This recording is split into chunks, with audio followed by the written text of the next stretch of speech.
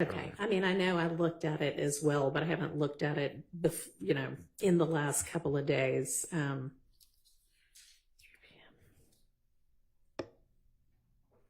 p.m. If so. Okay, that's fine.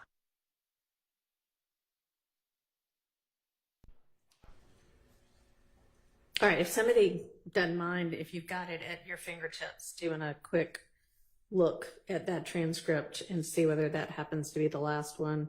We're looking now. Thank you. And I'll try to get signed back on in the meantime.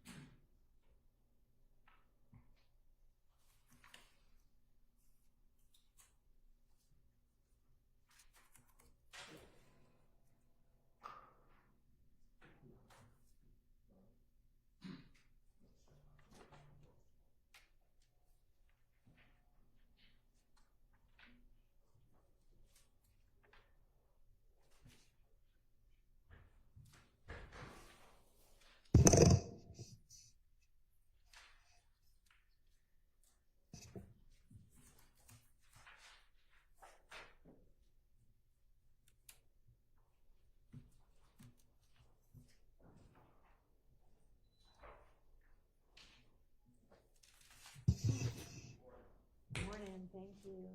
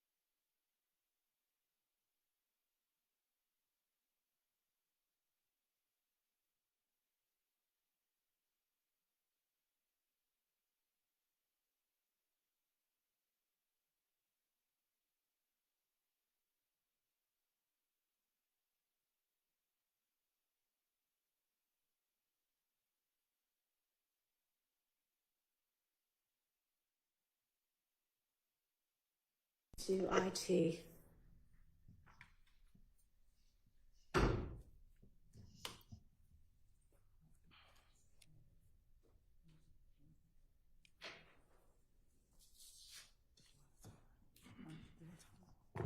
Your Honor, we were able to determine that it was the last break of the day. Great, thanks.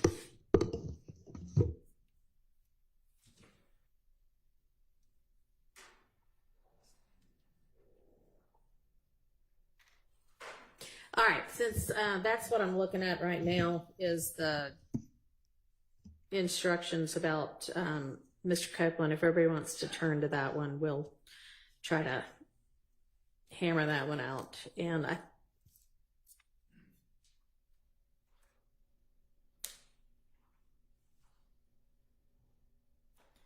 think I'm maybe looking at the states, and y'all had the 2 different proposed instructions. I guess one of them is if he doesn't testify at all, is the top one.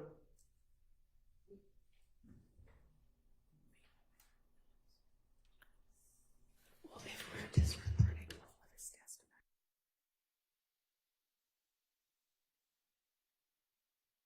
testimony. Persefield put together, if he decides he's not going to testify, then obviously we're going to tell him or tell the jury disregard everything about his testimony and any evidence that was introduced during his testimony.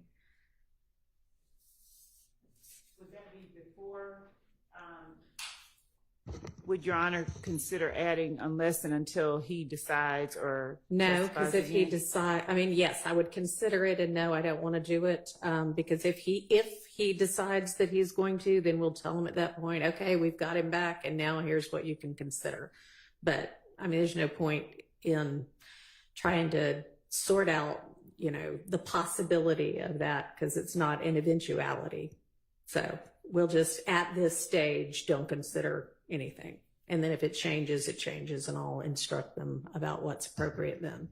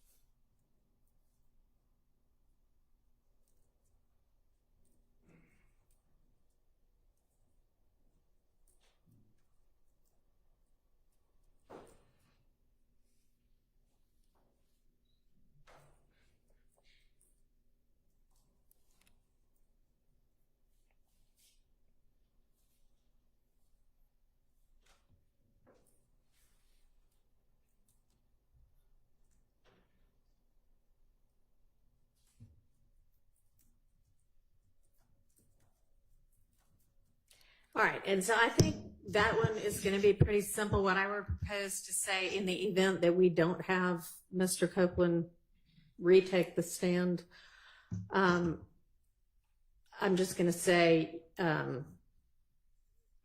know, before the break, witness Kenneth Copeland was testifying. I instruct and admonish you now that you must disregard any and all of Mr. Copeland's testimony and any evidence introduced during his testimony. And then if he decides he wants to come back later and testify, we'll tell him the details about what parts they can and can't consider. Anybody have an objection to that? Your Honor, the state would object to them being told to disregard. Once they're told to disregard it, it's that they are putting it out of their mind. And then if they have to come back later on and the court has to tell them, well, put it back in your mind, we would... Okay, I understand the objection, and I overrule it. And in fact, I think I'll borrow your language about put it out of your minds completely.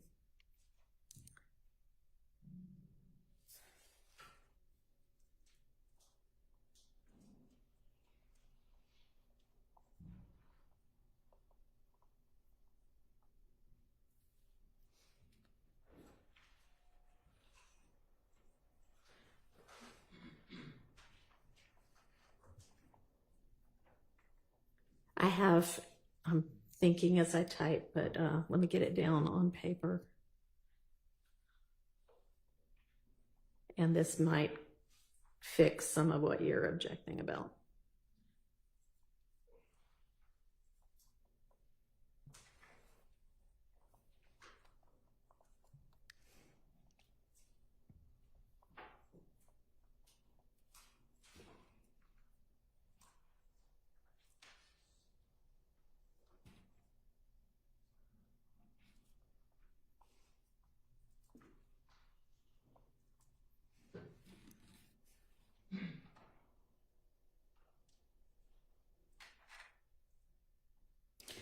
All right.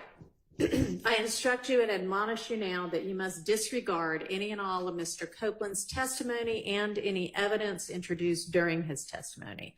Unless you are later instructed differently, you may not consider this evidence at all in your deliberations and in reaching your verdict. No objection on behalf of Mr. Wood. Thank you. I'm going to take the silence as no objection from anybody else.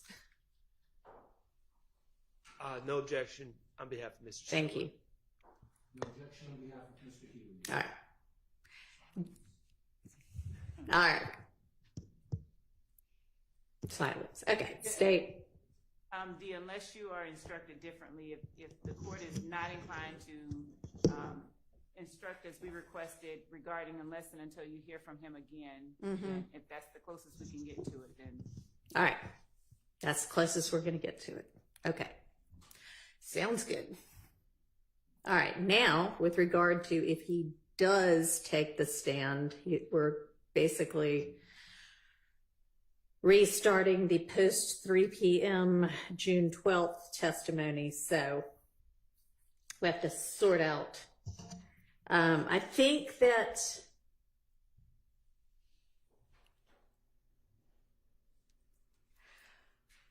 so a question, in order to not only tell them kind of the time period, which is about 3 p.m. on Wednesday, June 13th, or June 12th.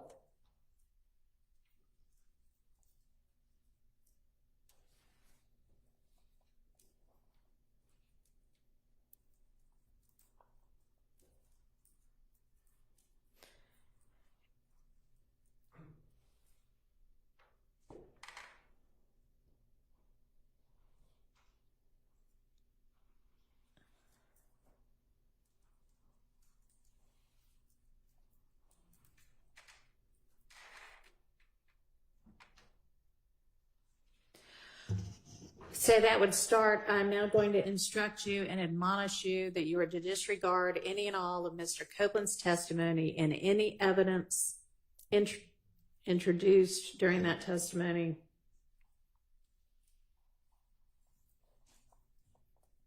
Is Your Honor inclined to just, instead of pointing out Mr. Copeland's, just say any evidence or testimony beyond a certain point? He was the only witness that testified, but since the court will be, I guess this is an either or situation, so I don't know what you're asking. I'm going to direct them specifically, hey, we're talking about Mr. Copeland's testimony. So then I would say following the last break at about 3 p.m. Wednesday, June 12th, through when you were, through June 17th, when the point in time when you've been in recess. So my question then is, after I say that gives them sort of the time, thoughts as to, so the last thing that he was,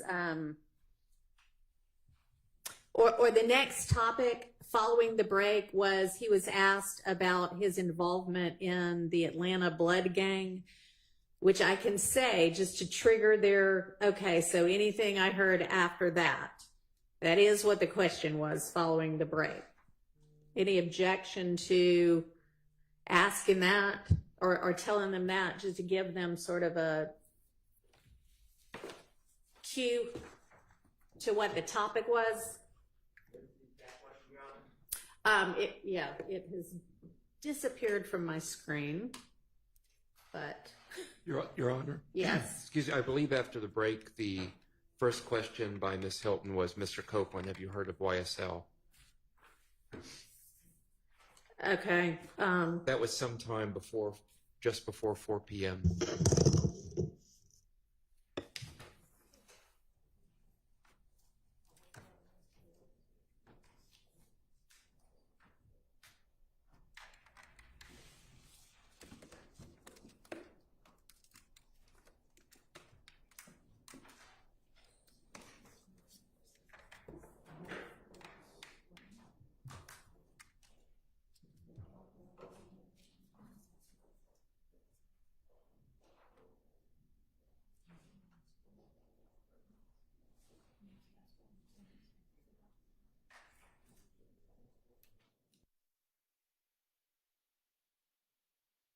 Any objection to? we're confirming that, Judge, with respect to the. Okay, assuming that's true. He after the break he was asked, "Are you familiar with YSL?" Everything after that's what you're to disregard, and I'll have you give me the direct quote. But. And Ms. Hilton, I see that on, just so you can find it, I see that on page 105 of the transcript. Approximately line 16, if that helps. All right, so what he was asked immediately before the break, the last topic was his involvement in the Atlanta Blood Gang, and then the jury watched those little bits of one of his statements as an inconsistent statement. And then after the break was the YSL question. So just to give them a frame of reference. Any objection to doing that? And we can include the bit before or just the bit after. That's fine, Your Honor. It does. All right, and can you read to me what the question was? Have you, Mr. Copeland, have you heard of YSL? Yeah. All right. And how far did just that? I mean, it's everything after that. So, Your Honor, on behalf of Mr. Williams, we would object to pointing them, referencing them to any specific testimony or question whatsoever after the break. We would ask that they not be. all right. Then how about the concept of the last thing that's okay is this was the last thing he testified to that you can consider. I think we're saying the same thing. We're fine with that. That you're fine with. Okay. So would the court be then reading the last question and answer that he gave before the break when the court says this was the last thing he testified to? Microphone, please, Ms. Love. Pull that mic down to you and speak into it. So she's asking, would then the concept be to read the last question and answer? And no, that wasn't really what I was thinking about doing. I was thinking about just saying, this was the topic of his testimony. I mean, if you want to throw out what the last question is and let me think about whether that would in any way help them. Yes, Your Honor, because I think that otherwise would be. All right, well, tell me what that is.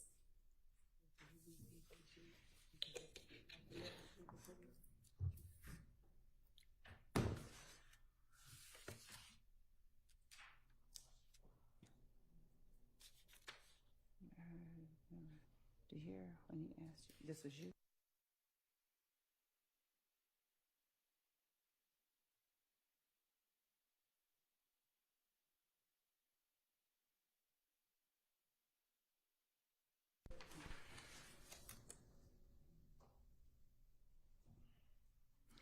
The point at which the court stopped to give Mr. Copeland an earpiece appears to be the last thing that happened without talking about the subject.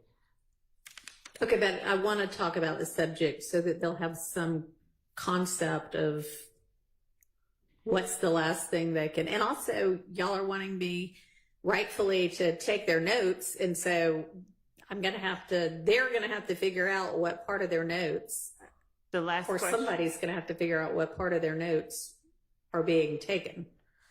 The last question that was asked was, and did you leave ABG? Mr. Steele objected and said, I don't think that's what was said. Ms. Hilton said, I'll play it again one more time for you. And the witness said, I can't hear it no matter how many times you play it. And the court asked to see counsel at the bench. Okay. So what I was proposing was just after he was asked about his involvement in the Atlanta Blood Gang ABG. Or after he testified about his involvement, was asked about, I don't know if he did.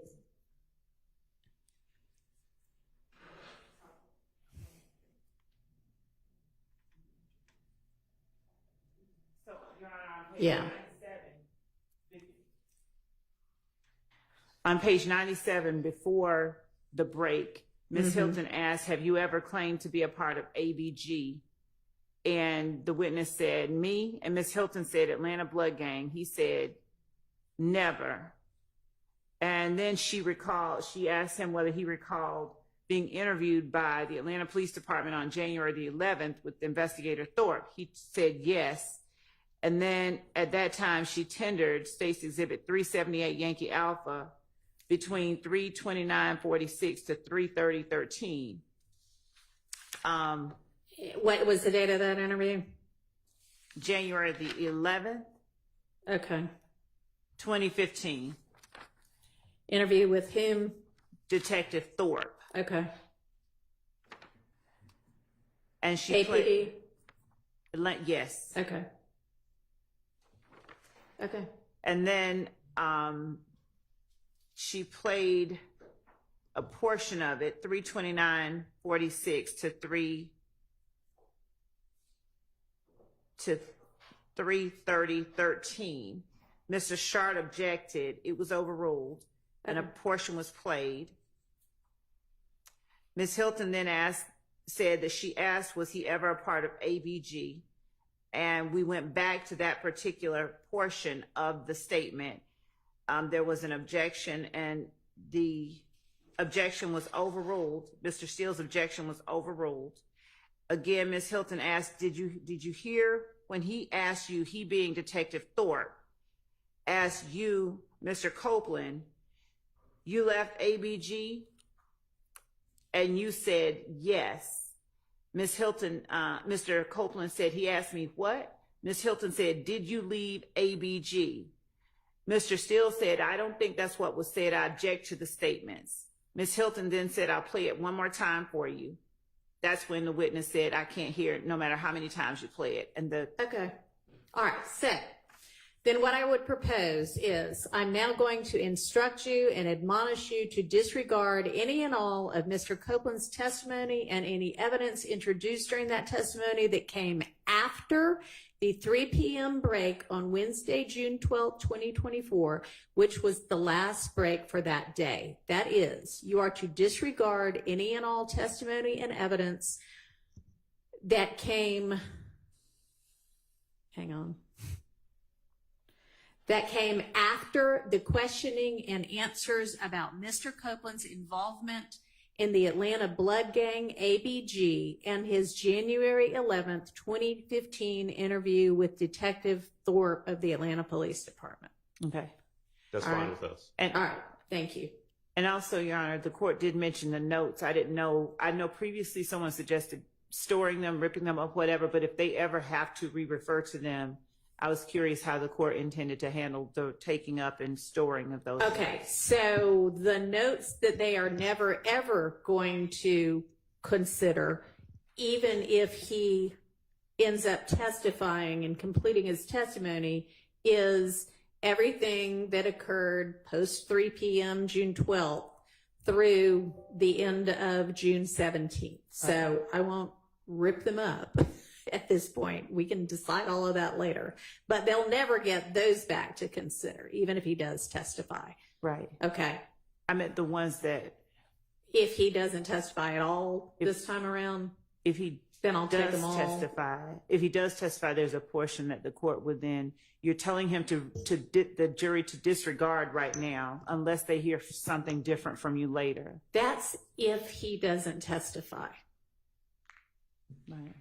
He Okay. gets to make a new decision, a decision anew about whether he wants to testify or be held in contempt. If he wants to be held in contempt or is fine, satisfied with that outcome, then every bit of his testimony gets disregarded. If he comes in and says, yeah, I don't want to, but I will go ahead and testify pursuant to the subpoena and the immunity grant, then they disregard post 3 p.m. the 12th through the 17th. All right. And so then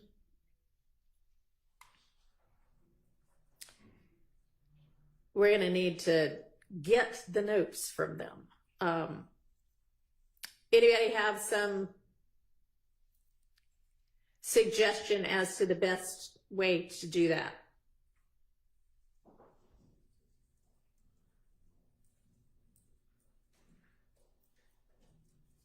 Your Honor, logistically, I can't think of any way other than to rely on the jurors to simply give them to you, not to us. Really no other logistic way to do it. All right, so I may just have them take a short break and figure out what parts of their notes that counts, and then y'all care if it may be that they've got, the morning is on this part of a page and the afternoon's on this part. So I don't know if we could, a pair of scissors and cut off the rest of it.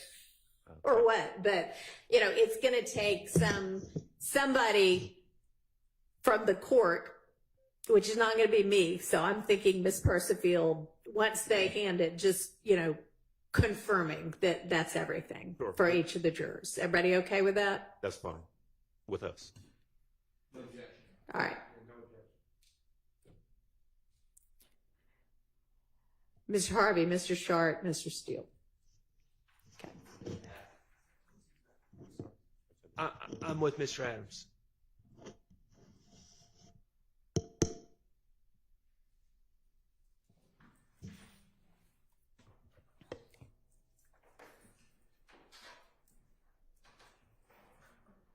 And Ms. Harvey, you still thinking about it? Or are you okay with that?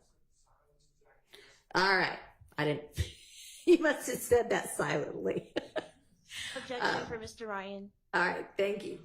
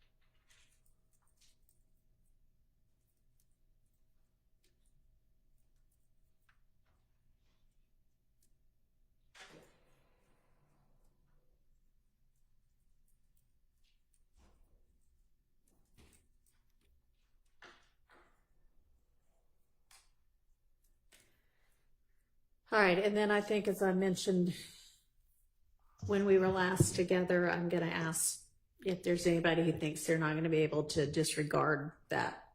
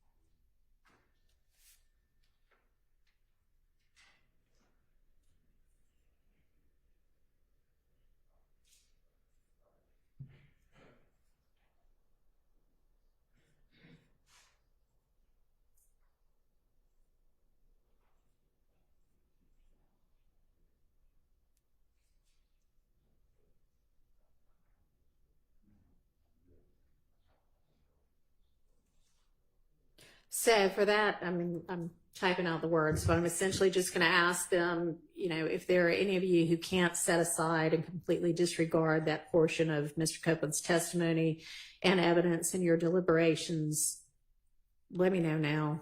and then we'll go from there on that. Would you give us one moment, please? Sure.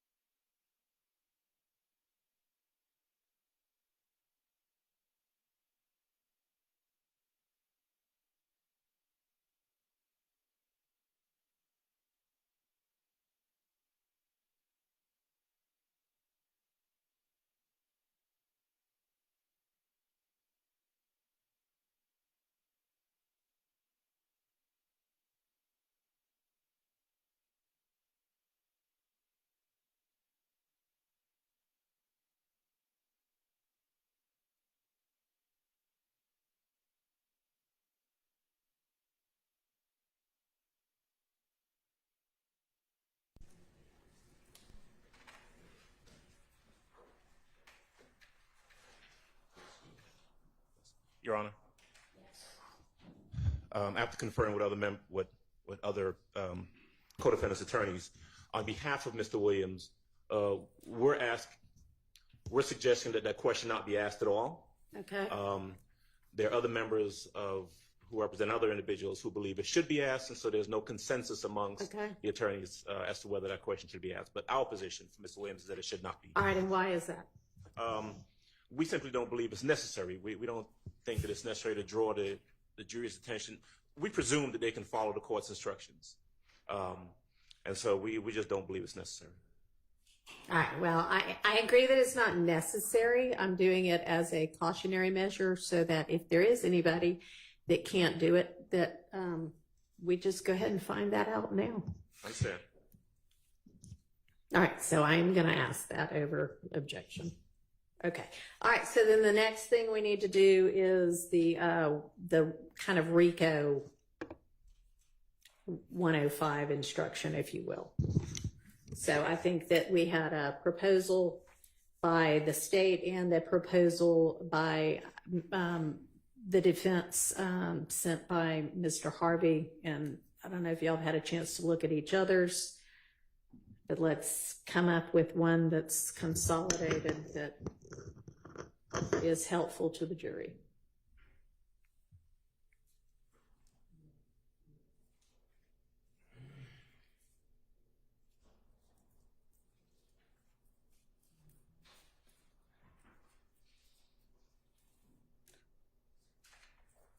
Your Honor, for the state, we do not agree to Mr. Harvey's proposal. I think that was hashed out fairly well on Thursday. I have a couple of supplementary points if you want to hear that. It was not hashed out on Thursday at all. You might have, yeah, no. Okay, There was nothing even close to anything final on that on Thursday. Understood. I did watch the video. If the court doesn't consider it hashed out, then it's not hashed out, and we're ready for the hashing. Okay, that's what we're gonna be doing today. Okay. I think I just maybe gave up on Thursday. All right, let me get those both pulled up.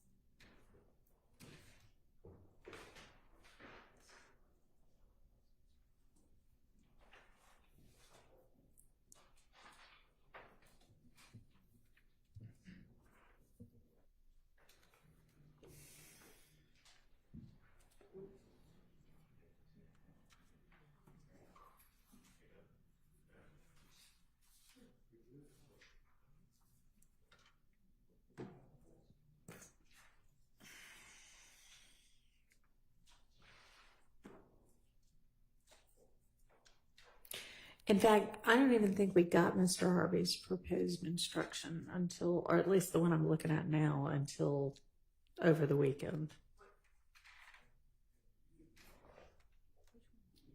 I didn't get this one at all. Not the one I Yeah, asked for him. right. Yeah, no, that just came late Sunday night. But I think Mr. Harvey, yours didn't, the one you're proposing now didn't come over until Sunday night either.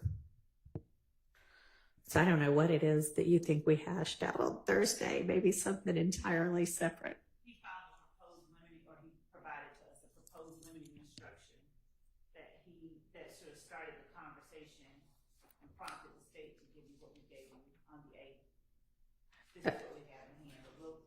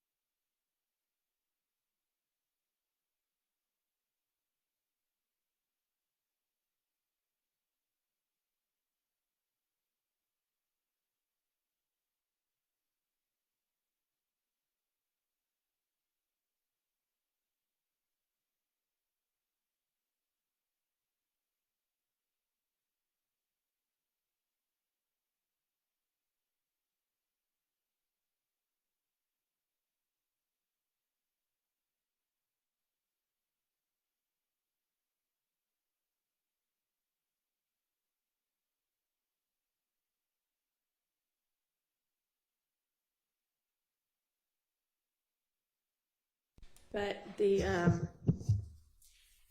is Mr. Floyd, the copy that you handed up this morning, has that been emailed in any way? Okay. That I can. I have a hard time finding that even on email. I can send it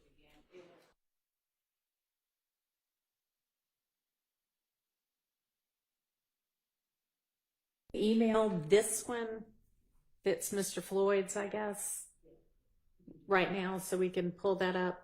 Does the defense have this one that's got the style of the case on it that's Mr. Floyd's? Your Honor, can the state tell us exactly what time they sent their last version so that we know we're working from the same thing? Honestly, I'm having them resend it to me right now because I can't find it. So please resend it to everybody. Thank you. I don't think they did either. And now that's the one we'll be working off from the state. So Just for clarity, Yeah. one, we've given the defense counsel a hard copy. Yeah. I understand the email before the email again. There is only one version. There haven't been multiple versions distributed.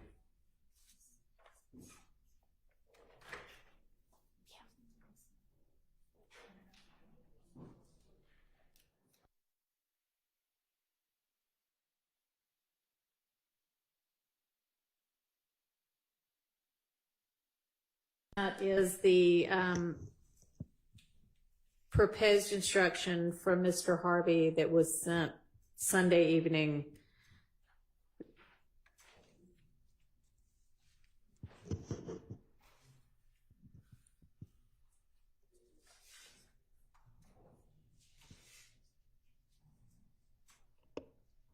I just reported to Ms. Percival. Okay. At 7:38 a.m. It does not have the style of the case. It's the exact. Okay. And we are.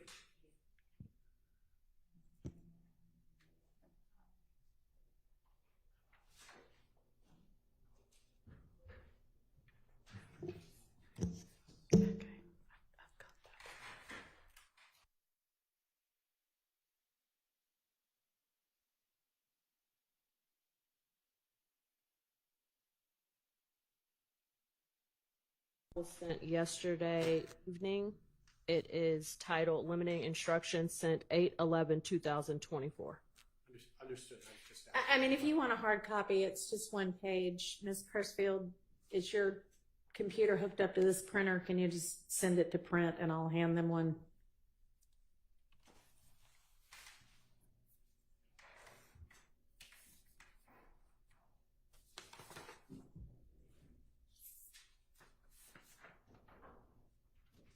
No. She's going to print them.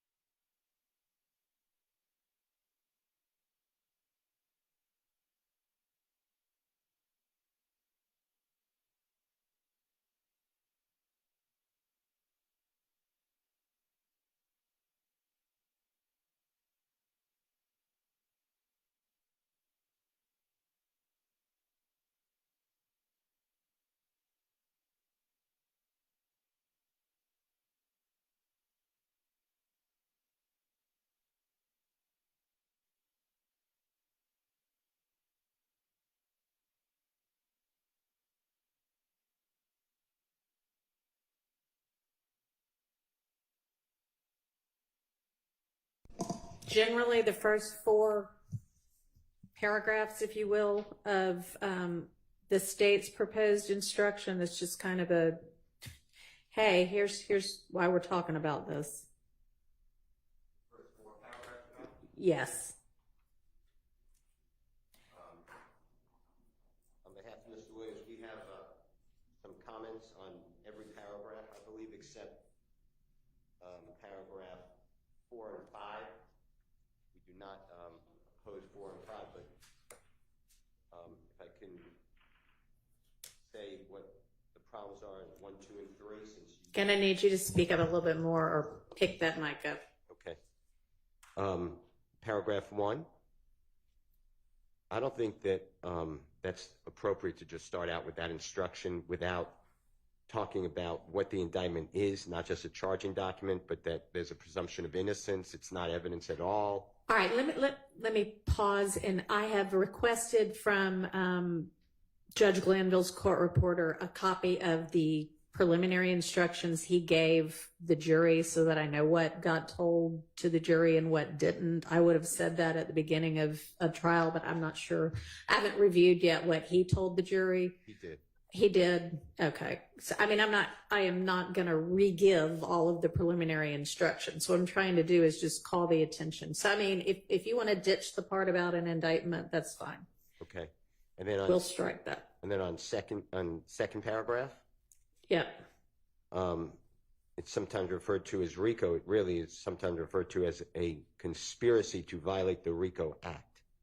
It's not just this is a RICO conspiracy, not a RICO violation. Oh, yeah. No, I think that when it says, which is sometimes referred to as RICO, I think they mean the Georgia Racketeer Influence and Corrupt Organizations Act. Okay. Paragraph 3, I did not have an objection for. All right. I did not have an objection. Okay. I have objections to others, but Okay, I haven't gotten that far either. All right, so taking a little bit from Mr. Harvey's too to open it up. I'm thinking generally, ladies and gentlemen of the jury, the instructions that I'm about to give you apply to the evidence that has already been admitted in this trial and to all of the evidence yet to be admitted during the remainder of the trial, because that would be nice for them to know.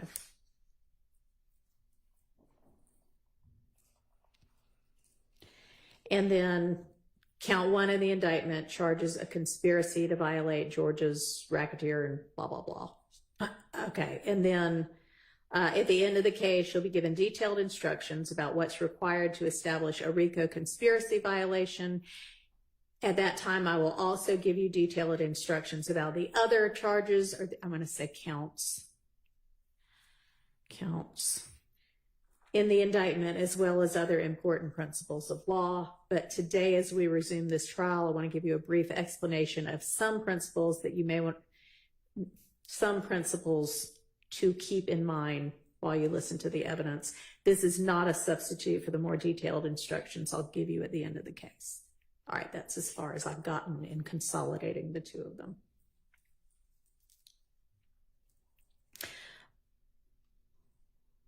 All right, so I would think maybe the next thing to say is sometimes evidence is admitted for a limited purpose against some defendants, but not others, or for some counts of the indictment, but not others, just to kind of give them generally, hey, this is what I'm about to tell y'all about. Thoughts on that? I think that's an accurate statement, Your Honor. All right.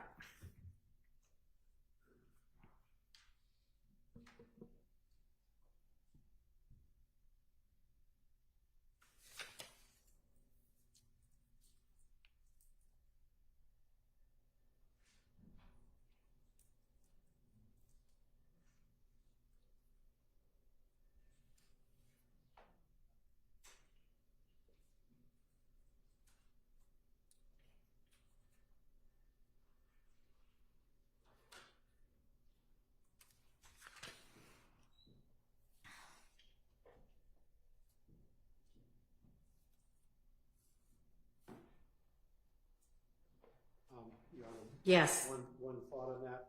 Yes. I think the statement you summarized is accurate.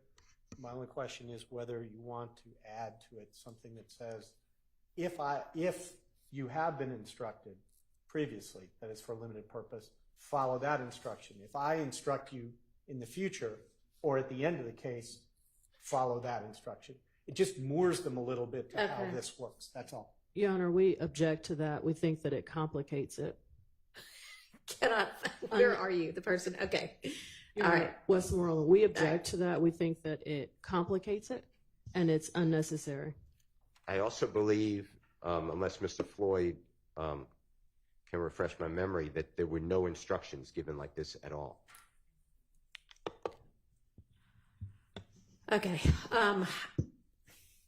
I think what you propose would be true. I don't know that there's been any limiting instruction given. I don't think that there has been. Somebody can correct me, but and I'm about to hone them in on for this particular purpose. So I think that it's probably cleaner without that. I appreciate the thought, though. Understood. And I assume then that if you decide to give such a specific instruction, you'll just tell them at that time, follow my Here's one of those instruction, examples. and that would work fine for us. Yeah, okay. Thank you.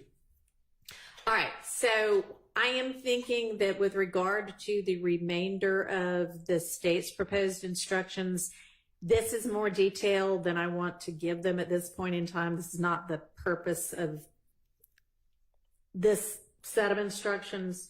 So I may kind of move to Mr. Harvey's for most of what else I say, and then if the state thinks something else really needs to be added, I'll listen to y'all. But I'm thinking something to the effect of, and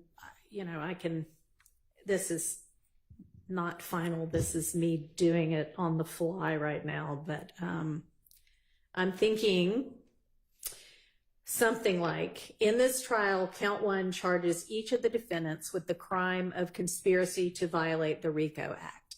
Since all of the defendants are charged with count one, and since all of the other counts charged in this indictment is asserted to be an overt act in furtherance of the alleged RICO Act violation, you may consider all of the evidence that is admitted when you are considering whether the state has proved the RICO conspiracy as to each defendant in count one. I don't know where the in count one goes, but however, when you are considering the remaining counts, except as I have just instructed you concerning the RICO count, you may only consider the evidence of that count against the defendant or defendants who are charged with that count. You must not consider the evidence, well, I don't know if I've even thought about this part before, but the rest of Mr. Harvey's proposed instruction is you must not consider evidence related to one count as evidence of a different count. You also must not consider evidence regarding one person as evidence regarding a person uncharged in that count. I don't think we need that part, honestly. All right, so that might be then just the end of those instructions. How about the burden language? So the burden, they have been told at the beginning, the burden's always on the state to prove everything beyond a reasonable doubt. They will be told in detail at the end about the burden. This is not the time for that. Other thoughts?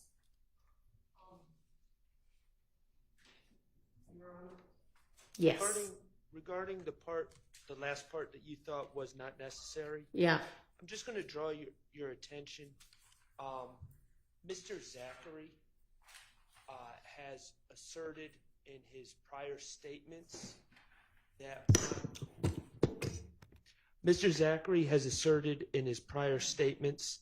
and potentially may assert as he testifies that my client was a part of shooting up some houses as alleged as an overt act in this indictment. He is not listed as an individual in the indictment on that overt act. Additionally, Mr. Zachary and Mr. Mr. Zachary, I'm sorry, has asserted that my client and he may provide evidence of this from the stand that my client was involved in the Lil Wayne bus shooting. My client is not listed in the indictment as having, it's not alleged that my client committed either of those acts. And so I do believe that that last section is appropriate when the jury has to consider whether my client has committed those acts, because he is not charged with that in the indictment. And I understand there's just overt acts, but they still list who they believe, they put us on notice on who they believe the perpetrators were, and my client is not listed. It's not listed in count one as to that. Is that what you're saying? Correct. Well, when I say count one, he's charged in count one. Right. But he's not listed for the overt act. Correct. Okay. But in that regard, no matter who they're saying we think did this, if they are proving a conspiracy, then it gets considered against all of them with regard to, did this overt act occur, no matter who did it, if it's a member of the conspiracy. So it's not actually true that you can't consider that, but that's not, so that, go ahead. I believe that my stance is they can consider it as to, they can consider all evidence as to whether there is in fact a RICO organization or if people are charged, but ultimately the burden of proof is on them proving it as they alleged it in the indictment. As they alleged in the indictment in at least one overt act. And I agree. And I do think that I'm going to give a special verdict that sets forth each of the overt acts and has the jury find them. And Mr. Floyd's looking at me and he may have something to say about that. And we're probably a long way away from what the final jury instructions are going to be and what the verdict's going to look like. But I do know that we are going to have some sort of a way to determine that the jury found at least one overt act within the RICO statute of limitations in order for them to find it. And I'm not sure of another way to ensure that that was their actual finding, but that's an argument for another day. And I appreciate your objection, and I'm considering it, but I don't think that part of it is necessary. Just a brief response, Your Honor. I agree. It's not. We're not there yet, and that's the tension in all of this is trying to have the porridge be neither too hot nor too cold. If you don't go, if you only go into use the most superficial terminology and it's not contextualized, they'll be confused, not helped. If we do the whole thing now, we'll end up almost inevitably giving different instructions at the end and they'll conflict. Right. Pasha v. State is the case on the point Mr. Sharp was making, and it makes it very clear that any one overt act by any member of the conspiracy satisfies the statute, so they don't have to all be alleged against each one, and we don't have to prove more than one.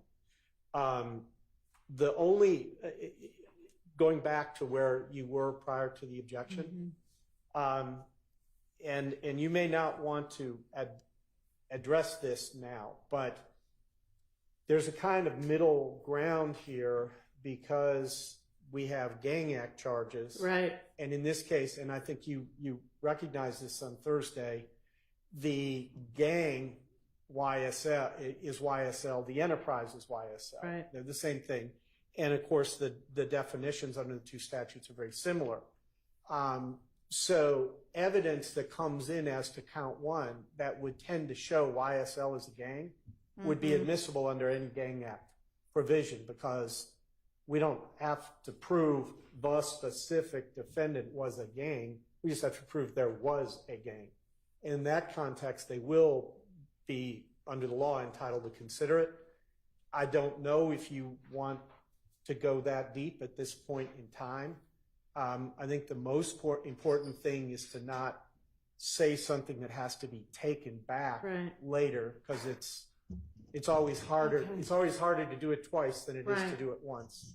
But I wouldn't That's just an issue for all of us to grapple with and be aware of. And, I don't know if you want to create an exception that says, unless I otherwise instruct you during the course of the case, or at the end of the case. No, Okay. but thank you.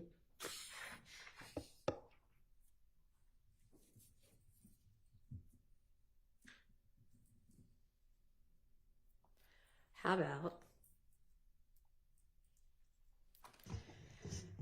All right, after I say the paragraph about how they can consider it for the RICO count, I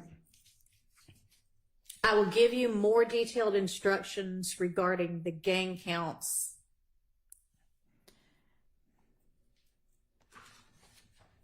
later.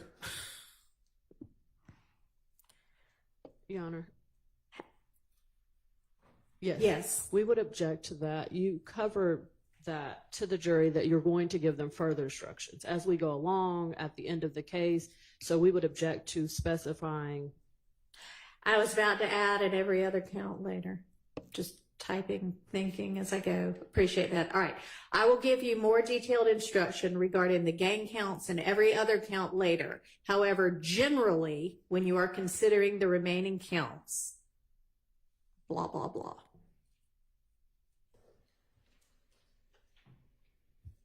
Thoughts? Well, Your Honor, we would ask that you reconsider pointing out the gang count to say the gang count in all other counts draws attention to it. I think it becomes confusing. We're dealing with a limited issue right now, and that will be fully covered by you to the jury later. All right. All right. Then I'll just say, however, generally, when you're considering the remaining counts, and we'll just have to flesh it out later, unless you can come up with something, Mr. Floyd. Two thoughts. One is there are quite a few gang counts. It's not just one. So it's a whole category under the remaining counts, and therefore, given how substantial it is, the idea that you're overemphasizing one thing versus the other, I don't think that's a realistic objection or concern here. Secondly, if the court, and this is the state's sort of overriding concern here, is that the result of this not be to inadvertently paint the court into a corner that becomes difficult to deal with down the road, because the concepts are complicated enough. So as long as they know what they need to know now, and it's very clear to them the real instructions that will govern their verdict. They're all real instructions. Okay. They'll just be more detailed. How should I, what you said, the more detailed instructions are going to come later, and in essence, that this just helps them organize the evidence in their minds as it comes in. Right. It doesn't tell them exactly what to do with it. We don't have an objection. All right. And honestly, I have taken out some of what I was going to say too. So I am thinking for that paragraph now, it is just going to say, however, generally, when you are considering the remaining counts, you may consider the evidence of that count only against the defendants who are charged with that count.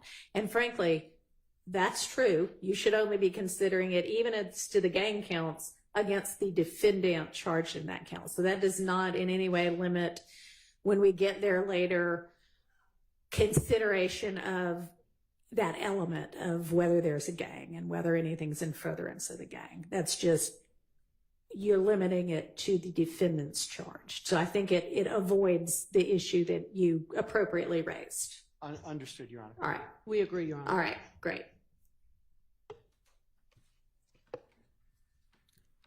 All right. So I think the next thing we need to do is get Mr. Copeland in and find out how he feels now that he has woken up on Monday. Excuse me, Your Honor. Yes. 5 minutes before we bring in Mr. Copeland. Sure. Thank you. All right, we'll recess shortly for a short break.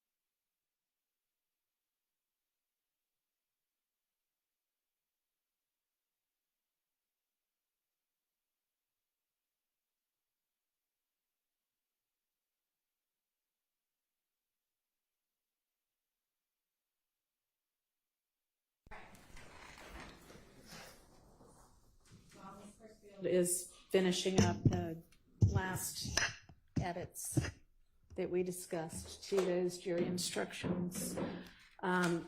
Anything else before we get Mr. Copeland in and find out his intentions? May I briefly address the court, Your Honor? Sure. Thank you.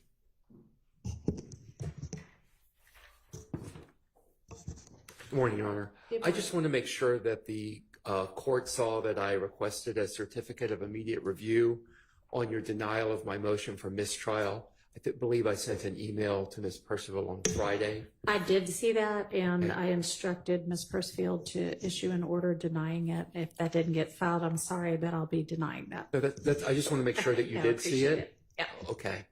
I would encourage you to grant it, Your Honor. I'm sure that you would, but I'm denying it. All right. Thank you. Thank I won't you. continue to argue then. Anything else?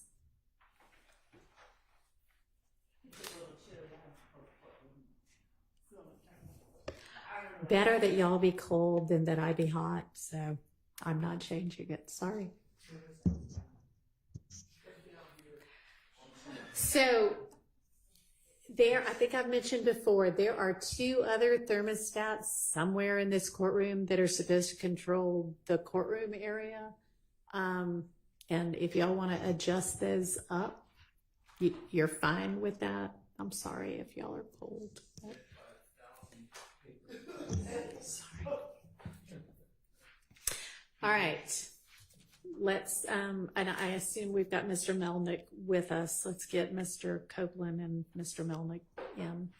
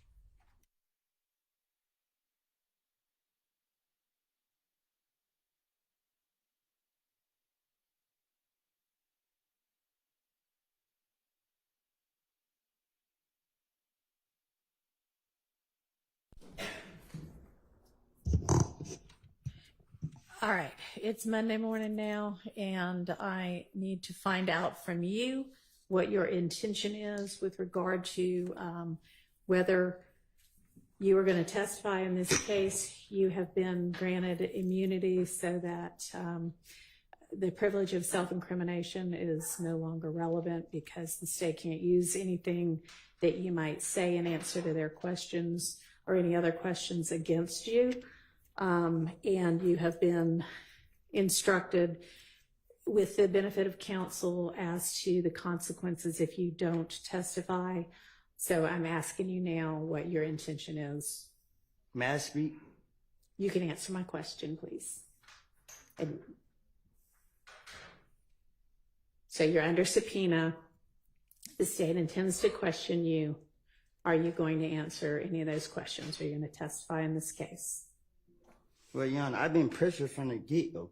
You know what I mean? Like, Even when I went to the meeting with Glenville, I have told him over and over and over and over. You know what I mean? This is on my conscience. I got to keep distracting myself every day because I'm being dragged down into here because of lies that I don't told. I'm tired of y'all bothering me. Okay, well, I'm sorry that you're tired of being bothered, but you're under subpoena.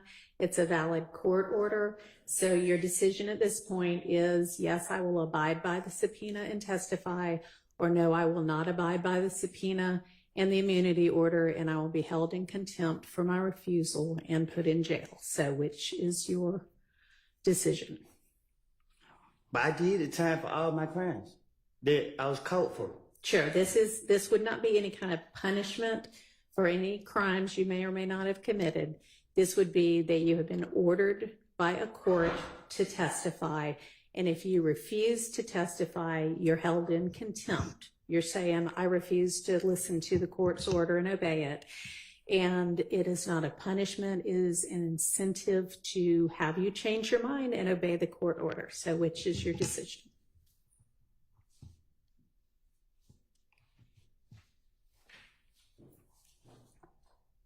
Can you explain it to me? So we talked about it. It's the same thing that Glenville doing to me? It is the same order that is still in control. You have a subpoena for your testimony. That is a court order. You also have a court order that says anything that you say can't be used against you other than if you get on the stand and lie and it amounts to perjury, you can be charged with that or with false statements.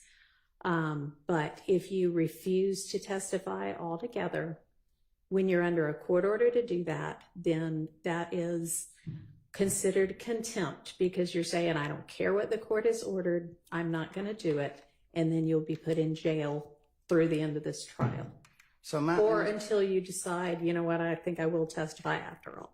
So let me, Your Honor, I'm telling you to your face, you just said that something about it, they can lock me up for lying.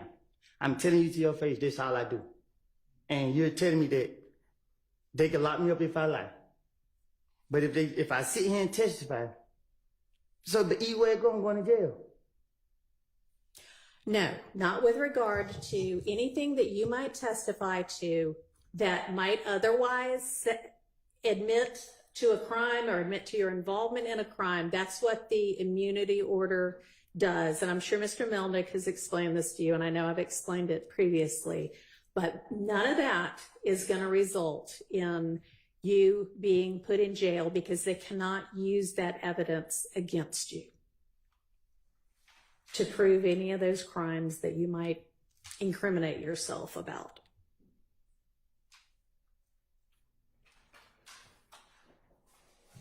So are you going to testify or not?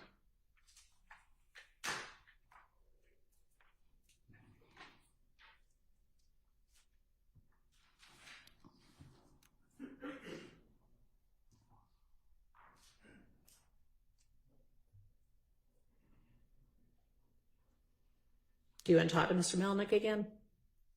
No? Okay.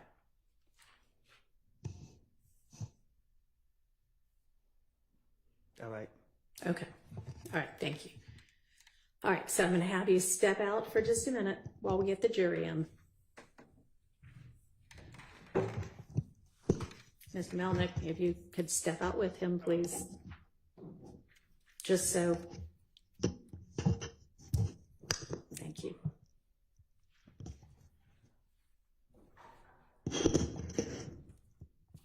Yes, ma'am. I am. I was gonna see if anybody had anything to say first. Your Honor, I'm going to renew my motion for a mistrial based on coercion by Judge Glanville.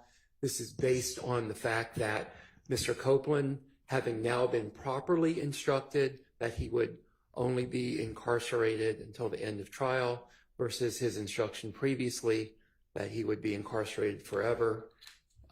He's now deciding to testify. I think at this point, it demonstrates the coercion by Judge Glanville, so I'd like you to reconsider that. All right.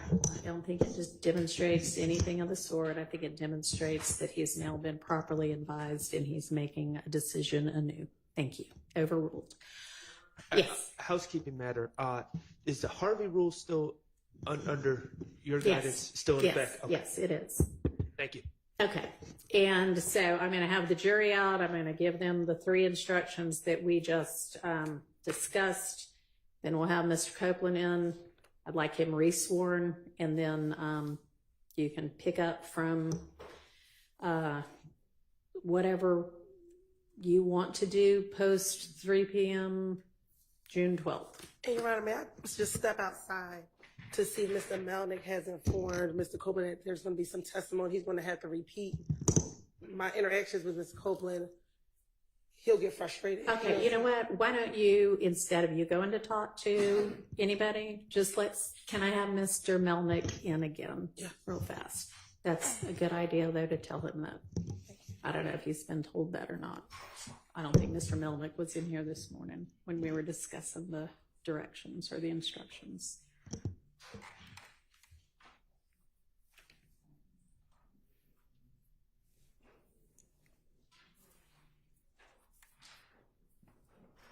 Just while we're waiting, you're going to bring them in after you give the instruction and be excused.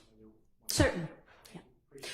Mr. Melnick, I just wanted to make sure, because you weren't in here this morning when we were discussing it, and you may or may not have been in here for any of the times we were discussing it, but we are going to be essentially redoing everything post-recusal motion, and I didn't know if Mr. Copeland was aware of that or not. So some of the things he's going to feel like, man, I already said this once, but he's going to have to say it again because I'm telling the jury disregard a lot of the last few days of his testimony. So I believe he's aware of it. Okay. As far as what he remembers about when he testified or didn't testify. Okay. All right. I appreciate it. Thank you. And Your Honor, yes. with respect to Mr. Copeland being re-sworn, I would ask the court to remind Mr. Copeland that he's still under oath. That's fine. Okay. Yeah. Since we are accepting the first part of his testimony anyway, sure, I'll do that. Anything else before we bring the jury in? Okay. Let's go ahead and get the jury.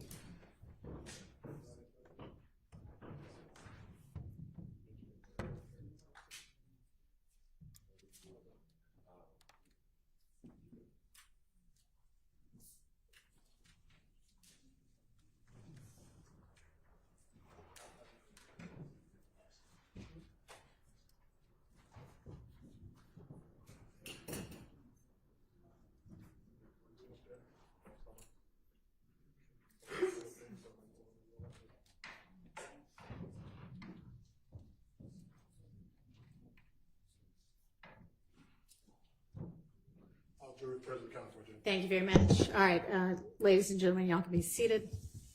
Ladies and gentlemen of the jury, good morning. My name is Judge Paige Reese Whitaker. Judge Earl Glanville is no longer the judge presiding over this case. I will be the presiding judge in this case moving forward, and you are not to concern yourselves with this change. Let me remind you, as I assume the presiding duties in this case, that none of my decisions and nothing that I say during the trial is evidence, just like none of Judge Glanville's decisions and nothing Judge Glanville said during the trial is evidence.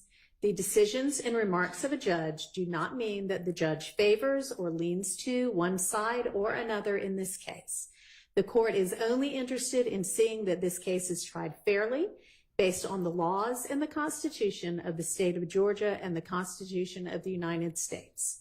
You are to disregard any comments that may have been made by Judge Glanville that may have been disparaging of any of the lawyers in this case.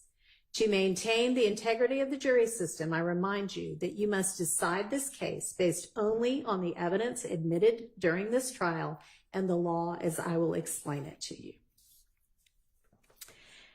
Now, I know that you have been on a bit of a break, but prior to that break, witness Kenneth Copeland was testifying. I'm going to instruct you and admonish you now that you are to disregard any and all of Mr. Copeland's testimony and any evidence introduced during that testimony that came after the 3 p.m. break on Wednesday, June 12th, which was the last break for that day. And that is, you are to disregard any and all testimony and evidence that came after the questioning and answers about Mr. Copeland's involvement in the Atlanta Blood Gang, ABG, and his January 11th, 2015 interview with Detective Thorpe of the Atlanta Police Department. The court is going to be collecting any of the notes you wrote during that portion of the trial, and I'm going to give you a short break in just a moment to identify those notes and provide those notes to my staff attorney, Ms. Persifield. And I'd like to find out at this point in time if there are any of you who cannot set aside and disregard that portion that I just mentioned of Mr. Copeland's testimony and evidence in the deliberations in this case. That is everything after his testimony about ABG and after the 3 p.m. break on Wednesday, June 12th. If there is anybody who cannot set aside and completely disregard that portion of the evidence in your deliberations, please stand up now and let me know if there are any of you. All right, thank you. Okay, so I'm going to give you a quick break to go back in and identify that portion of your notes and provide them to the staff attorney. And then I'll have you back out. I'll give you some other short instructions and we'll resume the testimony. So y'all can go ahead and do that for now for me. Thank you.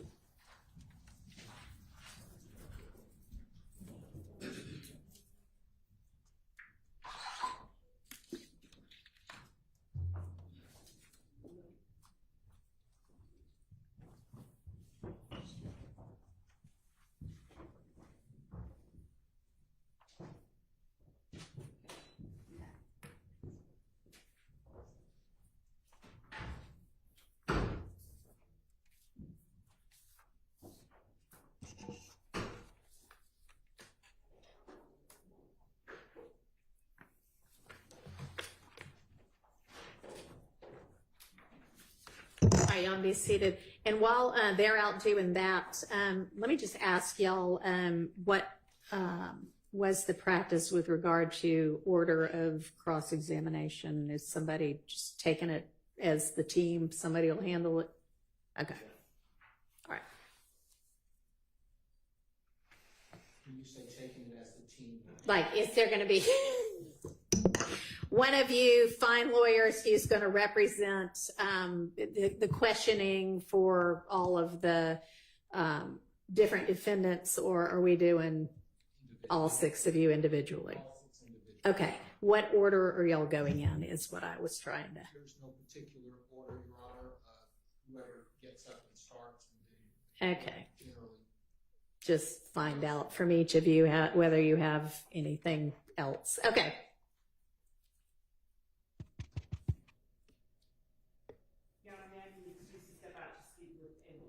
You may, but I'm not going to wait for you to get back to bring the jury back. Okay.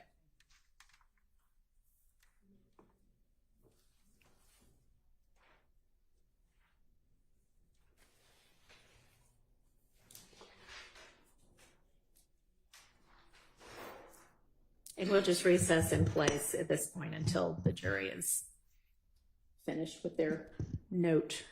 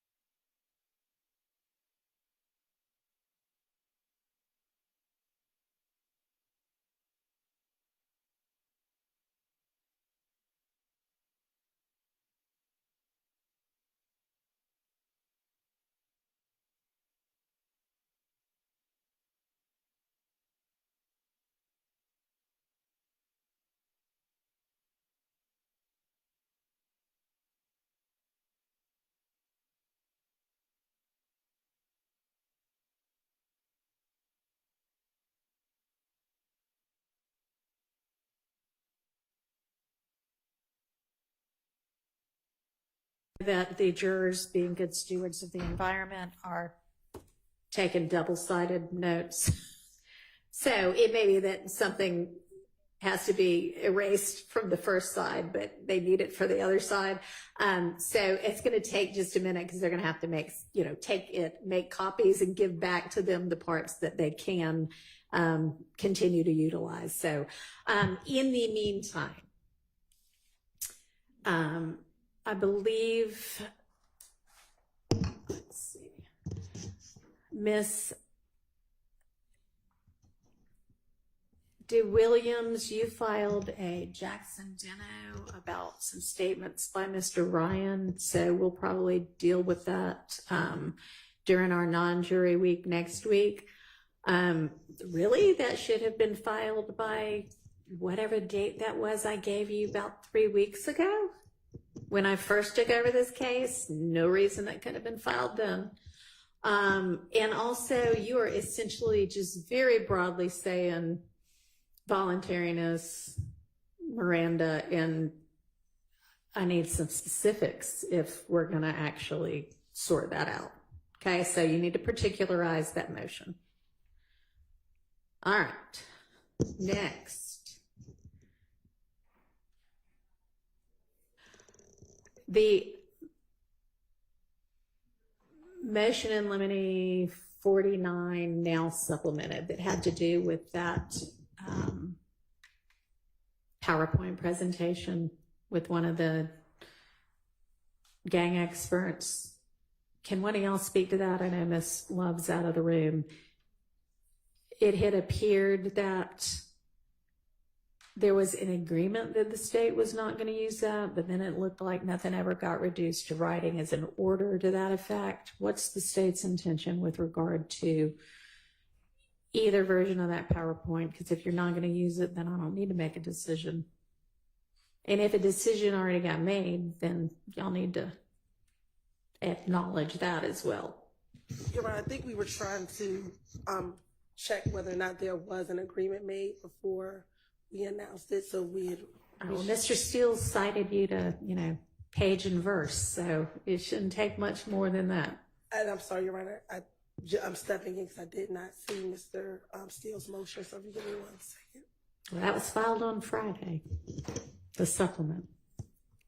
So I need an answer to that. We can circle back on that at the end of the day.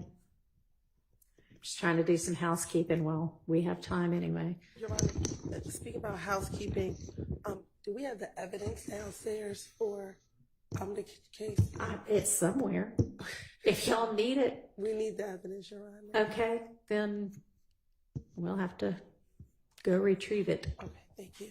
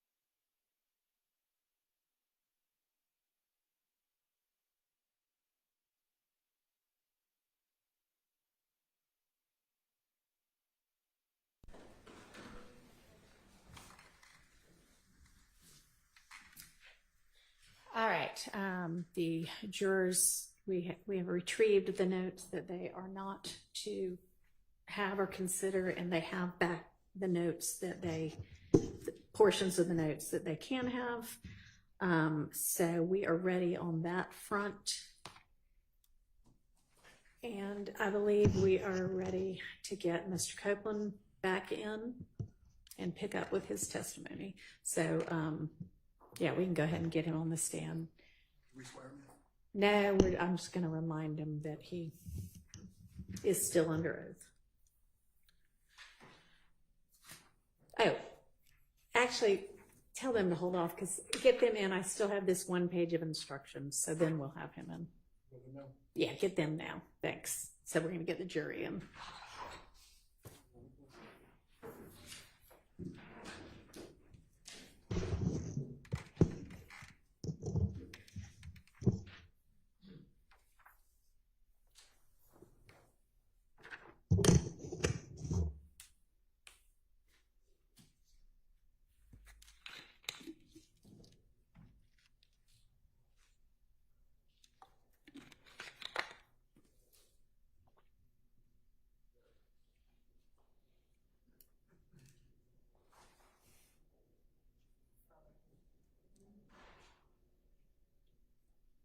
It's honestly fine either way if he's already on the way. He's not. Okay.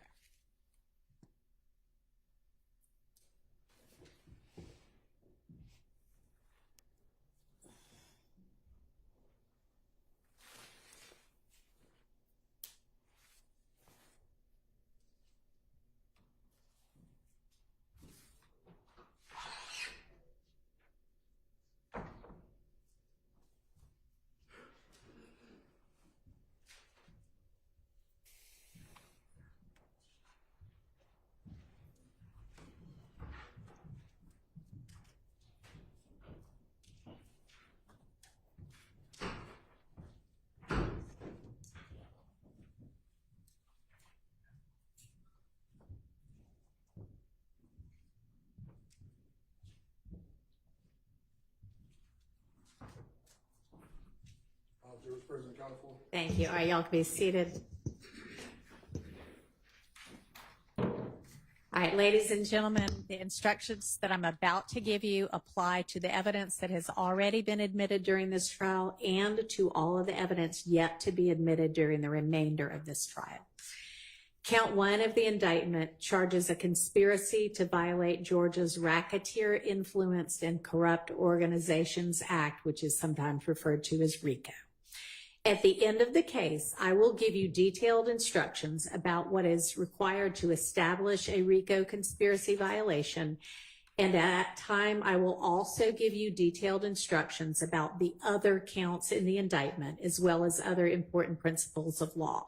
But today, as we resume this trial, I want to give you a brief explanation of some principles to just keep in mind while you listen to the evidence. This is not a substitute for the more detailed instructions that I will give you at the end of the case. Sometimes evidence is admitted for a limited purpose against some defendants, but not others, or for some counts of the indictment, but not others. In this trial, count 1 charges each of the defendants with the crime of conspiracy to violate the RICO Act. Since all of the defendants are charged in count 1, and since each of the other counts charged in this indictment is asserted to be an overt act in furtherance of the alleged RICO Act violation, you may consider all of the evidence that is admitted when you are considering whether the state has proved the RICO conspiracy as to each defendant in count 1. However, generally, when you are considering the remaining counts, you may consider the evidence of that count only against the defendants who are charged in that count. All right, we are going to go ahead and resume with Mr. Copeland's testimony. So let's go ahead and get him in.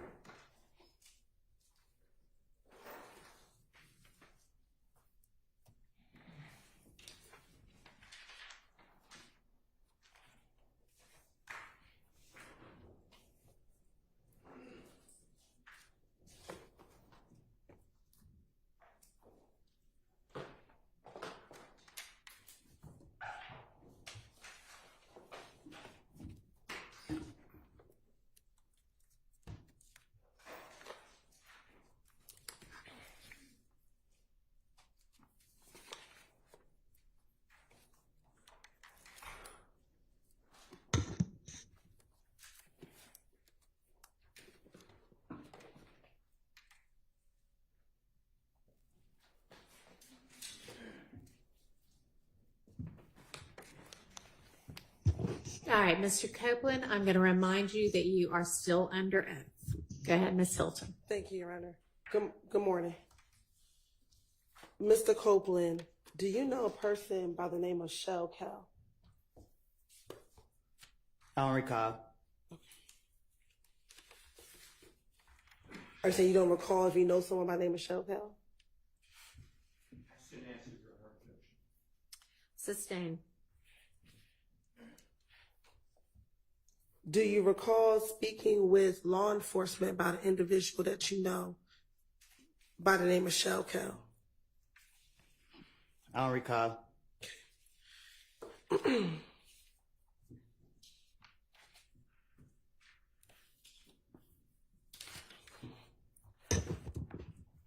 I want to go back to December of 2014 and into January of 2015.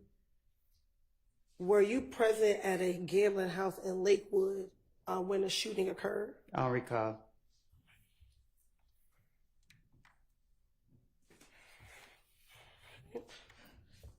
Let me ask you. Also, back in 2015, do you remember being at a Cascade skating ring speaking with an individual by the name of Shell Cow? I don't recall.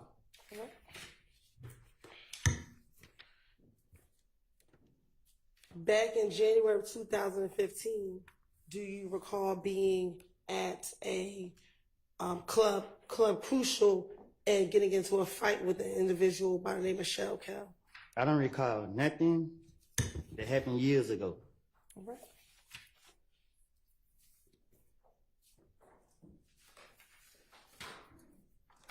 Do you recall in January of 2015 having to go to the Atlanta Police Department to talk about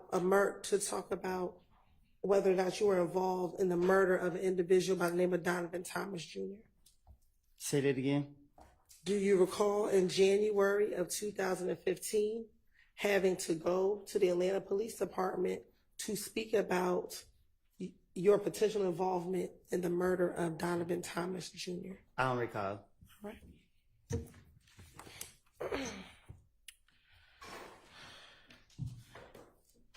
On January 11th, 2015, did you go to the Atlanta Police Department at about 3 o'clock in the morning? I don't recall. Okay. And did you speak with a detective by the name of Detective Thorpe? I don't recall who I speak with. I don't recall.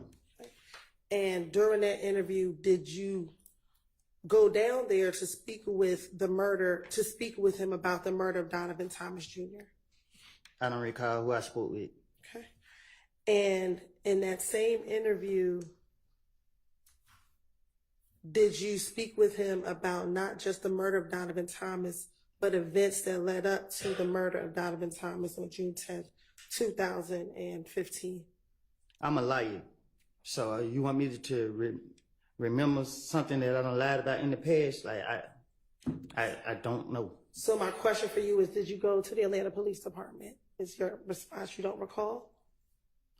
I don't recall. Okay. And during that interview with Detective Thorpe at the Atlanta Police Department, did you provide him your name and your date of birth? Huh? When you went to the Atlanta Police Department and met with Detective Thorpe, did you give him your date of birth? I don't know. Okay. And is your date of birth July 25th, 1991?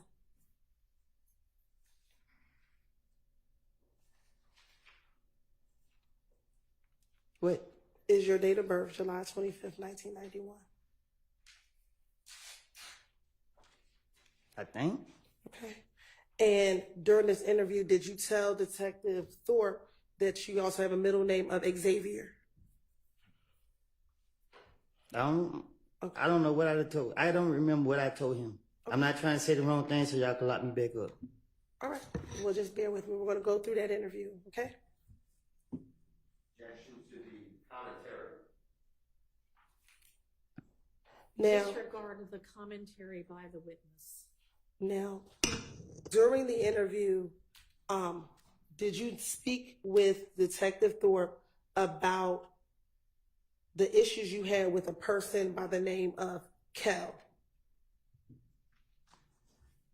I don't recall.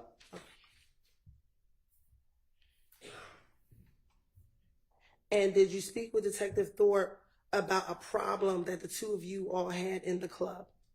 I don't recall. Okay. And did you tell Detective Thorpe in that same interview that Kel was Nut's little brother? I don't know if they brothers or not. Okay. So do you know who Kel is? No, I don't recall. Okay.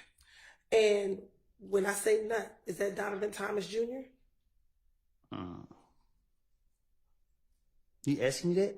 I am asking you that.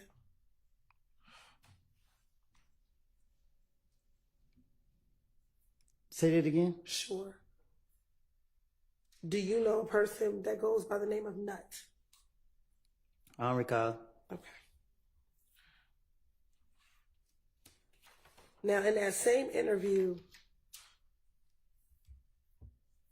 did you tell Detective Thorpe about you and Kel getting into the fight at Club Crucial? I don't recall nothing from 2015, 14, 16, none of that. Okay.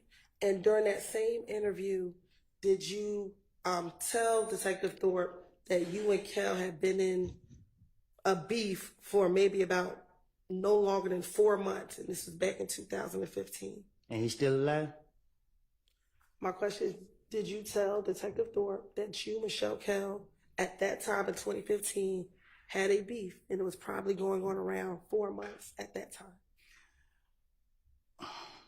I tell the detective whatever they want me to say, whatever they want to hear, whatever. So if I said it to him, I said it to him. I don't recall what I said to no police. Okay. And during that same interview, did you tell Detective Thorpe that whenever y'all were in the club, y'all would initially just throw up birds at each other? Huh? In this January 11, 2000 interview, did you tell Detective Thorpe that initially, when you and Michelle Kel were in the club, y'all never really fist fought, y'all just would throw up birds at each other?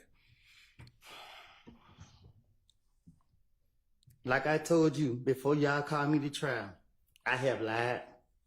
I made things up. I told you this before y'all brought me in this courtroom. And I'm telling you now, you asked me about 2015, I have got my life together. Y'all trying to put this on my conscience. Y'all trying to put people's life in my hands. I don't lie on people.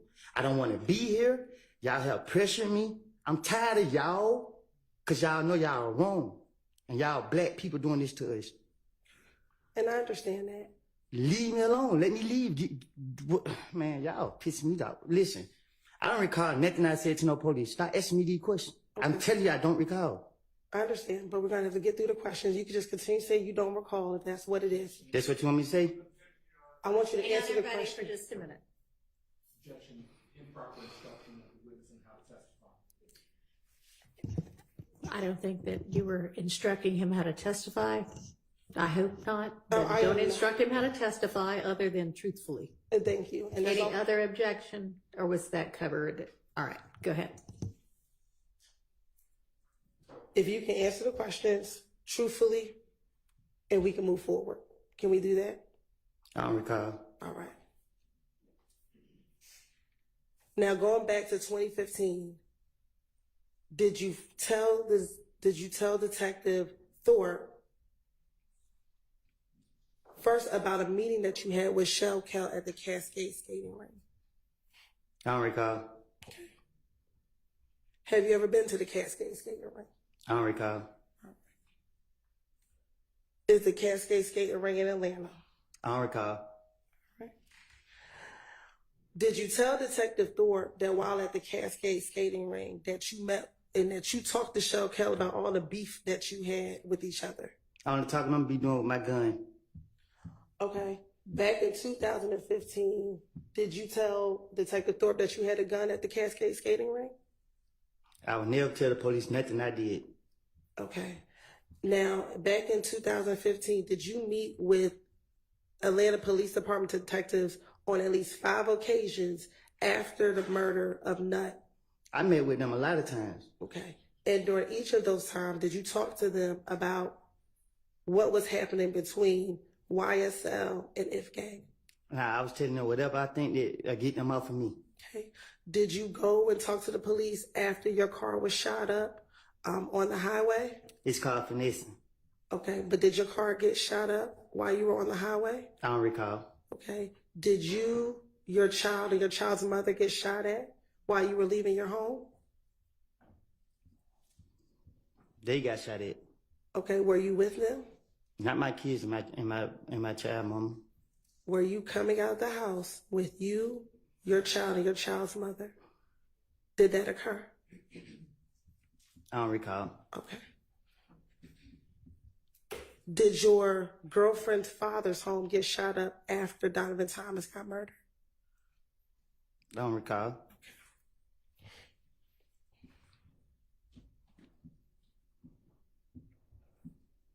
All right. So going back to January 11th interview with Detective Thorpe, did you tell Detective Thorpe that you and Kel talked about the beef that the two of you had with each other? I don't recall. Okay. And during that, when you and Kel spoke, Kel asked you to call Thug on the telephone. It's effect on the listener or not? It's a what? I'm sorry. Effect on the listener or not? Whether or not he called, but what he did in response to being asked that. All right. Overruled. So, did you tell Detective Thorpe that when you met with Kel at the Cascade skating ring, he asked you to call Thug? Okay, so this what happened. Okay. The police kept locking me up for whatever they could. Every time I came out the door, the police was on me. And they keep bringing up Thug's name. So what I did was, to get them off of me, I said, Thug did this, Thug did that, Thug did, because I knew they would never, I knew he didn't do it. And in my mind, I knew that the police would never go mess with him. So it was easy for me to try to throw the blame off on him to get them off of me. And that's what I was doing from all these years. I don't remember what I don't told them in the past. But my whole motive was, Thug did it because I knew he didn't do it, and they couldn't lock him up. And they keep talking about Thug. So guess what I'm gonna tell them? Yeah. What else you want me to tell them? Yeah, he killed this person. Yeah, he did that. That's what I'm gonna do. And that's right now. If I walk out this thing and they say the police stop me now, hey man, give me something about Thug. Shit, I'm about to make something up about him again. On January 11, 2015, when you went to speak to the police, when they called you, did they ask you about Thug or did they ask you about the murder of Donovan Thomas? I don't know. I don't remember. Did you go down to the police department on your own to tell them that you did not kill Donovan Thomas? Did I go on my own? Did you walk into the police department by yourself to tell them on the morning of January 11, 2015, that you did not kill Donovan Thomas? I don't recall. Okay. So you don't recall going to the police, or you don't recall why? I don't recall none of that. All right. I just know that every time the police was after me, trying to get me, they kept bringing his name up. And I knew that they had me what I had, so I was like, yeah, whatever y'all want me to say, I would say it. And that's what I told Gaither and Dennis, and that's why they kept coming after me, because they felt like, okay, they can make a case out to him or whatever they trying to do. So they knew that, okay, we gonna get Woody today, he gonna have something to say about Thug, and it's wrong. And y'all are wrong because y'all know that I'm full of shit. And y'all keep trying to drag me in here to bring up bullshit that y'all know I don't say it. Why is y'all doing that? Leave me alone. If y'all gonna charge me for what I did, I don't did the time for the crimes y'all caught me for. Okay. Would you mind your language while we're sitting here in court? I'm trying to. Y'all need to give me a break because my blood pressure is real high. I keep telling y'all, leave me alone. Okay. And the quicker we get through this, the quicker we can leave you alone. Do you understand? Okay, I don't recall. Okay. Going back to January 11th, 2015. I don't recall. Can I finish the Wait question? and listen to the question first. When you went to the Atlanta Police Department, Detective Thorpe didn't ask you about Thug. You brought up Thug. Do you recall that? I did. You did. Okay. So let's continue. During your meeting with Detective Thorpe, when you went down to the police department, did you tell him about the beef that you were having with Shell Cal? Am I here to tell the truth or to remember my lies? I want you to tell the truth. But you keep going to my lies, though. That's what you... Back in 2015, did you tell Detective Thorpe that this was a lie? I would have told the police whatever.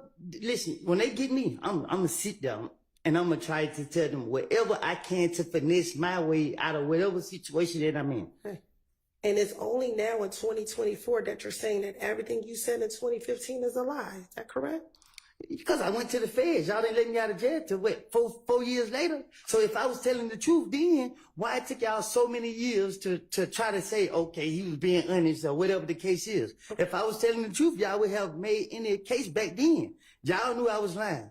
Y'all put me in jail. I go do my time. I get out of jail, try to get my life together. Y'all trying to drag me back into the lies that I done made. Y'all, what's up? Can I ask you this? In 2021, when you interviewed with Investigator Viverito after you got out of prison, did you tell her that everything you said back in 2015 was the truth, but we as a state didn't believe you back then?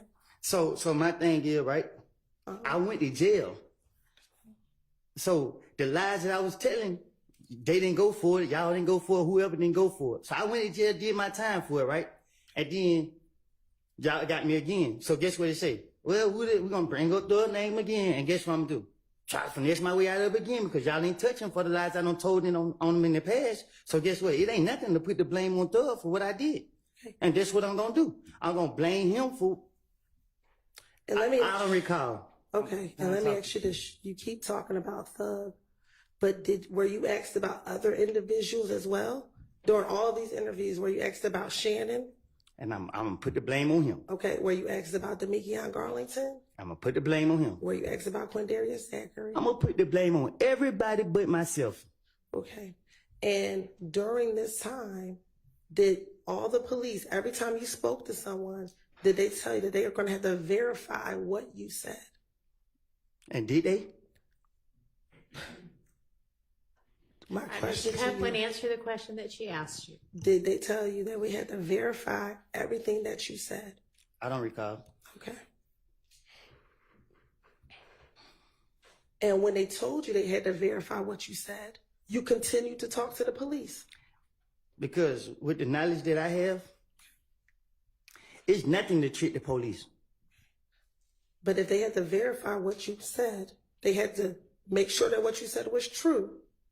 How could you trick the police? Easy. Overruled. How could you trick the police? Easy. How? I can't tell you that. Okay. Were you aware that the things that you talked about were verified? Sustained.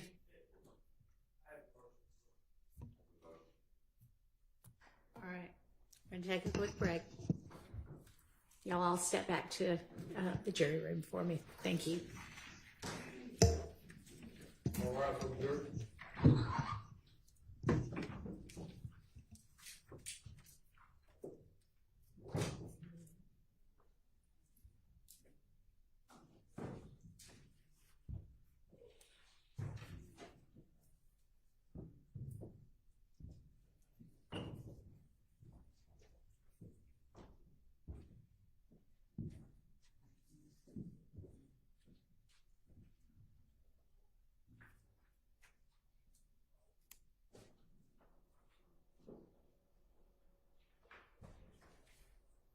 All right. I don't know which, y'all can be seated. I don't know which I got person. Go out. You can go out. Thank you. You say go out? Yeah, just stick very close. Mr. Melnick, you're going to go out there with him? All right, thank you. I don't know who voiced the objection first, but I mean the motion. Who said they had a motion first? But go ahead. Your Honor, the way I wrote down in my notes is that the prosecutor said, not a question, but a statement, that the police verified inculpatory information from Mr. Copeland. That is not true, by the way.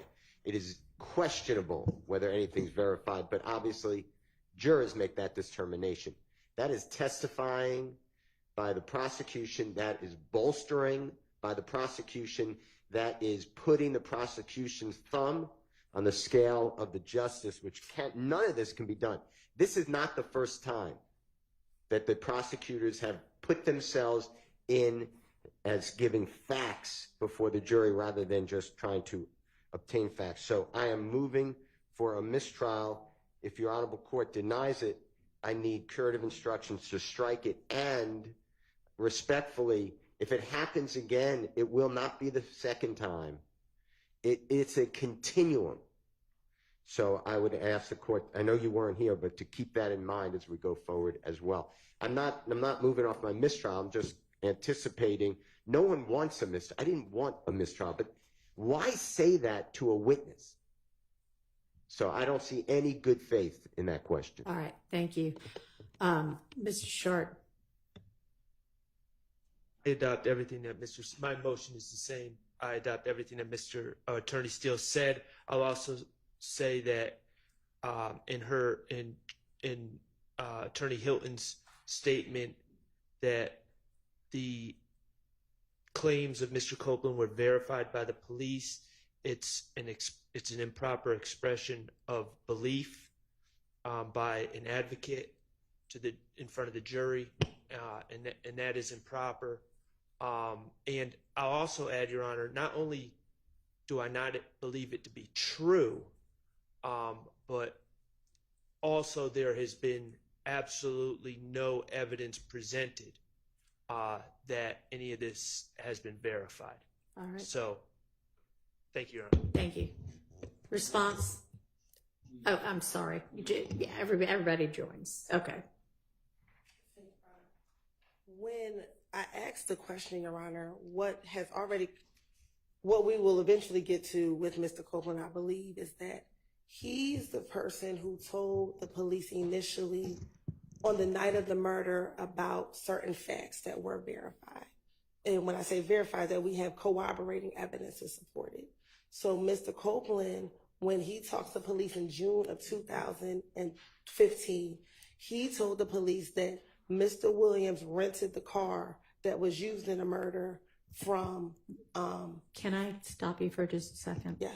It may be that some of the things were verified. It may be you have presented evidence or will present evidence that some of the things were verified. The question that you asked was, did you know that all of the things you told them were verified? So that's the issue. Okay. And I didn't mean all, but some of the things that he told police were corroborated. Maybe my better version. Think that's how you said it. Correct. So it was inartful, but what I was talking about is the things that he told police was corroborated by other evidence. And so do you have a response to their motion for mistrial with regard to you having said, did you know that all of the things you told the police were verified? Your Honor, I would ask that a mistrial not be granted, but that you ask the jury to strike that question, and I can rephrase the question. All right. You need to be more artful. Yes. From the get-go with your questioning from here on out. Understand? Yes, sir. All right. I propose to instruct the jury, remind the jury that nothing that any attorney says in questioning is evidence, and also to strike Ms. Hilton's last question entirely from their minds. Any further curative instructions proposed? No, Your Honor. How about from the defense? Talk into your mic if you don't mind for me.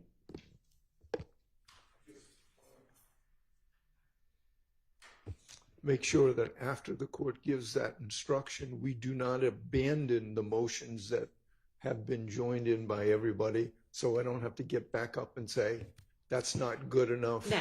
We don't agree to. I'm asking you now, and I understand y'all would still prefer a mistrial, short of a mistrial, which I'm denying at this stage. These are the curative instructions I'm proposing. If understanding you'd still rather have the mistrial, is there anything further curatively that you all would like to add? On behalf of Mr. Stillwell, I have nothing. All right. All right. Nothing from anybody else. No, Your Honor, just the same thing. The rule is that before the next question is posed, we have to again ask for a mistrial, but you just said that that's preserved, so nothing further. Understood. All right. Thank you. All right. We're ready to get the jury back in and Mr. Copeland back on the stand. You can do that first.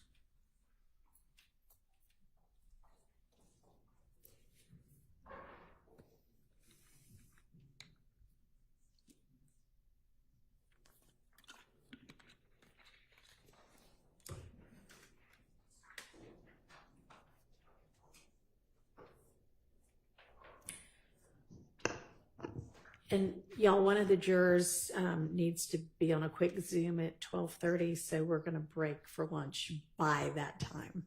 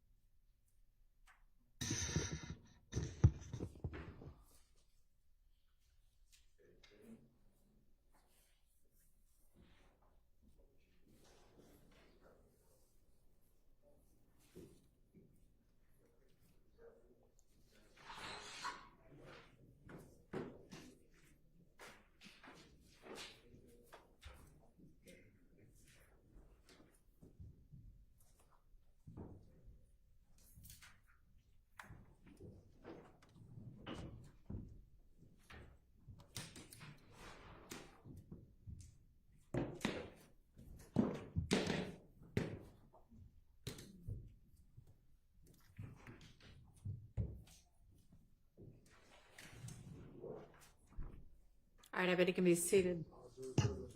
Thank you. Actually, I'm not sure they are. Almost all jurors are present and accounted for.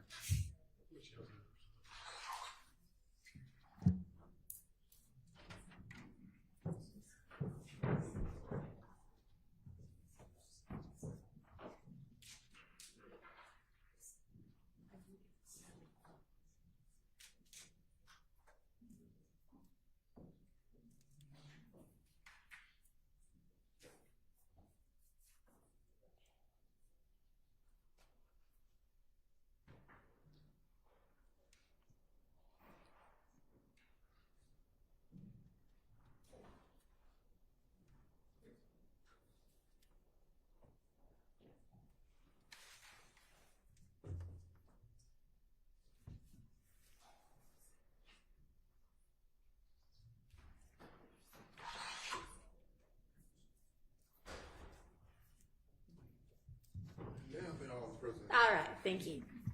All right, y'all be seated. All right, ladies and gentlemen, I want to remind you that nothing that any attorney says in questioning is evidence, and I need you to strike Ms. Hilton's last question entirely from your minds. Go ahead, Ms. Hilton. Thank you, Your Honor. Going back to this January 11, 2015 interview, did you tell Detective Thorpe that once Thug and Kel had a conversation and you thought everything was squashed between you and Kel, back in January of 2015? What's your question? Sure. Did you tell Detective Thorpe in the January 11th, 2015 interview that at the Cascade skating ring, Kel and Thug had a conversation and you thought your beef with Kel was squashed once you left the Cascade skating ring? My motive was to get the heat off of me. The only way I was gonna get it off of me, what I thought about putting on the, I felt he was rich, and the police locked me up and do what they want to do to me because I'm broke and I can't afford to pay for a lawyer. He rich, they're not gonna bother him. So I said, I got it off of me by putting it on him. How is telling the police that the beef was squashed after a phone conversation puts anything on Thug? Because I gotta line it up to get it off of me. So you gotta set the pattern. Okay. Next, did you tell Detective Thorpe that on Monday you all went to Club Crucial on the Monday before Donovan Thomas passed away? I don't know what you asked. Okay. Going back to January 11th of 2015, did you speak with Detective Thorpe about going to Club Crucial on the Monday before Donovan Thomas passed away? I told the detectives, I don't know none by their name, but everyone they talked to me, as long as they sit in front of me, I was gonna put the blame off on anybody to convince them to get off of me. How is going to Club? I don't remember what I don't told the detectives. I don't have a clue what I don't told them. That's why I can't tell you exactly what I don't told them because I can't remember what I said. Okay. Did you go to Club Crucial the Monday before Donovan Thomas was killed? I probably did. All right. And at Club Crucial, did you get into a fight with Kel? I don't recall. Okay. Did you tell Detective Thorpe that you got into a fight with Kel at Club Crucial the Monday before Donovan Thomas got killed? I probably did. Okay.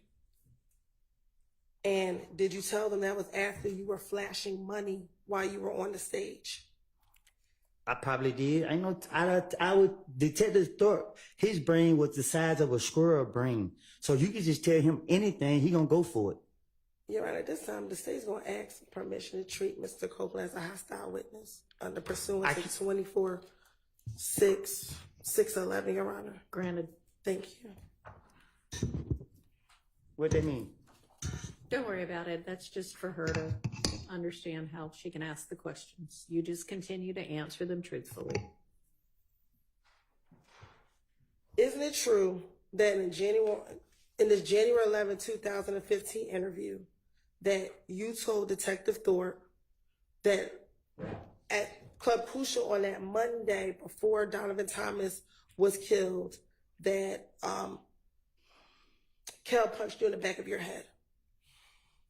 I don't recall what I told the detective. And is it all? I'm sorry. I don't want to cut you off.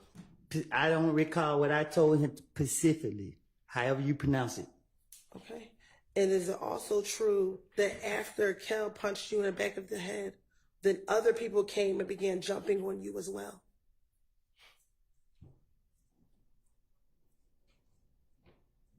They time gonna come. That's not the question I asked you. Is it true that you told Detective Thorpe during this January 11, 2000 interview that after Kel punched you in your head, that other individuals also began to jump on you as well? I don't recall what I done told the police. And also in that same interview, isn't it true that you told Detective Thorpe that after they jumped on you, you ran outside of the club? To get what? Isn't it true that you told Detective Thorpe that after they jumped on you, you ran outside of the club? I ain't doing no running. Okay. And is it true that after you ran outside of the club, that you told Detective Thorpe? I ain't doing no running, Miss Hilton. Okay. Well, is that what you told Detective Thorpe? I told you I'd tell him anything. Okay. You want the truth though, but I ain't doing no running. I'm gonna make other people run. All right. And once you went outside of the club, you saw an individual by the name of Bloody J. Did I do something to him? Once you went out the club, did you tell Detective Thorpe that you saw an individual by the name of Bloody J? I don't recall. Okay. And when you saw Bloody J outside, you asked them what was up. Like, why did they beat you up? I don't recall. Okay. And that one of your friends ended up beating up Bloody J. I don't recall. Okay. Then you also told Detective Thorpe that after this incident on Club Crucial, the Monday before Donovan Thomas was killed, you told him about a meeting that you were aware of involving an individual by the name of Mo. Do you recall telling Detective Thorpe about this meeting with a person by the name of Mo? I don't recall.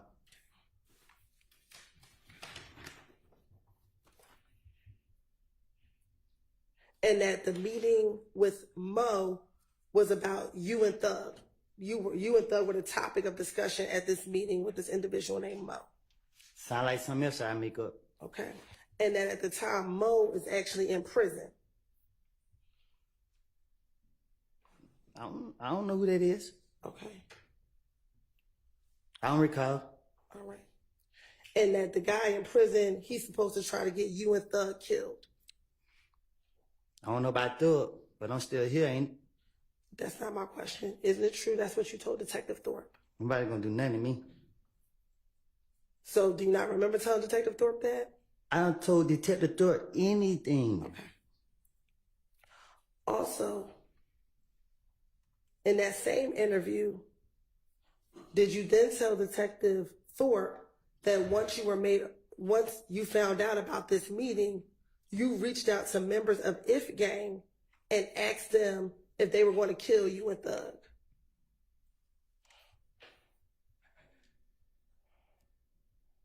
You sound copping deuces? I'm sorry? You sound copping deuces? I asked you, isn't it true that you told Detective Thorpe that after you heard about this meeting, about people wanting to kill you and Thug, you text people of If Gang asking them if they wanted to kill you and Thug? I bet you don't got them text messages. So my answer is, you want me to tell the truth. And the truth is, when I talked to Detective Thorpe, whatever his name is, I told him anything. And I'm telling you today, it was a lie. And today, I'm telling you, I made things up. Okay. That is the God honest truth. So is it your testimony today that that you were not aware of a meeting, that you were the subject, people wanted to kill you? My answer is, I don't recall nothing. I don't told the detective. So, okay. And I'm telling you, whatever I did tell him, I was making it up. Right. It don't take a rocket science to figure it out. Right. Did you also tell Detective Thorpe about a shooting at a gambling house in Lakewood? Huh? Isn't it true that you also told Detective Thorpe about a shooting at a gambling house in Lakewood? I probably did, just to try to make my story seem more convincing. I don't recall what I done told them. I don't know. Okay. And during the course of that shooting at the Lakewood house, Thug's car got shot at. I don't recall.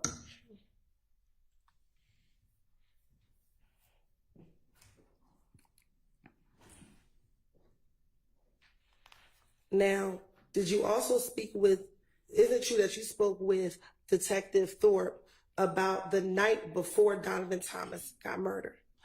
So it may seem like I'm trying to help Thug out.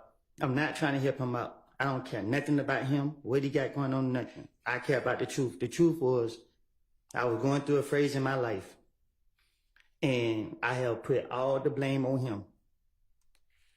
Okay. I don't know what he did. I don't know what he got going on. But y'all got me on the stand, and I'm telling the God honest truth.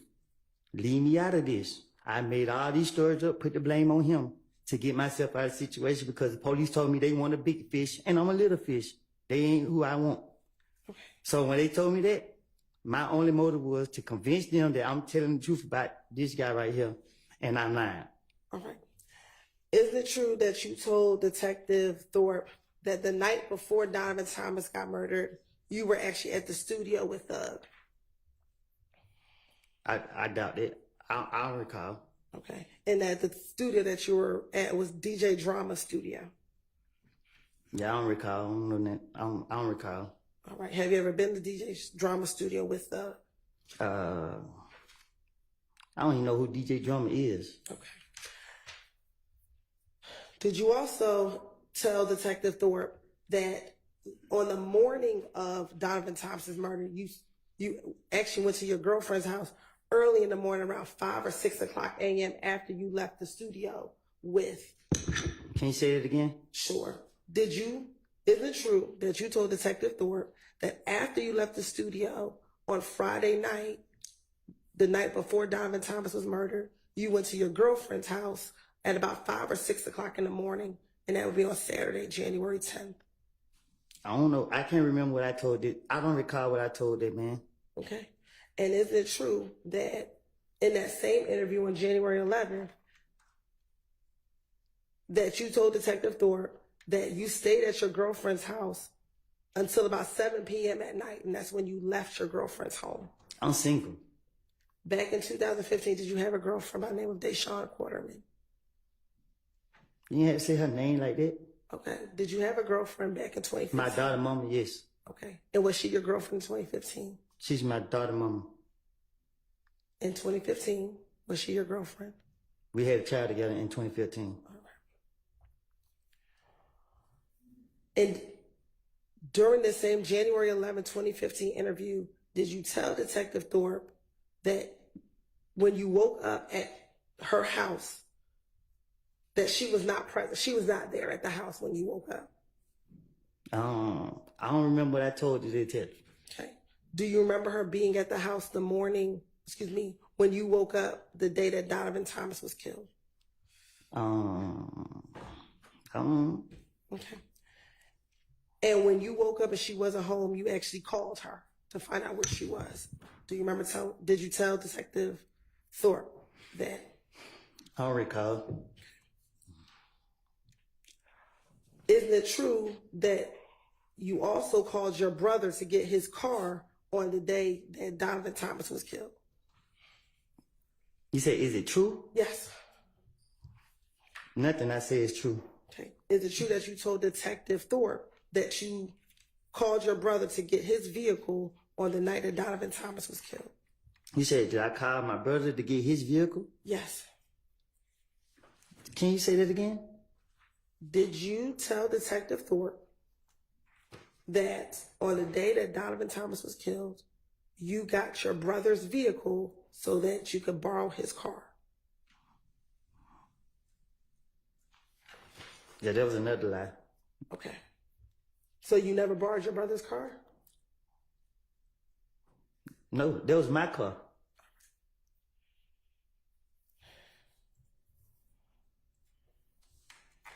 Did you tell Detective Thorpe? I don't recall telling Detective Thorpe. No, I mean, like, my brother never let me drive his car. Okay. Is it true that your brother lived in the same neighborhood as your girlfriend back in 2015? I don't recall. Okay. And that on the same January 10th, 2015 date, you actually left your girlfriend's house and went to your brother's house to change clothes and to get his car so you can use it? I don't recall. Okay. Is it true that you told Detective Thorpe that after you got the car from your brother, you actually drove over to Mechanicsville? I don't recall. Okay. And it's also true that after you drove over to Mechanicsville, or when you drove over to Mechanicsville, you went to the Green store? I don't recall. Okay. And is it true that when you were at the Green store, someone gave you some peroxide to put on your mouth because you had a cut on your mouth? Huh? Back in January 2015. No, I'm saying, I don't recall. You don't got to re-ask it again. I don't know nothing about none of that you're talking about. Okay. And while you were in Mechanicsville, you got a call from Little D from Mechanicsville that he was on Cleveland Avenue? Do you recall telling the? I don't recall. Okay. And once you got the call from Little D, you actually drove over to Cleveland Avenue and met Little D at the McDonald's on Cleveland Avenue. Yep. I don't recall. And is it true that you told Detective Thorpe that when you got to the McDonald's at Cleveland Avenue, Little D got into the car with you and just told you that Nut just got killed, bro? Detective Thorpe is a person that you could just tell anything to. And that's what I did. I do not recall what I said to that man. Okay. Is it true that you then told?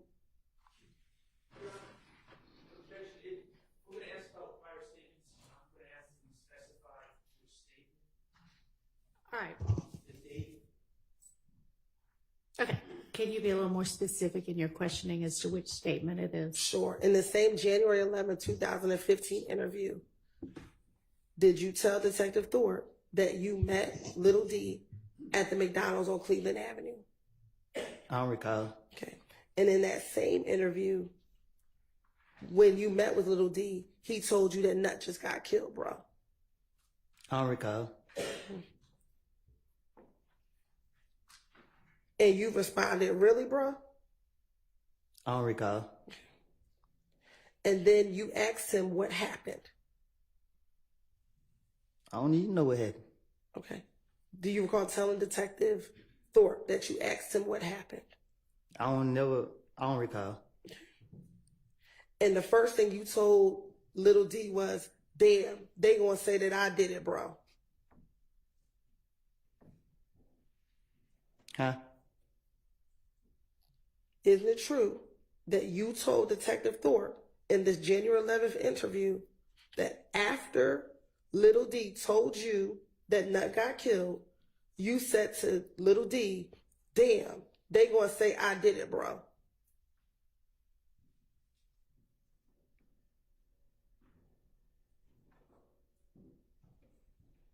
Okay.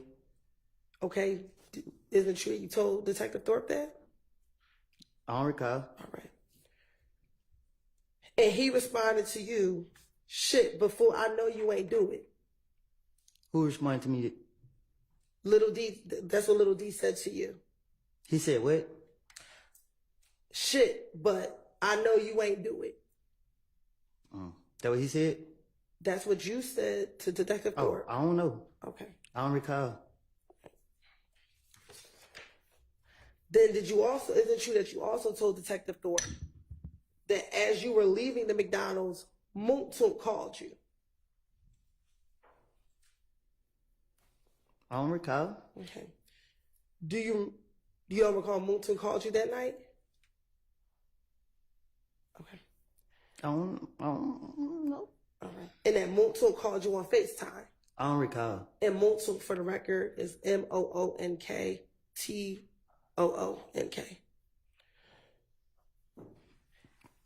And is it true that when Moontoon called you, you told Detective Thorpe that you told Detective Thorpe that they think that you and Moontoon killed Nut? I don't recall. And at that time, Detective Thorpe asked you for a number for Moontoon. He did? Do you remember him asking you for a phone number for Moontoon? I don't recall. I don't remember what we talked about in the interview. Okay. And also during that interview, you told Detective Thorpe that Moontoon actually FaceTimed you. Told you could tell the Thorpe anything, he'll go for it.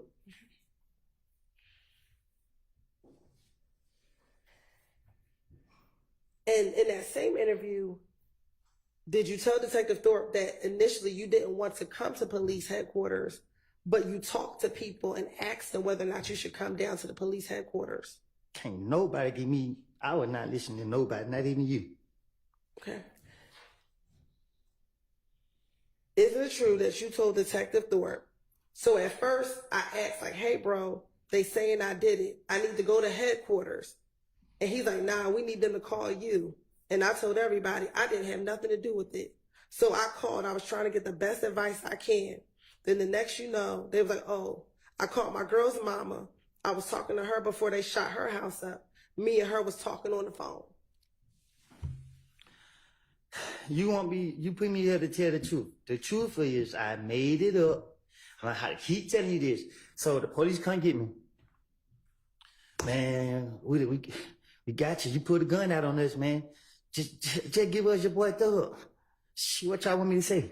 On January 11th, did you pull the gun out on anybody? On January 11th, 2015, did you pull the gun out on anybody?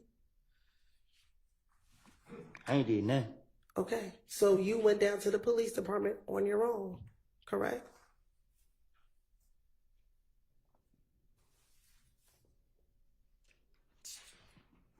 I don't recall. Okay, and when you went to the police, that was to clear your name that you did not kill Nut, correct? I think that was the motive. Okay, so you went down on your own to tell them about whatever you knew about Nut, correct? Say that again? You went to police headquarters on your own to tell them whatever you knew about Nut, correct? Is it a trick question? No, it's not a trick question. Can you ask it again? Sure. Back in January of 2015, the night that Nut was murdered, you went to Atlanta Police Department, correct?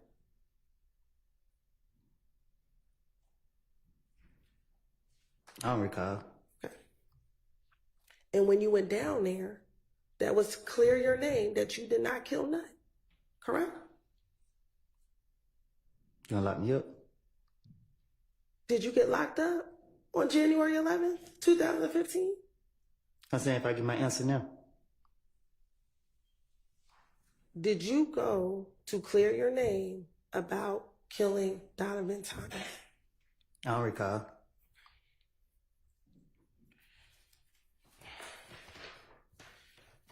In that same interview, you were asked who dropped you off to the police department.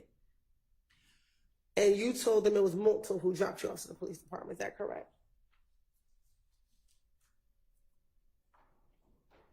I thought you said Moontoon called me. After Multo called you, did you meet up with Multo? I don't recall. So much happened that night. I don't know. Okay. What do you remember happening that night, Mr. Copeland? Shit, I don't know. Okay. I ain't telling myself. All right.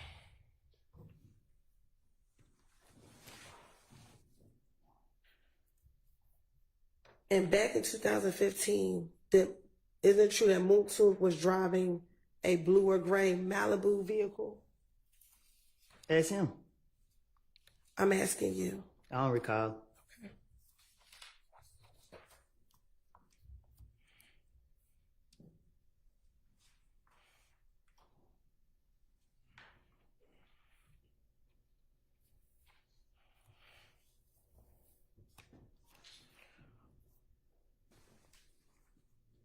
In the same January 11th interview, did you also tell Detective Thorpe that the only person that you had beef with from If Gang was Kel? I don't recall.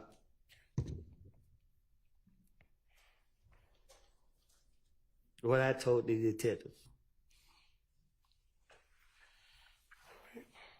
But if you asking me for the truth, I keep telling you, I would tell detectives whatever they wanted to hear or whatever they wanted me to say to get out of my situation. All right.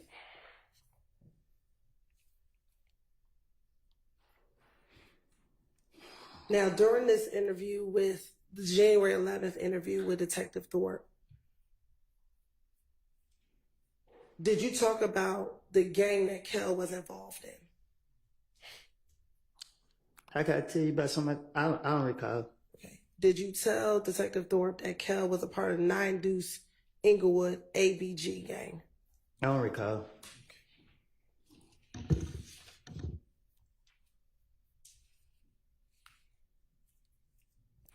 Did you also tell Detective Thorpe that that was the same gang that Bloody J was a part of? I don't recall.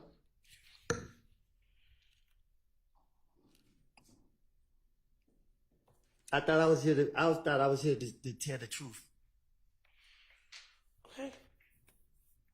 And what's your new version? What's your truth today? That I lied. And that you lied about everything back in 2015? My truth today is I lied and put the blame on others for a lot of activities. I ain't telling on myself. I ain't got nothing else to say. I don't recall. Okay. Now, did you also talk to Detective Thorpe about you at one time being cool with Bloody J or being friends with Bloody J? I don't recall what I told detective, investigator, what deputy, whatever you want to call them. Okay. And then you stopped being cool with Bloody J and ABG once you started hanging around Thug. I don't hang around other people. Okay. Isn't that true that you told Detective Thorpe in this January 11, 2015, that when Thug started letting me hang around him, that's when you were no longer cool? I'm from Mechanicsville. I do what I want to do. I understand what you're saying. Okay. I'm asking you what you told Detective Thorpe. I tell Detective Thorpe anything to get him off of me.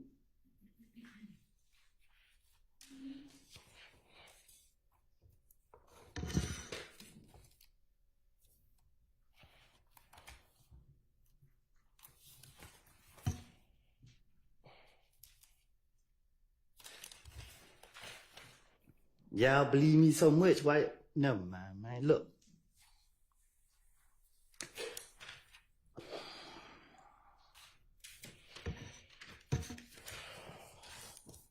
After Donovan Thomas was killed, did Deshaun's mom's house get shot up? You said did her mommy's house get shot up? Yes, sir. Yeah. Okay. And do you recall telling Detective Thorpe about the fact that her mother's house got shot up after Donovan Thomas was killed?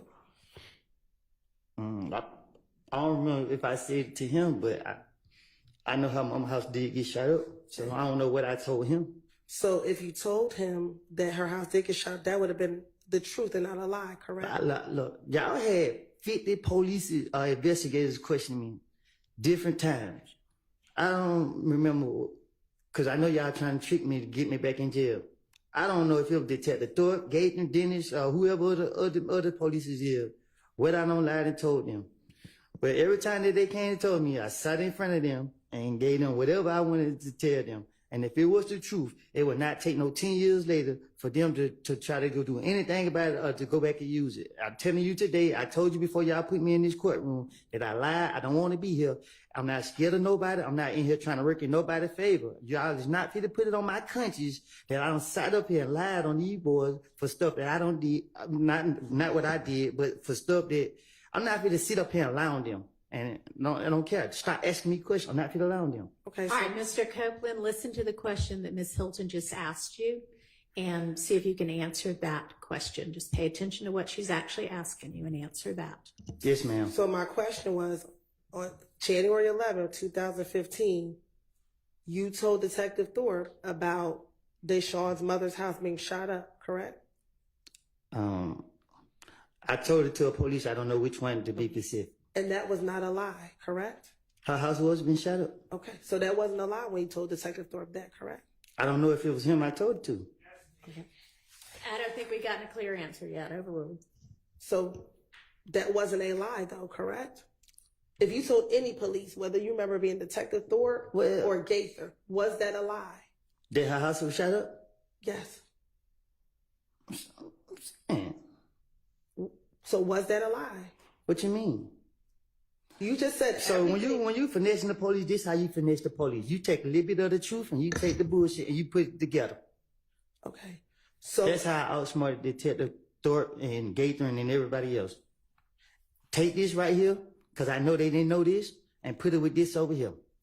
And during all of your interviews, did they tell you we're going to have to corroborate what you said? And if you take all of my interviews and put them together, let's see what you come up with. Okay. But did they tell you that? Did they tell you they were going to corroborate everything that you said? Overruled. Did the detectives tell you that they would have to corroborate everything that you said? I can't tell you. Y'all have so many police talking to me. I don't know. I can't say what they done told me. Did Gaither tell you on multiple occasions, I'm going to have to verify what you're telling me? I just can't take your word for true. I have to verify what you're telling me. I don't know nothing about all that. I don't recall. You don't recall that? Let me ask you this. Do you recall talking to Detective Gaither while you were after you got locked up in June of 2015, calling her on her cell phone while you were in jail? I don't know. I don't recall. All right. And do you recall asking her, what's going to happen to me? Am I going to be able to get out? And she kept telling you, we got to verify what you told us. And did I get up? I'm asking you a question. Did she tell you? Listen, we have to answer my question. I'm about to. You won't let me. If I call Detective Gaither and she said she had to verify anything I said in 2015, y'all locked me up every month. Y'all locked me up. February, I got out March. Y'all locked me back up March. I got out April. Y'all locked me back up June. I didn't get out to 2019. So if she verified anything I said, there were 4 years and some change. I did 51 months in the federal prison. Nothing been verified that I said. Whatever the case is, I haven't heard anything from Detective Gateman, but it's nothing to spin the police. So my question to you was, did Detective Gaither tell you that she had to verify what you said? I don't recall. All right. Now, going back to the January 11, 2015 interview, do you recall Detective Thorpe asking you about whether or not you ever rented or owned an Infinity vehicle? I don't recall.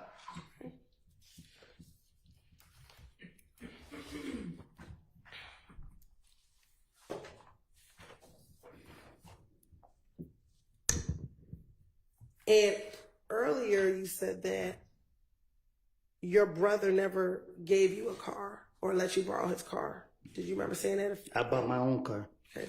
Do you recall telling Detective Thorpe that your brother let you borrow his white Dodge Charger? I tell Detective Thorpe anything. Okay.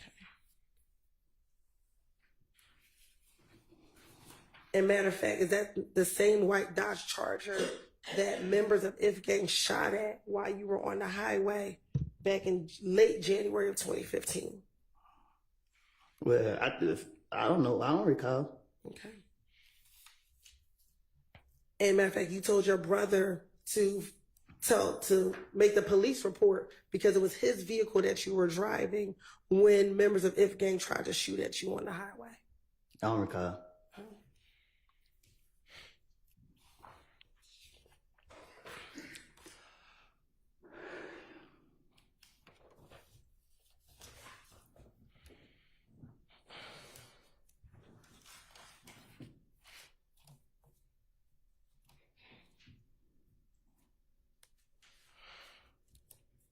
And during the course of this January 11th interview, isn't it true that you talked to Detective Thorpe multiple times about all the incidents that occurred in the weeks leading up to Donovan Thomas getting killed?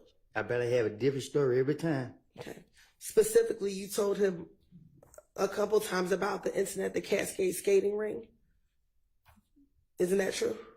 I don't recall. Okay. And that's specifically what I said. I know if you take any time I talk to the Detective Thorpe, I bet you ain't none of my stories gonna be the same. Okay. Well, isn't it true that in January of 2015, when you first talked to the police about what happened with Donovan Thomas, you were actually trying to protect your friends and you didn't want to give them all the information back in January of 2015? I'm just trying to protect myself. Okay. But then by I got a family to protect. Okay. But by June of 2015, you finally disclosed everything that you knew about what happened the night of Donovan Thomas's murder and everything that happened leading up to Donovan Thomas's murder? No, sir. What y'all did was y'all kept locking me up and putting me in isolation, putting me in protected custody at the Fulton County Jail, where people putting feces all on the wall, locking me in the room, keeping me in there 23 hours a day, fucking up my mental, and keep dragging me back and forth, back and forth, back and forth, trying to make. Man, listen, man. So I ask you my question again. Isn't it true that in January of 2015, you were trying to protect your friends, so you didn't give the police a lot of details about what happened the night of Donovan Thomas's murder? I can't.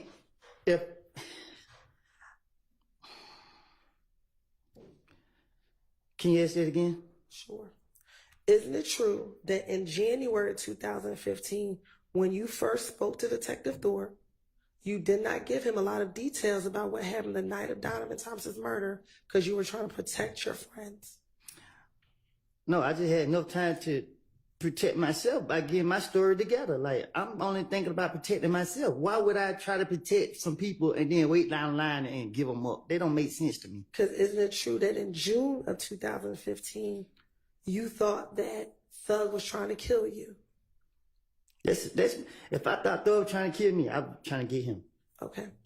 In June of 2015, did you think Thug was trying to kill you? That's what I told the investigators. Isn't that true? I don't recall. Okay. And also in June of 2015, were you involved in a number of retaliatory shootings because of Donovan Thomas being killed? Huh? By the time we get to June of 2015, were you the victim of a number of retaliatory shootings because people thought you killed Donovan Thomas Jr.? It calls for speculation. Well, as to the compound question, you can try to ask it more simply. She's asked, I'm going to overrule with regard to speculation because she's asking about his own mind.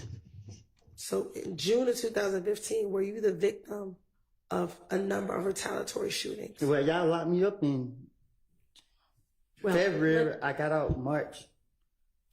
Y'all locked me back up again March. I got out April. And then the feds came to kick me in my door June. So I basically was in jail most of the time. So I don't recall being a victim of a lot of shootings. Okay. By the time June 2015, we already talked about your girlfriend's mother's house was shot up, correct? Mm-hmm. You were shot at while driving on the highway, correct? I don't recall. Okay. You, your child, and your child's mother was shot out while you were leaving the home. Mm-hmm. Your home, correct? You also had... I was shooting back. We're going to get to the fact that Okay. you shot back. Yeah. You also had another shooting at another family member's house. Is that correct? Was it? I'm asking you. I don't recall. Okay. So by the time you speak to the police in June of 2015, you or your family were the victim of a number of different retaliatory shootings. I guess. I don't. And that was all as a result of people thinking that you killed Nut, correct? Right. Now, Ms. Hilton, that is speculation. Okay. Was it your belief that it was because people thought you killed Nut? They didn't think. When you say they didn't think, what do you mean? I don't recall. Okay.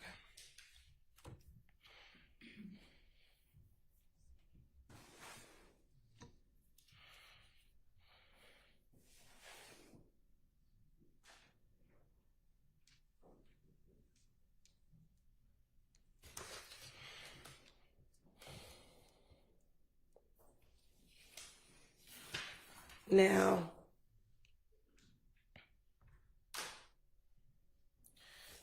in that same January 11, 2015 interview, did you tell Detective Thorpe that you were in a gang? Huh? In the same January 11, 2015 interview, did you tell Detective Thorpe that you were in a gang?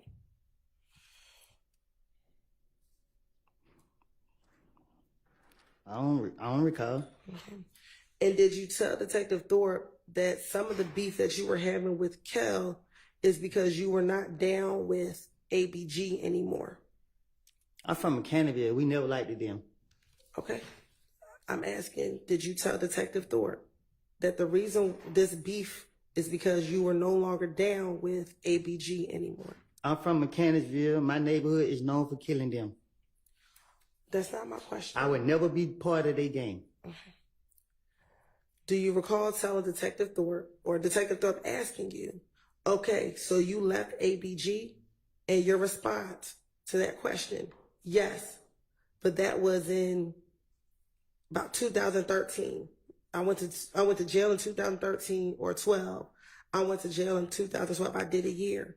But when I went to jail in 2012, I didn't get down with the gang no more. I told him I wasn't in it. Do you recall telling Detective Thorpe that? Being questioned by the police, the main goal is to be a victim. And that's what my motive, to play a victim.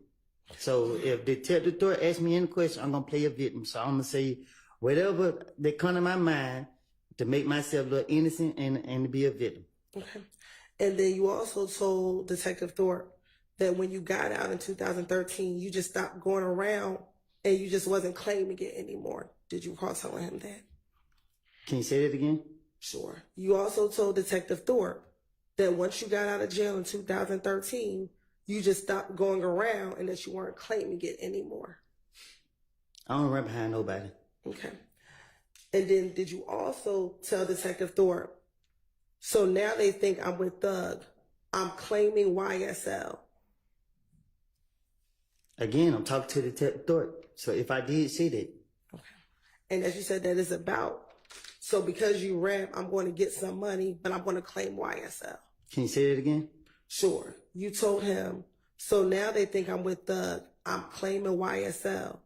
It's about rap, so I'm going to get some money, but I'm claiming YSL. I don't know what you're saying. Okay.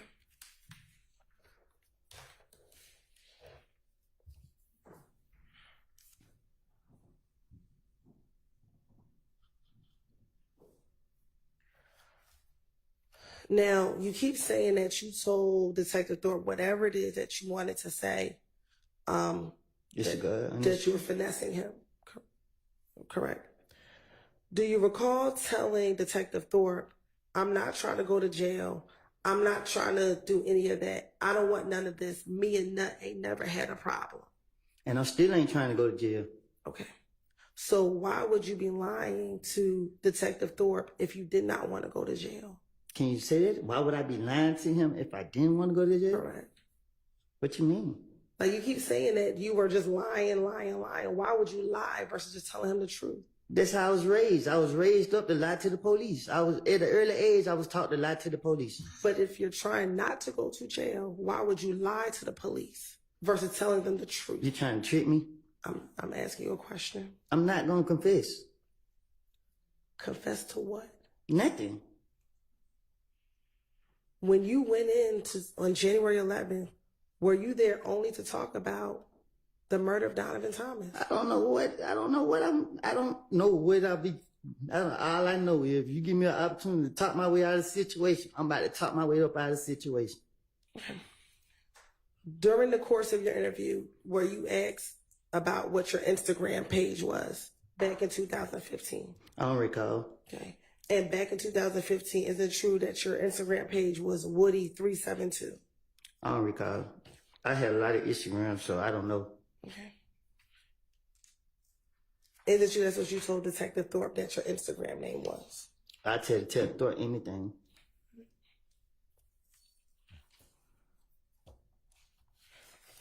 Do you also recall telling Detective Thorpe that because people thought you killed Nut, that you were getting a lot of threats on your social media page? I think I was throwing people back. Okay. Do you recall telling Detective Thorpe that you were getting threats on your social media page? I don't know. Detective Thorpe talked to me, and I can't remember what I said to him because I was making it up. And you asking me right now, and I'm telling you to your face. Can you look me in my eyes? I'm telling you to your face, I made it up. Okay. Is it true that you told Detective Thorpe that someone posted on your page, "I'm going to die tonight," but then she deleted the comment, but you screenshotted it? I'm still here, ain't it? Okay. Is that what you told Detective Thorpe? I don't recall what I told Detective Thorpe. And you actually showed him the screenshot on your phone? I told you, What she said. play a victim. That's the key.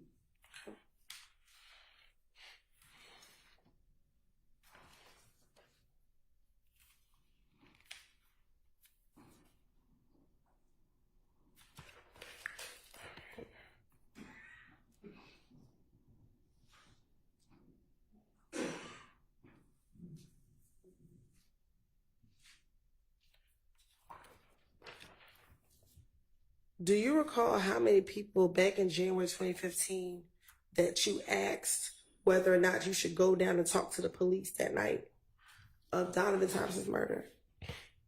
I never take people's advice. Okay.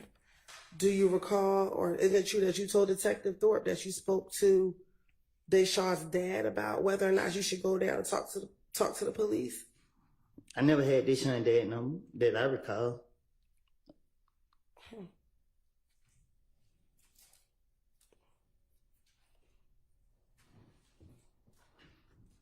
Do you recall telling Detective Thorpe, that's what me and her daddy talked about? I'm like, okay, I'm ready to go down, but I told him, and he's like, nah, because they might find out what happened. You know what I'm saying? And then you ain't got nothing to do with it. So just wait until they come and talk to you. Don't go down and talk to them. So I was raised up that if when nobody with you, they don't need to know. So I ain't on all that what you talking about. It was a lie what I told Investigator Thorpe. It's something that I came up out top. I was making it up. That's why I can't remember what I said to him. You want me to say something that I didn't say so you can put me back in jail? Okay. I don't recall what I said. I don't. Did you kill Donovan Thomas, Mr. Copeland? Did you kill Donovan Thomas, Mr. Copeland? Huh? Did you kill Donovan Thomas? You shaking your head? Is that a no? No. Okay, then. And is that what you went down there to tell Detective Thorpe back on January 11, 2015?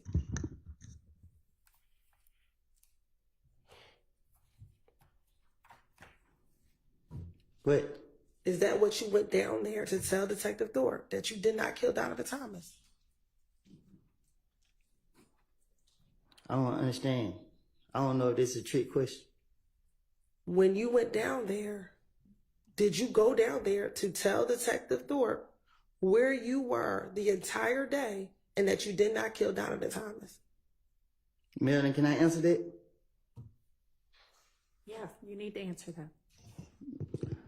I don't know how to answer that. Do you need to talk to Mr. Melnick?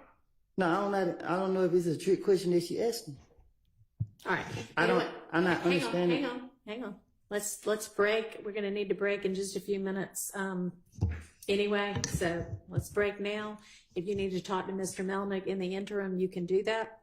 And then we'll come back after lunch and you can answer that question if, depending upon what you and Mr. Melnick decide. Your Honor, I'm going to object to the question on the basis that it's a compound question. All right. Well, that is true. I will sustain that objection. So Ms. Hilton, during the break, formulated into something that is not a compound question. Yes, Your Honor. All right. So let's break until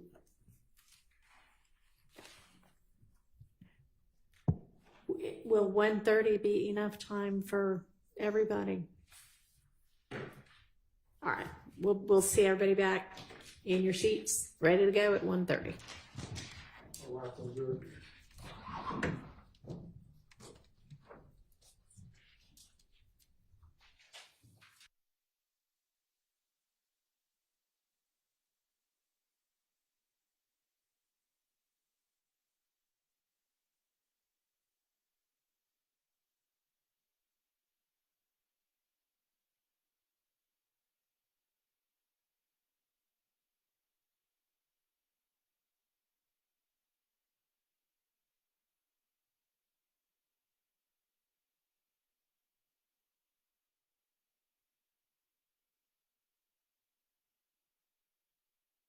before we break for lunch?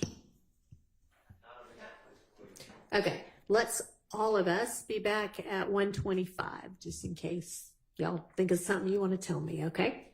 See you then. Judge, I gotta say this.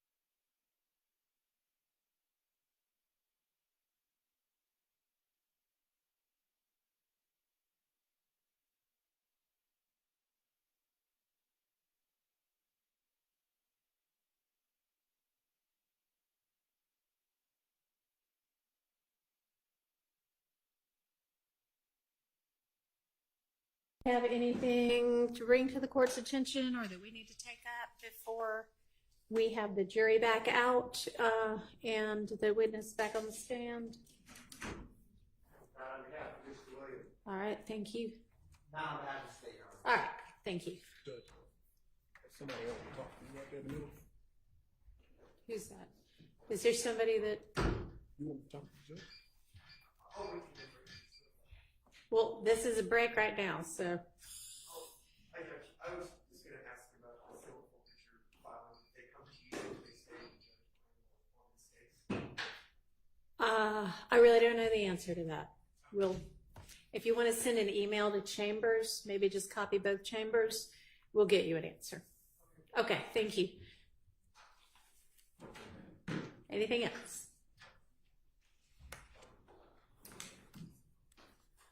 All right, we have the jury ready. Let's get Mr. Copeland back in.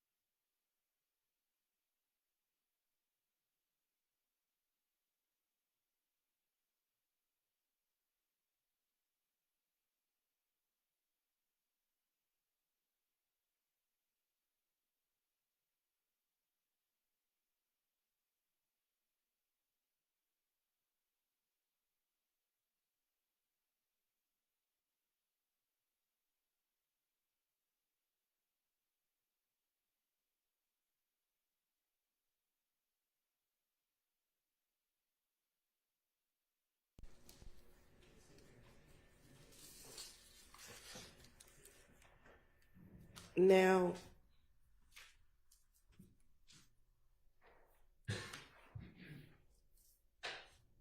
isn't it true that after Nut was killed, that you thought the whole If gang was going to be after you?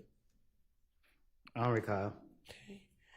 Isn't it true that you told Detective Copeland it's not a gang, it's the whole clique, you know what I'm saying? The whole gang. They're after me. No, No, you did not say that. because I don't know who the hell Detective Copeland is.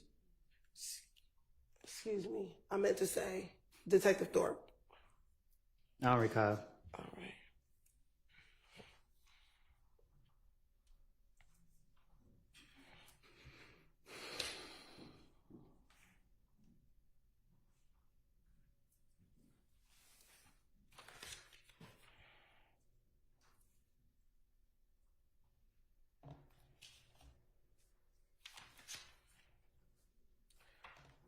Now, we talked earlier about the gambling house in Lakewood.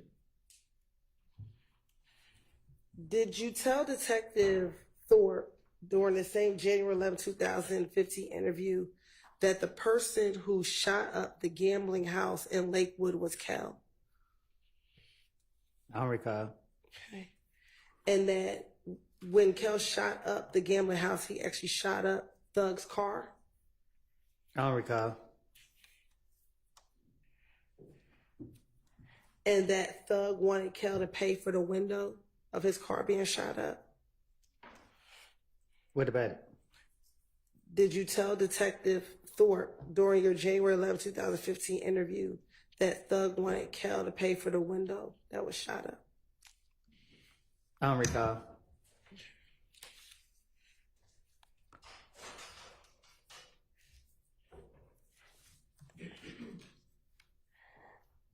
Also, in that January 11th interview, didn't you tell, excuse me, strike that, let me ask. Do you know if Nut was in a gang? I don't recall. During that same January 11, 2015 interview, didn't you tell Detective Thorpe that Nut was the big dog in the gang? I don't recall.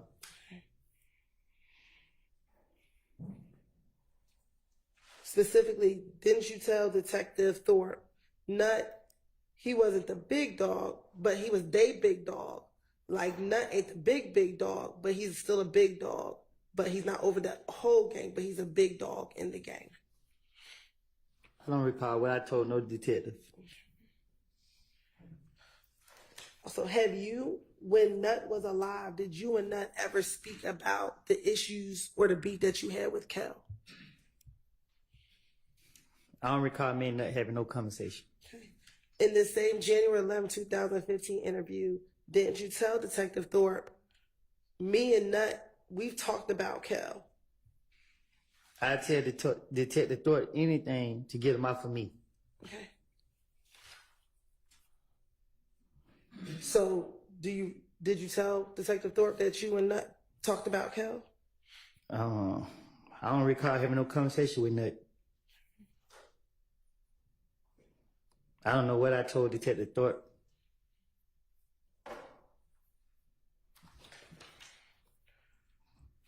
When you went and spoke with Detective Thorpe on January 11, 2015, were you concerned about If gang harming your family members? It's been so long, I don't recall.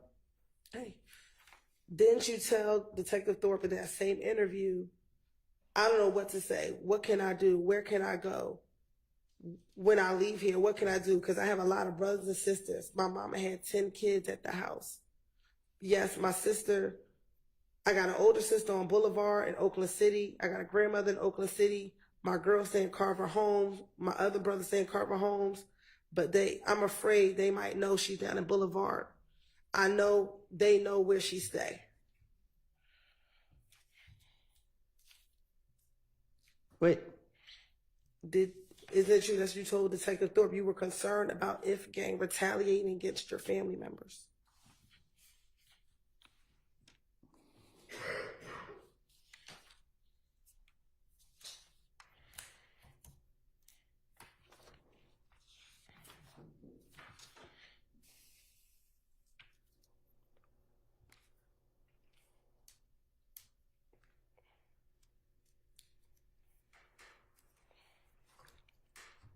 Are you thinking about your response?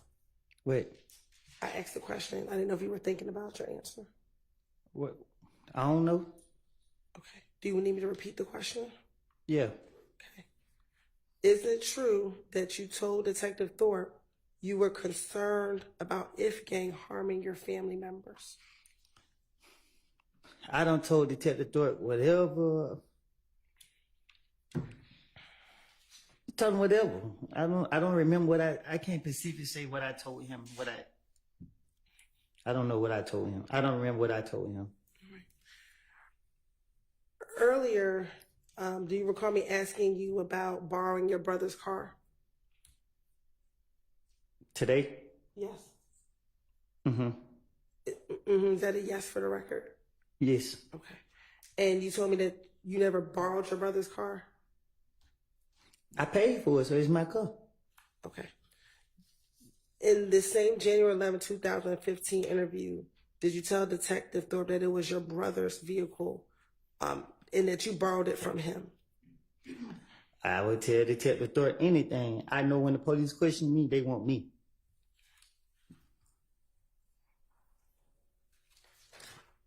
In your January 11, 2015 interview, you did not go there as a suspect, did you? That's what I was told. But when you went there, you were never arrested, correct? On January 11, 2015? I don't recall. Okay. Did you leave the precinct after you interviewed with Detective Thorpe on January 11, 2015? Yeah, I think. Okay. So you were never arrested, correct? I don't recall. I don't know. And when you went there, did Detective Thorpe ever accuse you of killing Nut?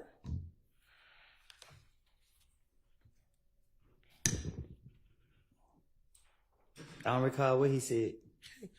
Did Detective Thorpe in that entire interview give you an opportunity to tell him what happened the night of the murder?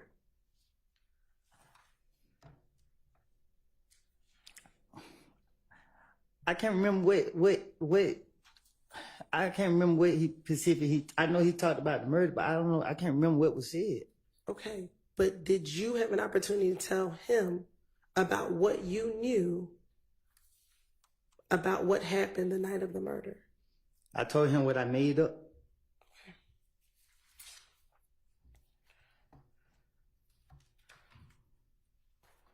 So you made up going to your girlfriend's house? I don't know if I told him that. Okay. I can't remember. I can't recall if I told him that. If you told him that you were at your girlfriend's house, would that be a lie? Okay. I don't recall. If you told him that you borrowed your brother's car, would that be a lie? That was my car. Okay, but if you told him that, would that be a lie? I don't recall. Okay. Why would you need to lie about your brother's car, about borrowing your brother's car? Because y'all was putting so much pressure on me that every time I was coming out the door, the police were getting me, so I knew that police was after me. But you keep saying the police were after you. On January 11th, were the police after you? The police were not after you. When Detective Third questioned me, I don't know when was it. Like, I don't know. So when you saying January 11th, from my understanding, I thought I walked in and walked right back out. I don't even remember sitting down having no discussion with Detective Thorpe. Okay. So I don't know. Detective Thorpe talked to me more than one time. I don't know which time, what he said at which time. I don't remember what was said. I just know that I was just saying whatever that came to my mind. I don't know. I was going to jail. I remember going to jail, trying to talk my way out of jail. Now, I think earlier you said you do recall speaking to police multiple times in 2015. Is that correct? Nah, I talked to them a million times. And isn't it true that when you spoke to them on the different times you spoke to them, you told them different stories? No, you told them the same stories each time you spoke with them. Do you recall that? I did. I don't know. Okay. Now, after January 11th, I know you don't remember the date. Do you remember speaking with police again after your car was shot at on the highway?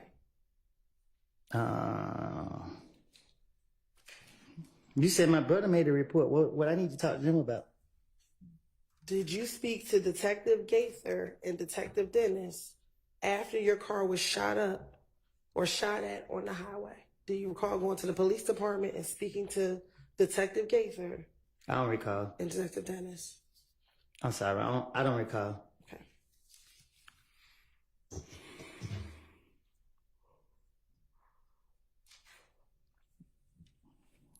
You have permission to approach?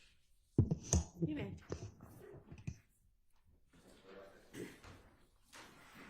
You can come and look at that.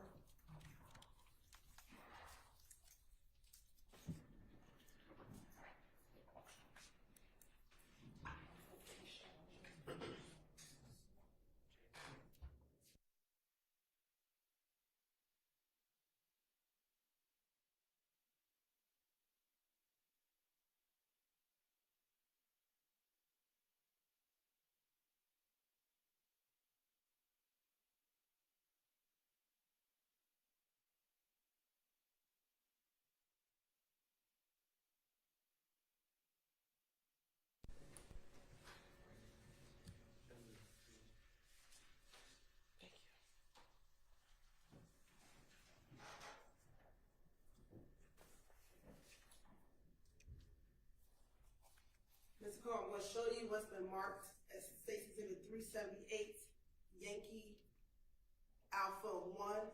Tell me, do you recognize, do you see yourself in that picture? Yes. And is there a date on that picture? Yes. What is the date on that picture? The date you've been saying? Is that January 11, 2015? Yes. And is that the interview room? Is that the interview room at the Atlanta Police Department where you interviewed with the detective? I don't recall. Right. You're right. This time the state like the Tender State Exhibit 378 Yankee Alpha. Yeah. Your Honor, the state would like the Tender States Exhibit 378 Yankee Alpha 1 into evidence. All right. It's admitted without objection. Next, I'm going to show you 378 Yankee Bravo 1. Tell me, do you see yourself in that picture? Yes. And is that date January 28th, 2015? Yes. Your Honor, this time the state like the Tender States Exhibit 378 Yankee Bravo 1 into evidence. Admitted without objection. Now, looking at 378 Yankee Bravo 1, do you see yourself, Detective Gaither, Detective Dennis in that photo? Yes. All right. And on that date, do you recall, did you speak with them about your car being shot at on the highway at University and Pryor? I don't know. Do you recall ever speaking to police about your car being shot at on University and Pryor Road? I don't know. All right. In this interview back on January 28th, 2015, didn't you speak with Detective Thorpe and Detective Dennis? Excuse me, strike that. Were you arrested on January 28th, 2015? I don't know. Did you go into this police interview voluntarily? I don't remember this at all. Okay. Do you remember speaking at all, whether it was on January 28th or any other date, about the shooting on the highway to the police? I don't recall. Okay. In that interview on January 28th, 2015, didn't you tell Detective Gaither and Dennis about being at a pool party before being shot at on the highway? I don't recall. Okay. And while you were at the pool party, there was an individual by the name of Bushi at that pool party. I don't recall. And that Bushi was the girlfriend of Yak Gotti. I don't recall. And that after you all left this pool party, you were driving on the highway in your brother's vehicle. I don't recall. Do you not recall being shot at on the highway? You don't recall telling this to the detectives? I don't recall none of this you talking about. Okay. So you don't recall being shot at on the highway? I've been shot at a lot of times. Specifically in January 2015, do you recall being shot at on the highway? While in your brother's vehicle? I don't remember. I don't. Do you remember telling the detectives that you were shot at on the highway while in your brother's vehicle? I don't remember what I done told the detectives.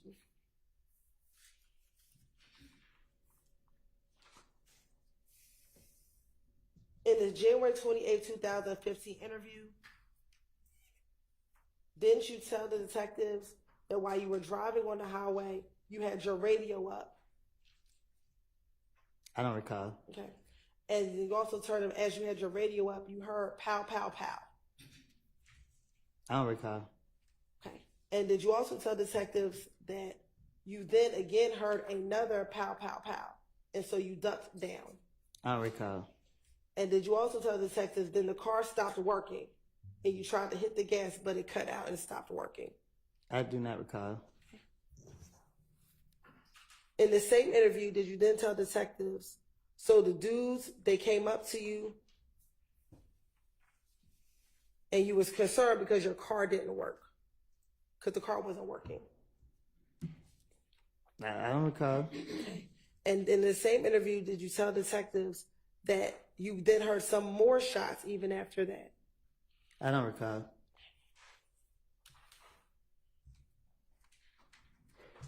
And that the two cars that you saw that were shooting, one was a gray Impala with tinted windows. I don't recall. And then you saw another car that was also shooting at your car. I don't recall.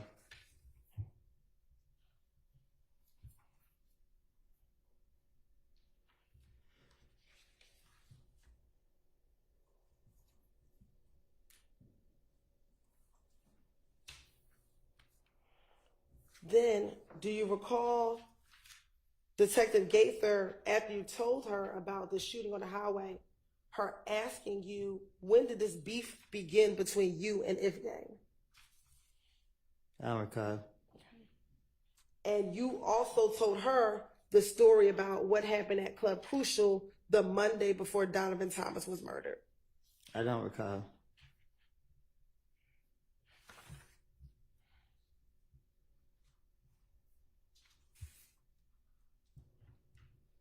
Did you also, in this interview, when Detective Gaither asked, when did this beef begin,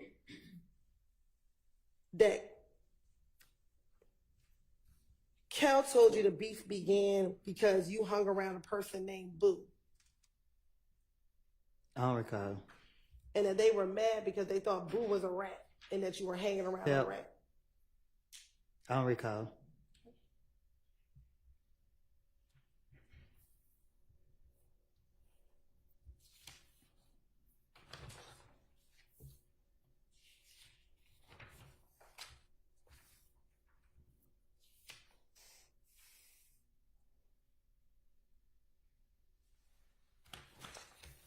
Then do you also recall to telling Detective Gaither, again, with her asking about when did this beef begin, you also telling Detective Gaither in this now January 28th, 2015 interview about the shooting at the gambling house on Lakewood?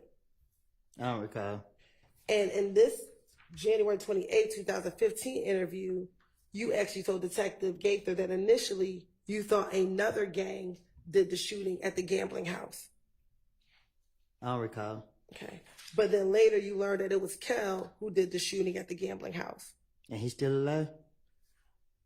Do you recall telling Detective Gaither No, I don't recall. about the shooting? I don't recall. So now is it fair to say that both in January 11th of 2015, now in the second interview, that you told the same story about this gambling house shooting in Lakewood? You just confused me. What you say? Now for the second time, have you told another set of detectives about the gambling house shooting in Lakewood? I don't recall. Okay.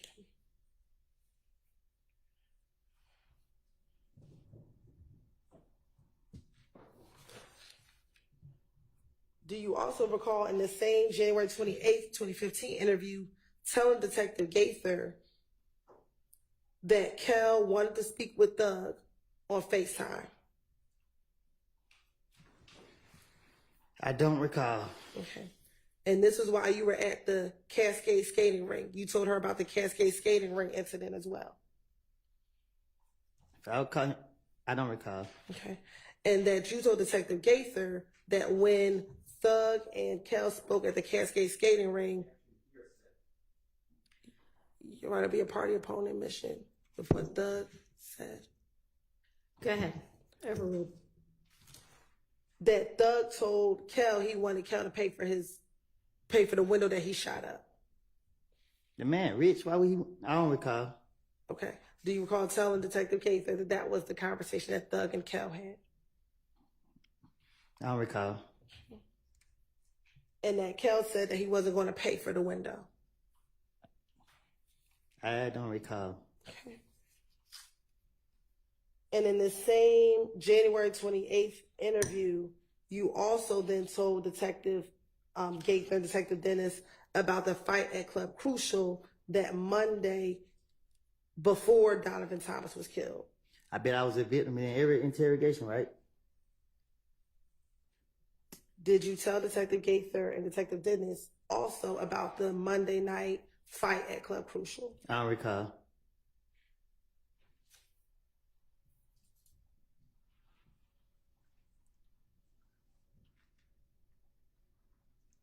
And that you also told Detective Gaither at the same Monday night event at Club Crucial that you had money flashing and that Kel walked up to you and punched you. Boy ain't living like that. He ain't living like that. But did you tell Detective Gaither that this occurred? I don't recall.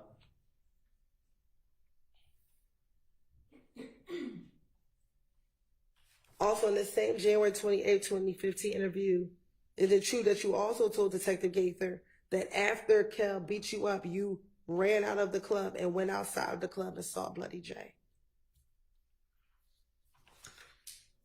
I don't recall.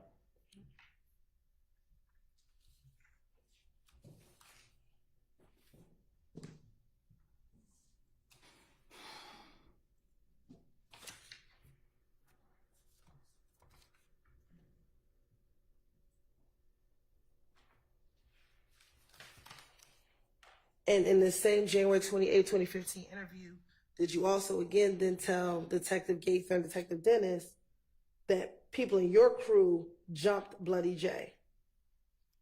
People in my crew? Yes. My crew in prison. Okay, back in January 2015. My crew in prison. Everybody who ran with me in prison. Okay. Back in this We're January. licensed. All right, Mr. Copeland, listen to the question. Let her finish the question, and then you can answer it. In January 2015, did you tell Detective Gaither that at the same Monday night event at Crucial where you got beat up by Kel, that when you went outside, your people jumped on Bloody J? I don't recall.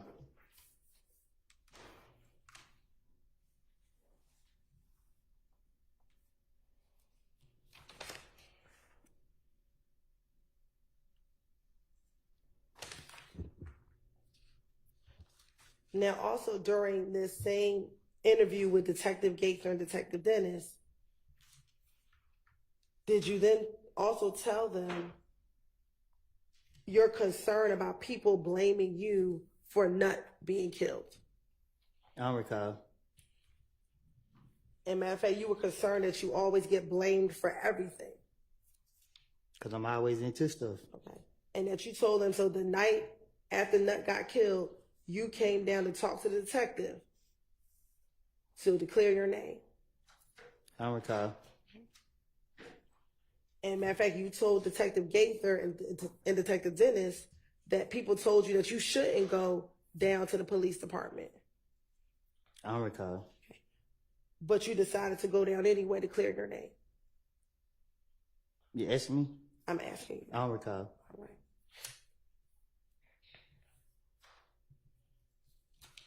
Did you also tell Detective Gaither and Detective Dennis that on the night of Donovan Thompson's murder, you actually told your girlfriend to call the police and tell them what was going on, tell them everything, because you again wanted to clear your name about being involved in Donovan Thompson's murder?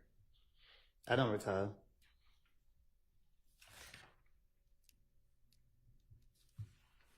Now, during the course of this same January 20th interview with Detective Gaither and Detective Dennis, do you recall them asking you questions about the relationship between Nut and Thug? I'm from Canterville. Okay. I can't tell you nothing about two other people from other places.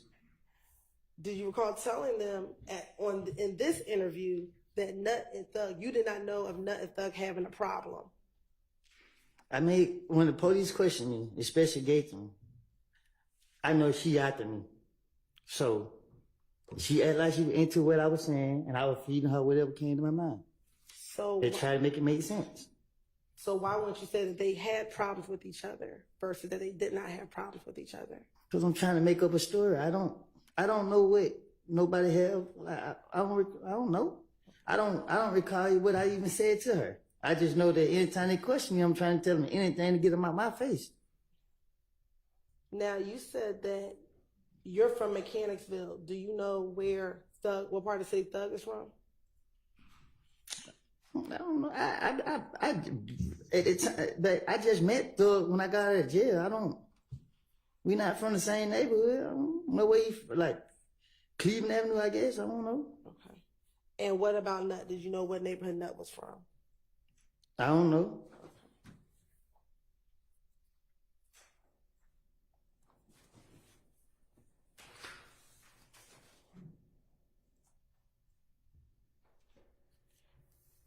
Now, after Nut was killed, did you go to Miami? I don't recall. Do you recall telling Detective Gaither and Detective Dennis in the same interview that you went to Miami after Nut was killed? I tell the investigators anything. I don't recall what I told them. And when you were in Miami, were you there with Shannon Stillwell? I don't recall. Okay. What about Quindarius Zachary? Who? Little D from Cleveland. I don't think me and him ever traveled together. I don't recall. Do you recall him being in Miami while you were in Miami? I don't recall being in Miami. Okay. Do you recall telling Detective Gaither that you and your child's mother went to Miami to lay low after the shooting of Donovan Thomas? Back then, I tell so many lies. I tell 15 lies in 1 second. I don't recall what I said, and I'm not even trying to remember what I said either. Okay. Do you recall telling, or didn't you tell Detective Gaither Dennis that Thug actually told you to come down there with him to Miami to lay low? Thug can't tell me nothing.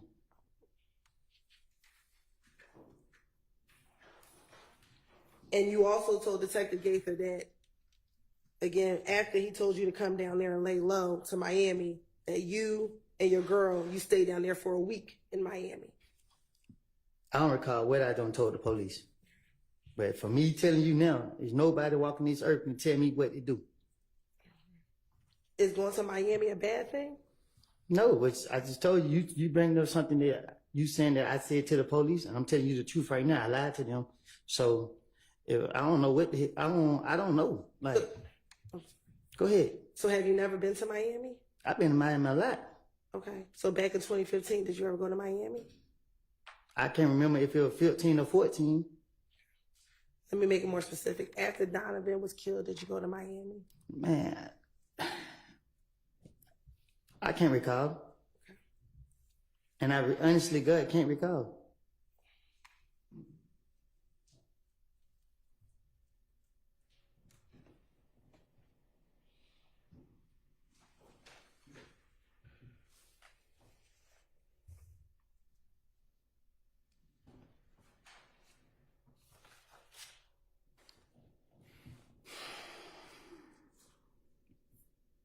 Now, when you spoke to Detective Gaither and Dennis, did you tell Detective Gaither and Dennis that you thought Thug was trying to get rid of you?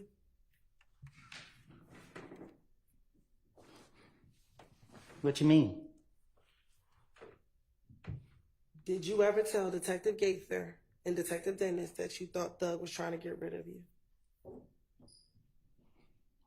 I don't think you heard me the first time when I told you I don't run behind nobody. I'm from Mechanicsville. Okay. So I don't know. I don't know what you're talking about. Okay. So what does being from Mechanicsville have to do with my question? That mean I don't run behind nobody else. I didn't ask you about running behind anyone. Saying something about getting rid of me, like you can't get rid of me. Okay. So, is it your testimony that you did not tell Detective Gaither and Detective Dennis? I don't know what I done told the investigators, detectives, whatever you want to call them.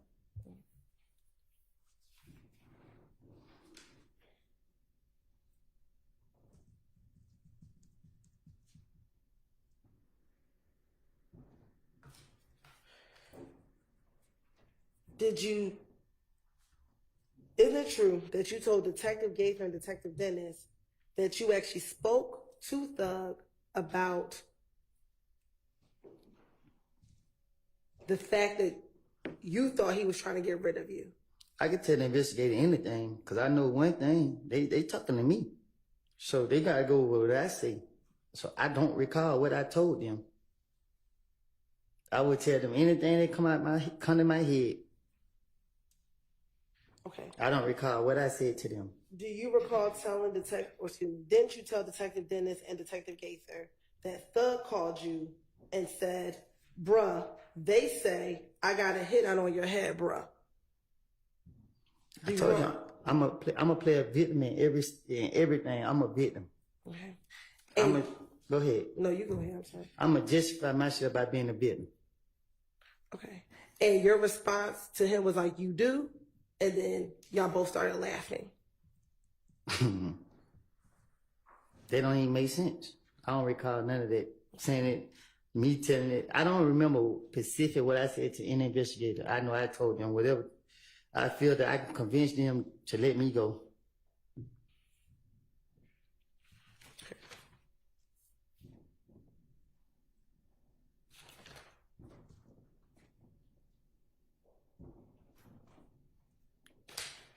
Now I want to go back to going to Miami after Donovan was killed.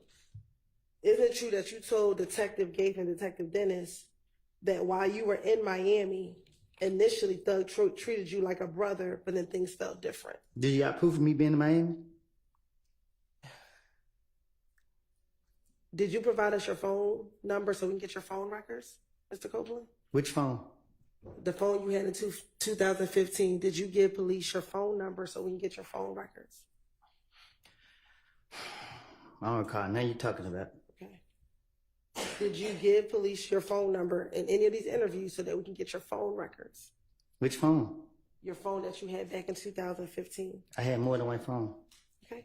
So did you give any phone number to the detectives back in 2015 so we can get your phone records? Any phone you have? Shit. I don't know. I can't remember. I don't recall.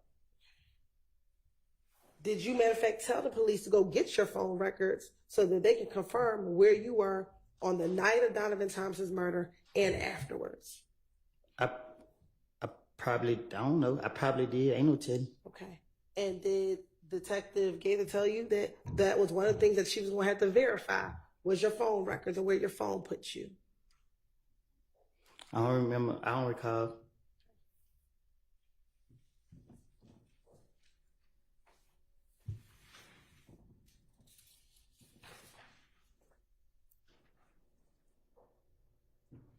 Back in 2015, do you remember your phone numbers from 2015? Shit, I don't even know my phone number now. Okay. Did you remember if you had a Sprint phone? I got T-Mobile. Back in 2015, did you have Sprint? I don't know. Okay. I can't remember what phone service I had. All right. Did you ever live off of Oakland Drive or use an Oakland Drive Southwest address? You said, have I ever used the Oakland Drive address? Yes. Um, And I don't want to put the full address on the record, but have you ever used the address of Oakland Drive? I don't know if I use it on anything. I know I use it probably getting out of jail. So is there an address? I don't know. I don't recall. I don't know. Do you have an address that you used off of Oakland Drive Southwest? I did. Okay. And does the number of the address begin with an 8? I don't know. Okay.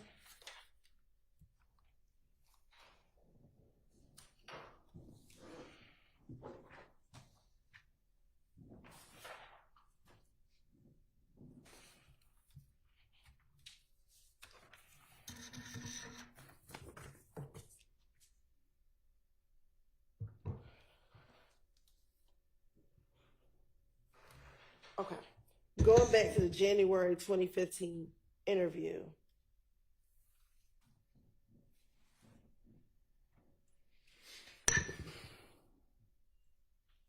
Isn't it true that you told Detective Gaither and Detective Dennis that while you were in Miami, he wasn't happy with you being around him anymore? It felt different. Who? That thug. You weren't thug. That thug wasn't happy with you being around. It felt different to you. I don't recall. I don't recall being in Miami.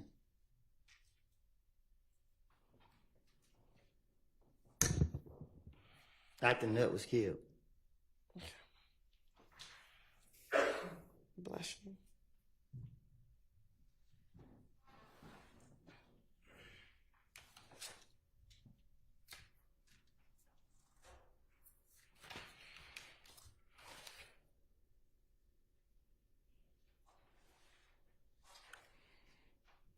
Now, in that same interview that you had with Detective Gaither and Detective Dennis, did you speak with them about, do you recall talking to them about Moontunk and that you encouraged Moontunk that he should come down and talk to the police as well regarding Donovan Thomas's murder?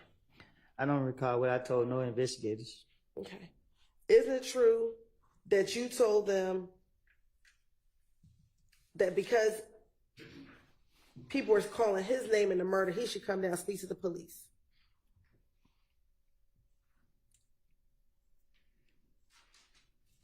The only truth it is, I made these things up. I don't know about nothing going on.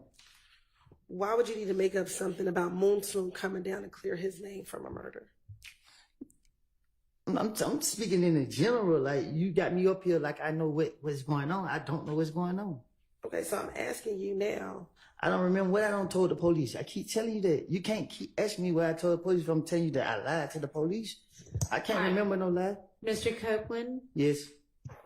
I think that she understands, generally speaking, what your position is with regard to what you remember and what you don't, but she's still going to ask you specific questions, and you need to answer the specific questions also. And you don't have to preface every one of them with your general position about it.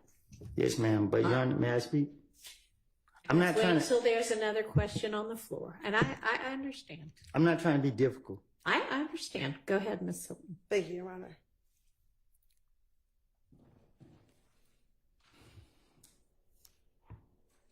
Now, earlier I asked you about an individual by the name of Bloody J. Do you know a Bloody J? I heard of him. Okay. Have you ever spoken to Bloody J? I doubt it. Okay.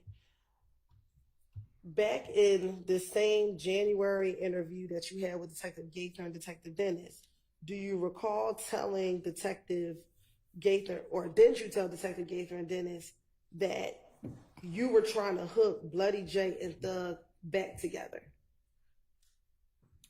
How would I don't recall. Okay. And matter of fact, didn't you tell Detective Gaither and Detective Dennis that Thug and Bloody J had a falling out because Bloody J joined If Gang?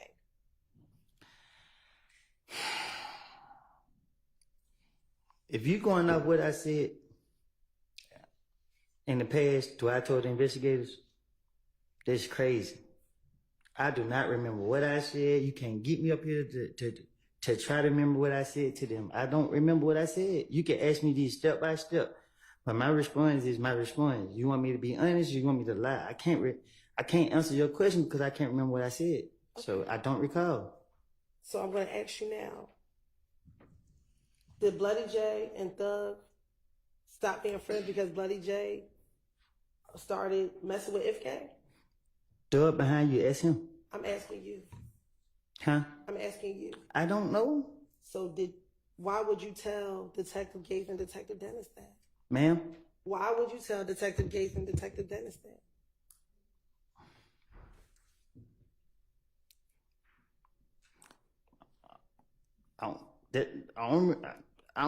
I can't recall. Okay.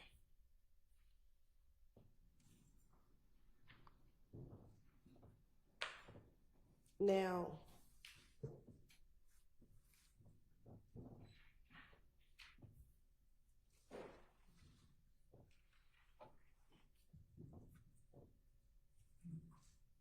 going back to the January 28th interview.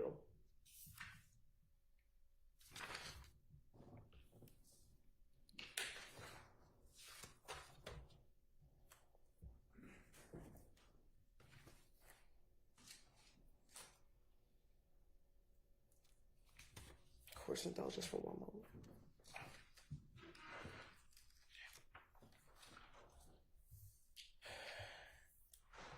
After speaking with them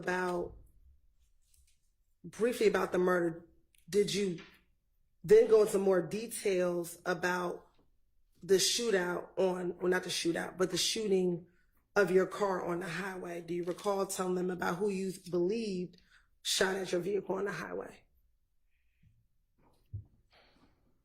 I don't recall.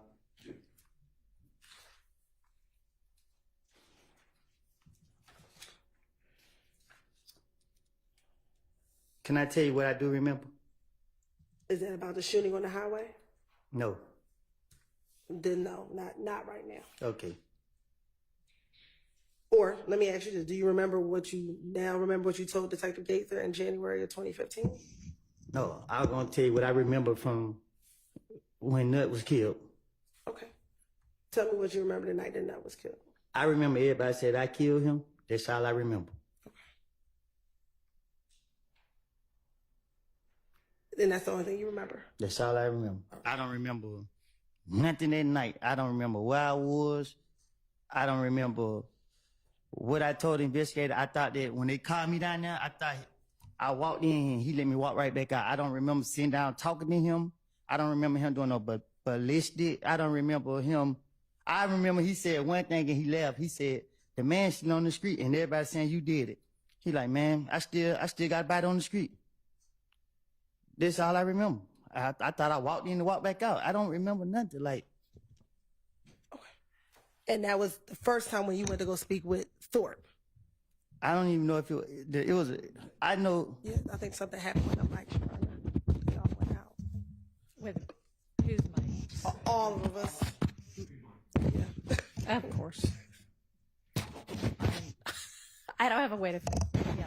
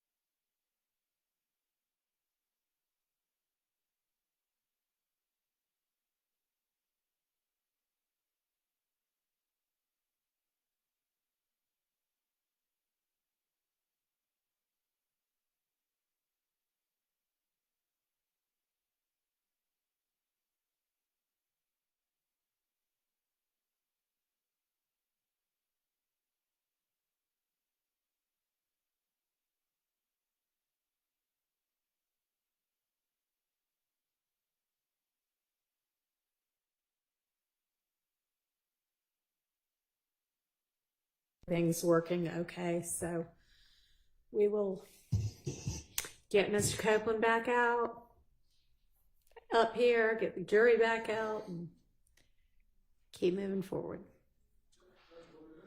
Yes.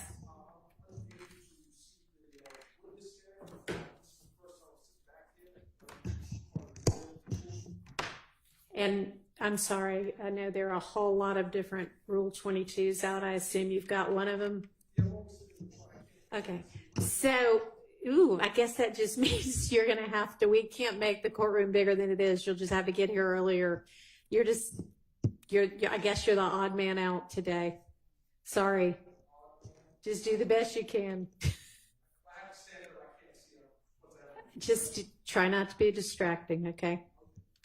Thank you. No, you cannot stand in the middle. Nobody needs to be standing in the middle. So just do the best you can from there, or any one of the media aisles you're welcome to be in. All right, thank you.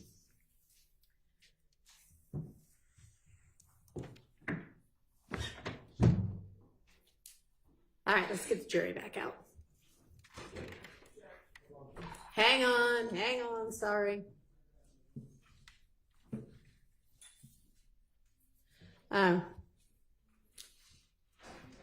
Thanks. There's so many of y'all, it's hard to keep track. We got somebody for everybody? All right, yes.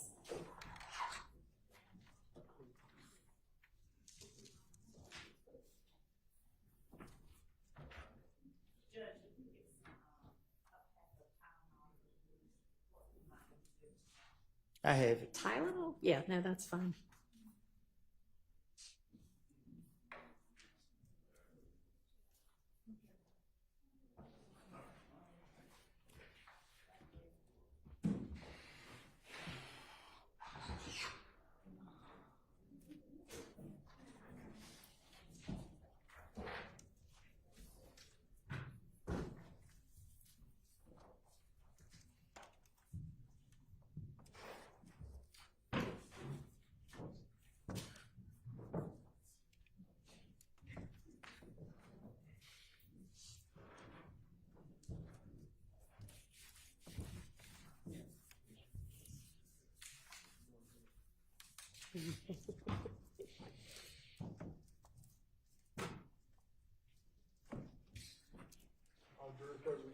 Thank you. All right, I think we've gotten our mic situation fixed for at least the present time, so we're going to get rolling again. Go ahead, Ms. Hilton. Thank you, Your Honor. Now, during this same interview, I think I just asked before we went on break that you saw that it was a grayish Impala that was shooting at you on the highway. Do you recall? Did you tell investigator Gaither and Dennis that in this January interview?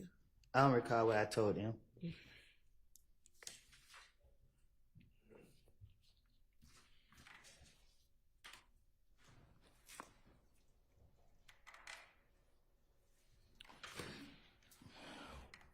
When you were shot at on the highway while in your brother's vehicle, was there anyone else with you? I don't recall. Was Demekion with you? I don't recall. What about Shannon? Who? Shannon. I don't recall.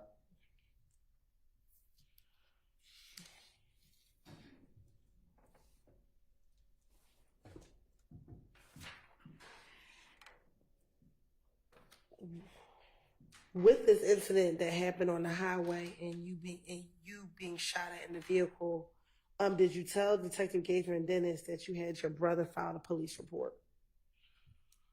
I don't recall.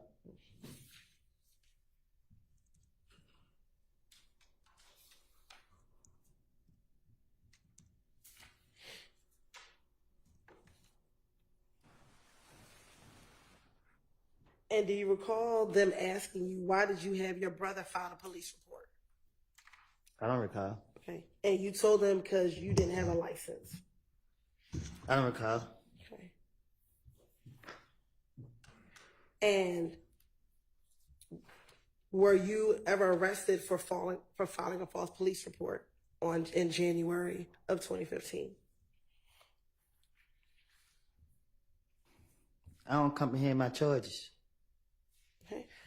When you had this interview in January 2015, did you leave that interview with Detective Gaither and Detective Dennis? You said January? Yes.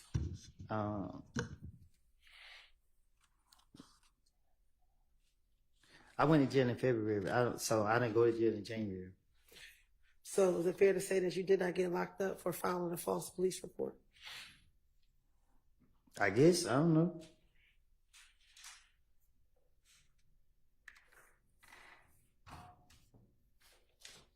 I can't find no false police report. I didn't make it. And matter of fact, do you recall that Gaither and Dennis told you that in this case you were a victim? So they just wanted to find out from you what happened because you were a victim, because you were shot at on the highway. Yeah, that's how they were tricking me. But I don't recall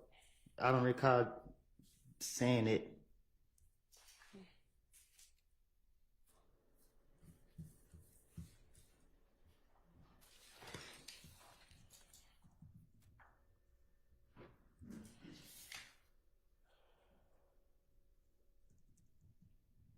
Now,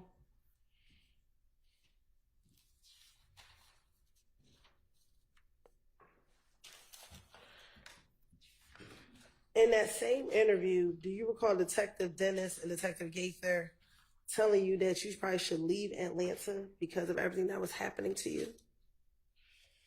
That was everybody telling me now. Okay. But I'm talking about back in January 2015. I don't recall. Okay.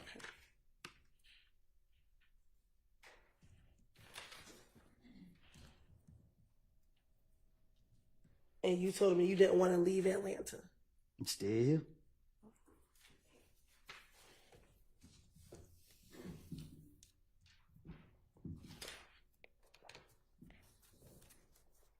Now, in this same January interview with Gaither and Dennis, again, do you tell them again that you had nothing to do with Nut being killed? I don't recall. Okay. And that you wanted to make sure that the police knew you had nothing to do with Nut getting killed. I don't recall what I told the police.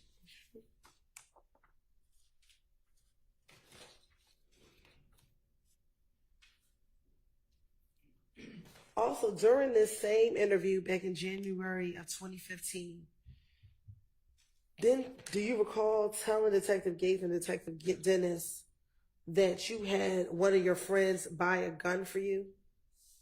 I don't recall.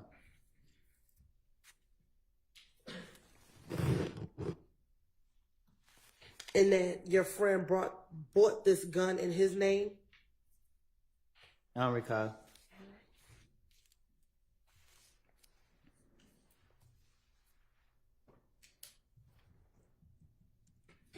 And that the reason why you purchased the gun was to defend your house? I don't recall. Okay. And that you actually told the detective you don't want any trouble, you just want to protect your home. Do you recall telling Detective Gaither and Detective Dennis that? I don't recall. And in January 2015, had you been convicted of a felony prior to January 2015? Huh?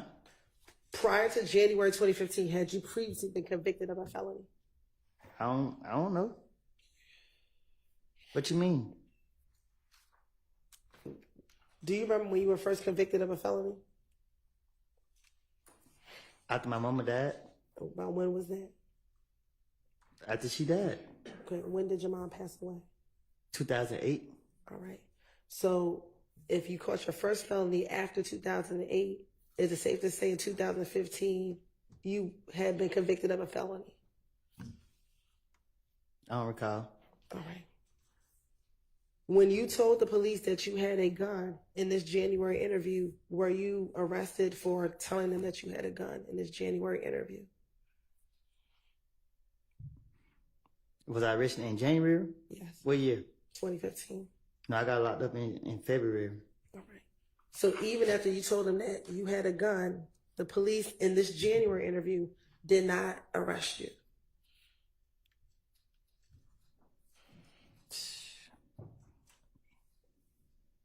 I ain't have no gun.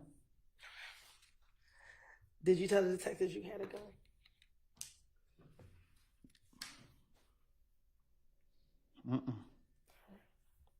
I don't know. You don't know. All right. I don't think I'll tell them I had one.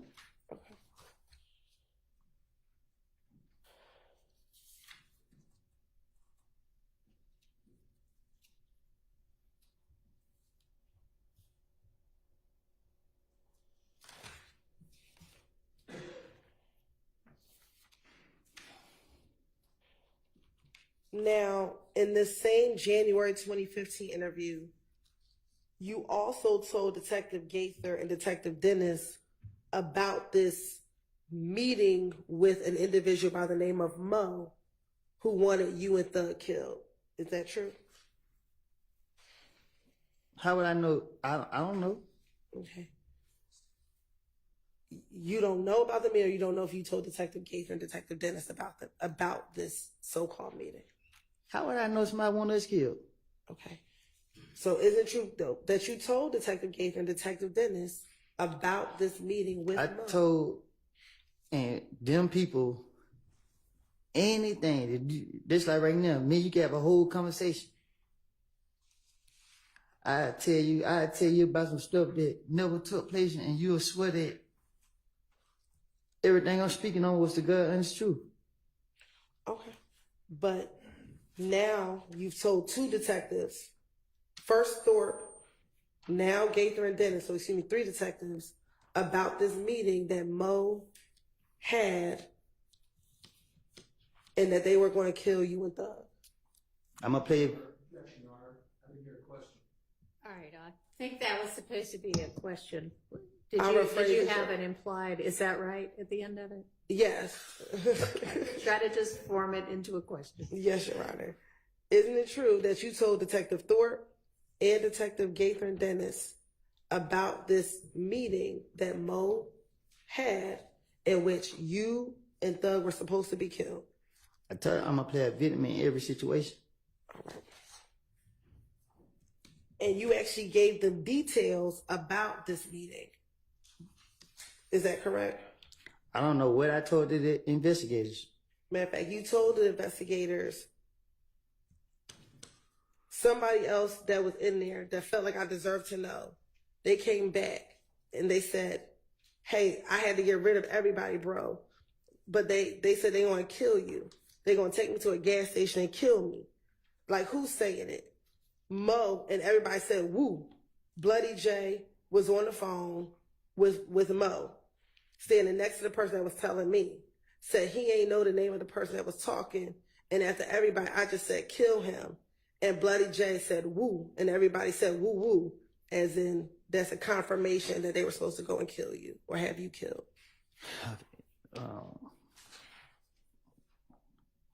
Things don't work that way.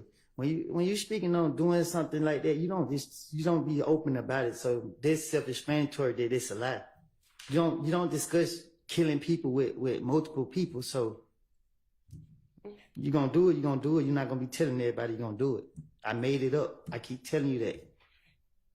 And did you tell the detectives that that occurred at a gang meeting that you were not at? So someone at the gang meeting told you about what happened at the gang meeting. I don't recall what I told the investigators, but I know that the things that anytime that they sat me down and they tried to question me, I knew I was about to go to jail. And even the times I didn't go to jail, I knew that I had done something stupid and I thought they was on to me. So I was trying to throw them off my trail. And that this meeting happened before Donovan was killed. Yeah, I don't know. Okay. And that the reason why they wanted to kill you is because they thought that you had Bloody J jumped. Huh? The reason why they wanted to kill you is because you had Bloody J jumped. I believe that if any gang wanted to kill me, I'd be dead by now.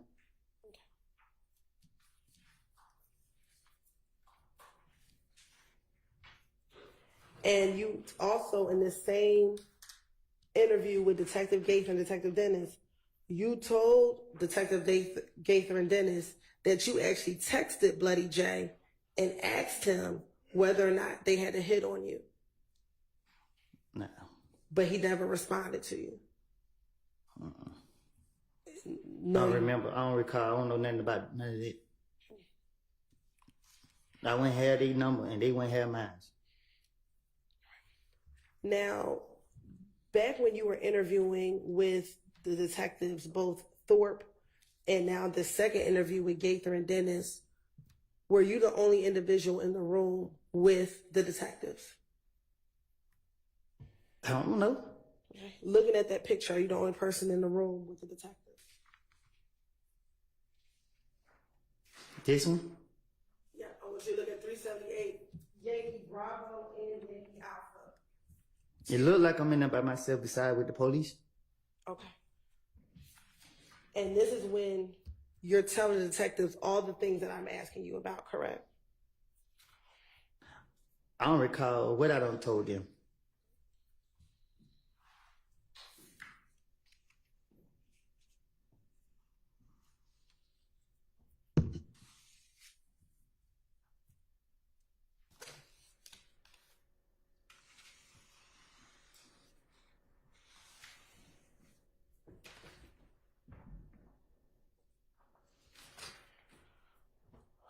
Now, do you know an individual who goes by the name Rich Homie Quan? Who is that? Do you know a person who goes by the name of Rich Homie Quan? Rich Homie Coin? Yes. Oh, the rapper? He raps. Mm-hmm. Do you know him? Have you ever spoken to Rich Homie Quan yourself? No. Okay. Do you recall I don't recall speaking to him. Do you recall talking to Detective Gaither and Detective Dennis in this same interview about conversations you had with Rich Homie Quan? No, I do not recall having a conversation about Rich Homie Quan.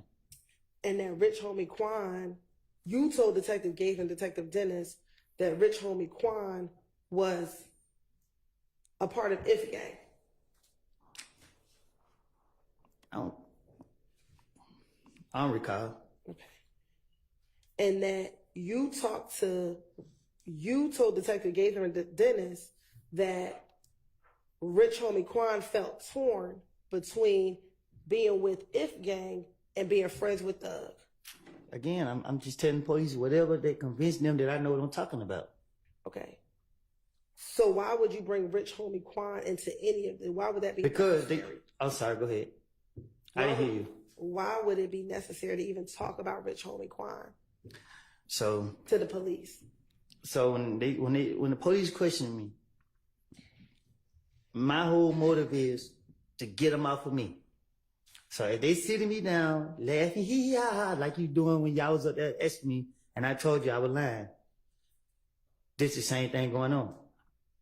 They sit here. I don't know about them asking me about Rich Homie Coin or nothing. But if they bring up a name, or if they ask me something, I'm going to come up with something that act like I'm in the midst, like I know what's going on. I don't sit around and gossip with people. I don't sit in people's faces. Like I'm out in the streets. I like to be I like to be outside. I'm not sitting around trying to listen to what nobody got to say. Okay. But when you originally went to the police, it was to talk about being shot at on the highway. So what would anything about Rich Homie Quan, why would you need to talk about Rich Homie Quan at all? That's what I'm trying to tell you. I don't have a clue what you're talking about. Okay.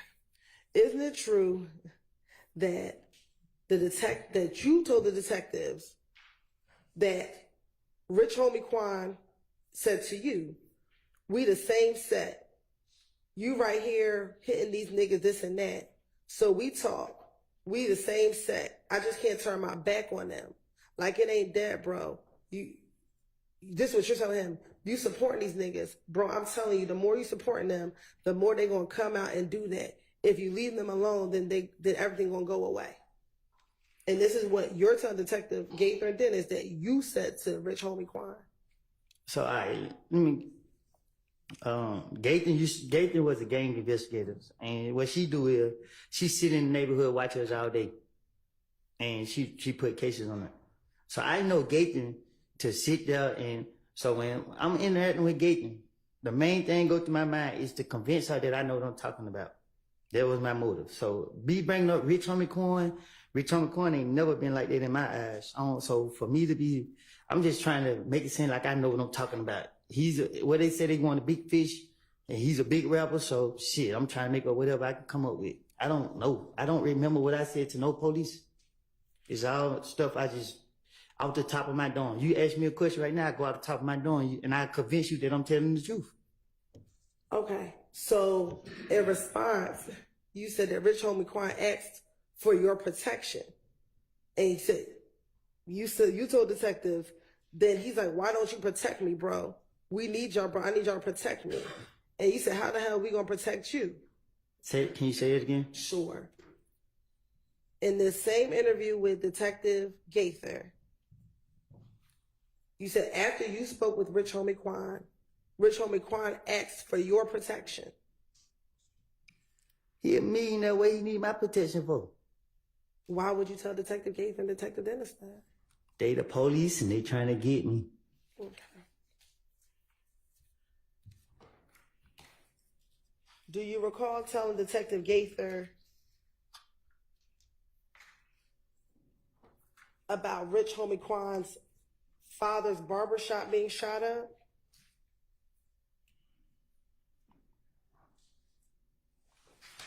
I don't recall nothing I said to no investigators.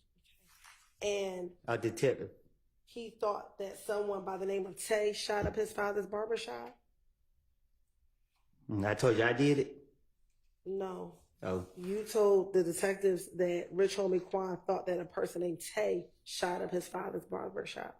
well, I probably did. Ain't no telling. But you were convinced that it wasn't Tay that shot up the barbershop. What you mean? You told Detective Gaither and Dennis that you don't think it was Tay that shot up his father's barbershop. So I told him he did it, or I told him he didn't do it. Which one is it? You told them that Rich Homie Quan thought that Tay did it. Okay, so then I told the police, Correct. and then I told him that he didn't do it. That you did not think he did it. Objection, Your Honor. Are these questions? Yes, they are. Uh, You can Do you tell need me by to the fact repeat? that her voice goes up at the end. Well, it may be that too, but yes, these are questions. Do you need me to repeat it? Okay. In your interview with Detective Gaither, did you tell Detective Gaither and Detective Dennis that Rich Homie Quan thought an individual by the name of Tay shot up Rich Homie Quan's father's barbershop? I don't recall. Okay. In that same interview, did you also tell them that you did not think that Tay shot up the barbershop? You confusing me. I'll repeat it one more time and I'll separate it. In this interview with Detective Gaither, did you tell Detective Gaither and Detective Dennis that Rich Homie Quan thought Overruled, because it's certainly been asked twice or more, but it hasn't clearly been answered. He's sitting there saying right now, I don't know what you're asking me. I'm confused. So I'm going to permit her to try to break it down and ask it again. So I'll start over. In this interview with Gaither and Dennis, did you tell Gaither and Dennis that Rich Homie Quan thought that a person by the name of Tay shot his father's barbershop? I don't recall what I told the police, Okay. but I don't know. All right. Now my second question is, in that same interview, did you tell Detective Gaither and Dennis you did not believe that Tay shot up the barbershop? I don't know. Okay. I don't remember what I said to them.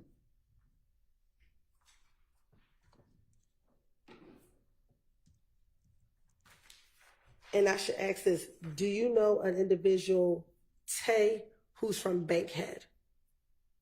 There's a million Tays in them. Okay. Do you know a Tay from Bankhead?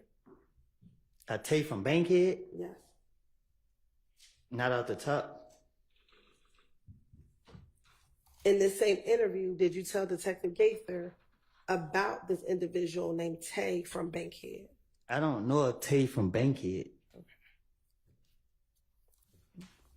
Do you know a Tay from the west side of Atlanta? Yeah. I'm sorry? Yes. How many Tays do you know from the west side of Atlanta? Too many on the count. But not from Bankhead.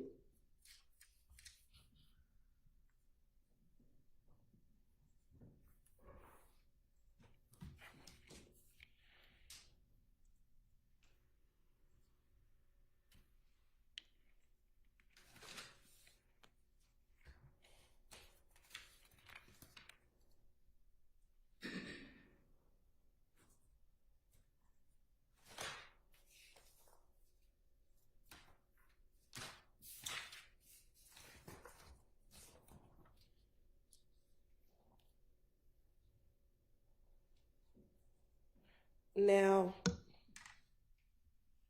back in January of 2015, did you ever learn about, strike that, do you know someone that goes by the name of Lucci? Who? Lucci. A rapper by the name of YSL Lucci.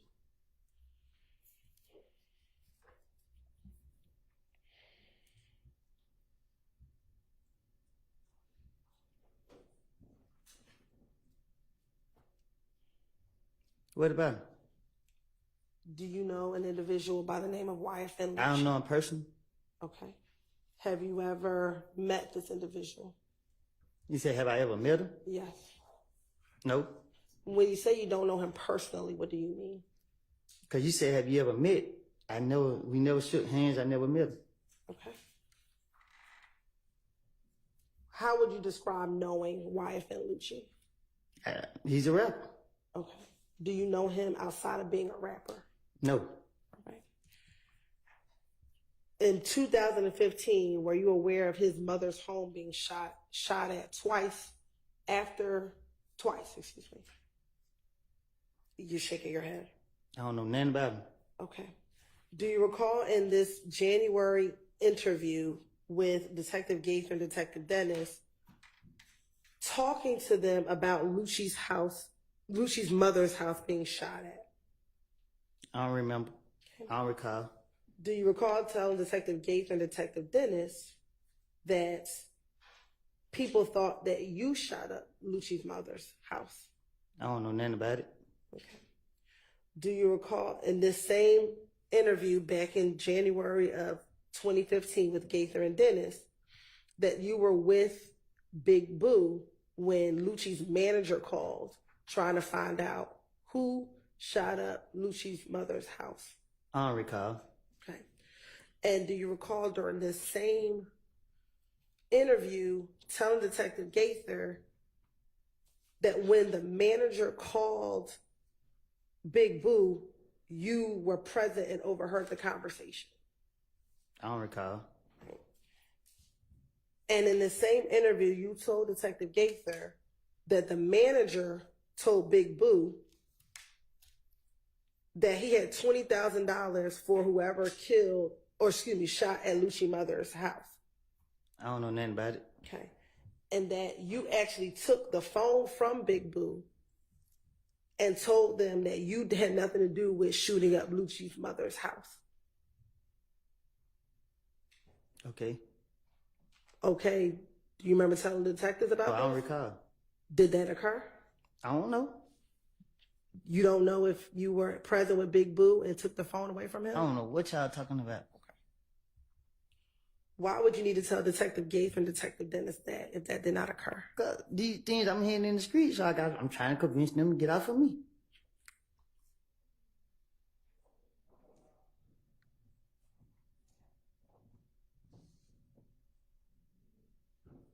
Specifically, didn't you tell Detective Gaither that when you took the phone, you said, man, I ain't did nothing like that, bro. You know, don't scream my name. I ain't got nothing to do with it. I ain't said he did. I ain't do that. I don't care about none of that. I didn't do that. I don't recall.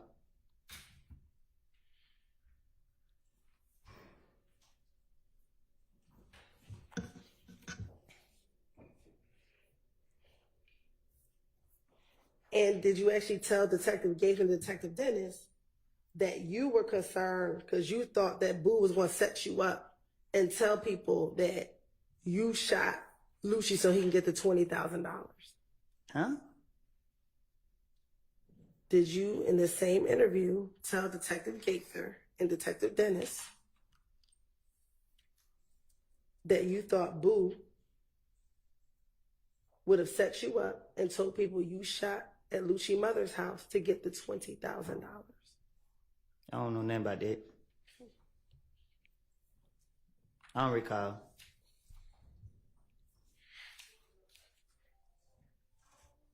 And after that phone call that with Big Boo, you were so upset that you had Montauk take you because of that phone call. I don't know. I don't recall.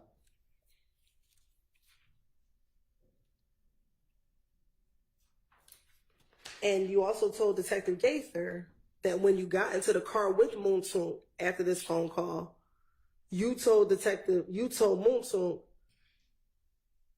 Boo tripping. Boo gonna try to get, you know what I'm saying? And Montauk said, we gotta stay away from them. Nah, I don't recall. I supposed to be saying this stuff? Yes. Oh, nah. And were you the only person in the interview room with Gaither and Dennis based on those pictures that are in front of you? I was the only person in the room when I was telling you I made these lies up too. Okay.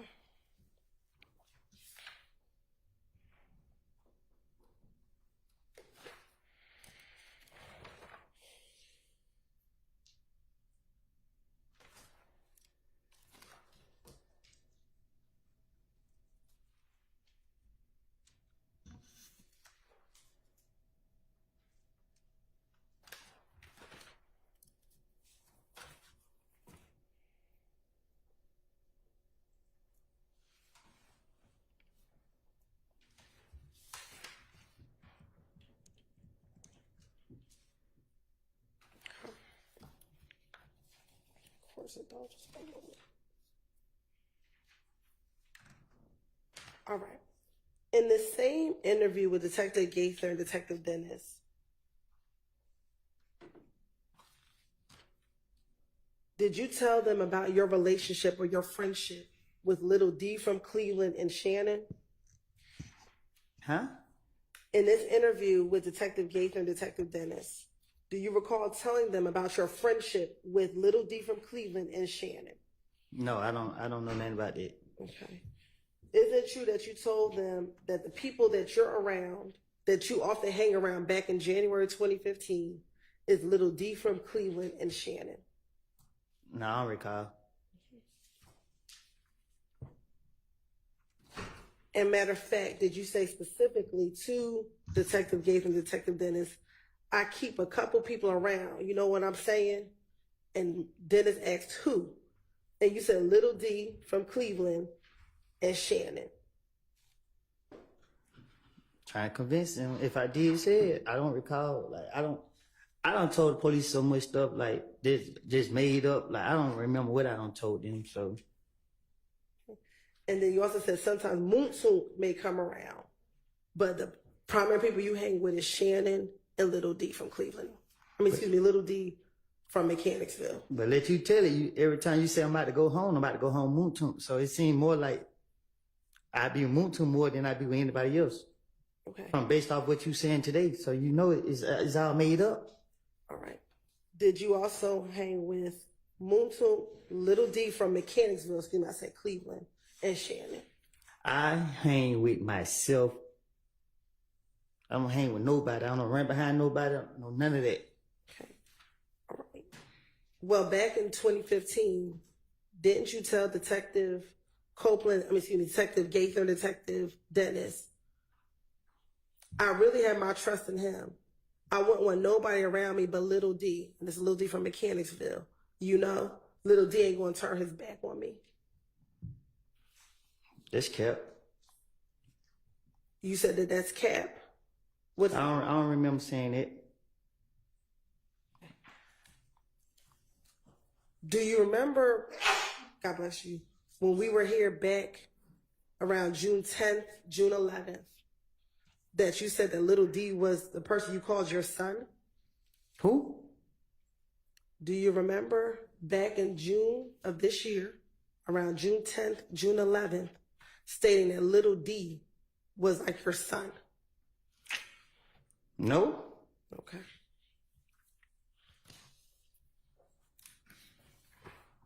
No, you don't recall saying that?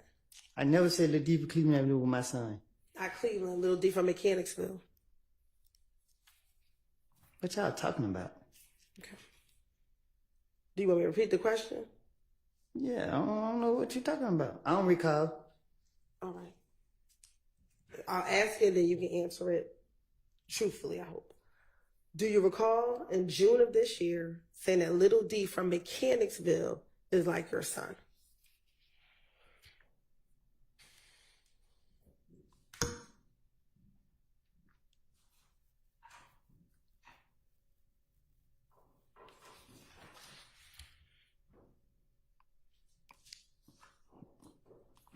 I don't know. No, you don't remember saying it? No, you didn't say it. What does I don't know mean? What you want me to say? I want you to answer the question. What's your question? I'll ask it one more time. In June of this year, when you were here, This year right here? This year right here, when you were here before, June 10th, June 11th, do you recall telling me when I asked you about little D from Mechanicsville, telling me he's like your son?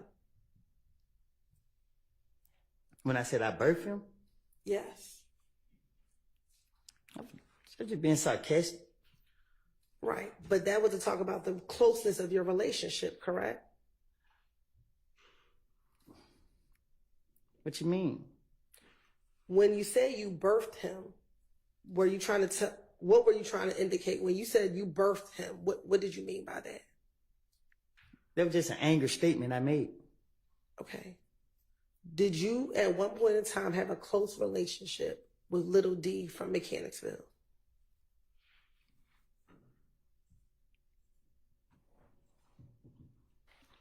I don't recall. Okay.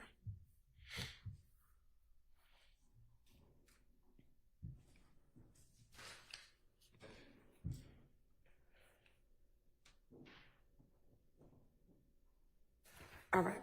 Now, going back to this January 2015 interview with Detective Gaither and Detective Dennis, did you speak to them about Thug seeing you talk to the police regarding Donovan Thomas's murder? Did I speak to them about thugs? I don't recall.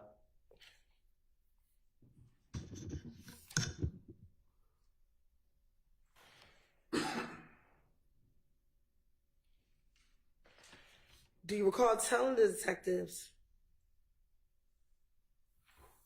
that Thug thought you were snitching because you were talking to the police? Huh? In the same January 2015 interview, did you tell Detective Gaither and Dennis that you thought Thug thought that you were snitching because you had been talking to the police after Donovan Thomas's murder? They don't make sense. So I don't recall. Okay.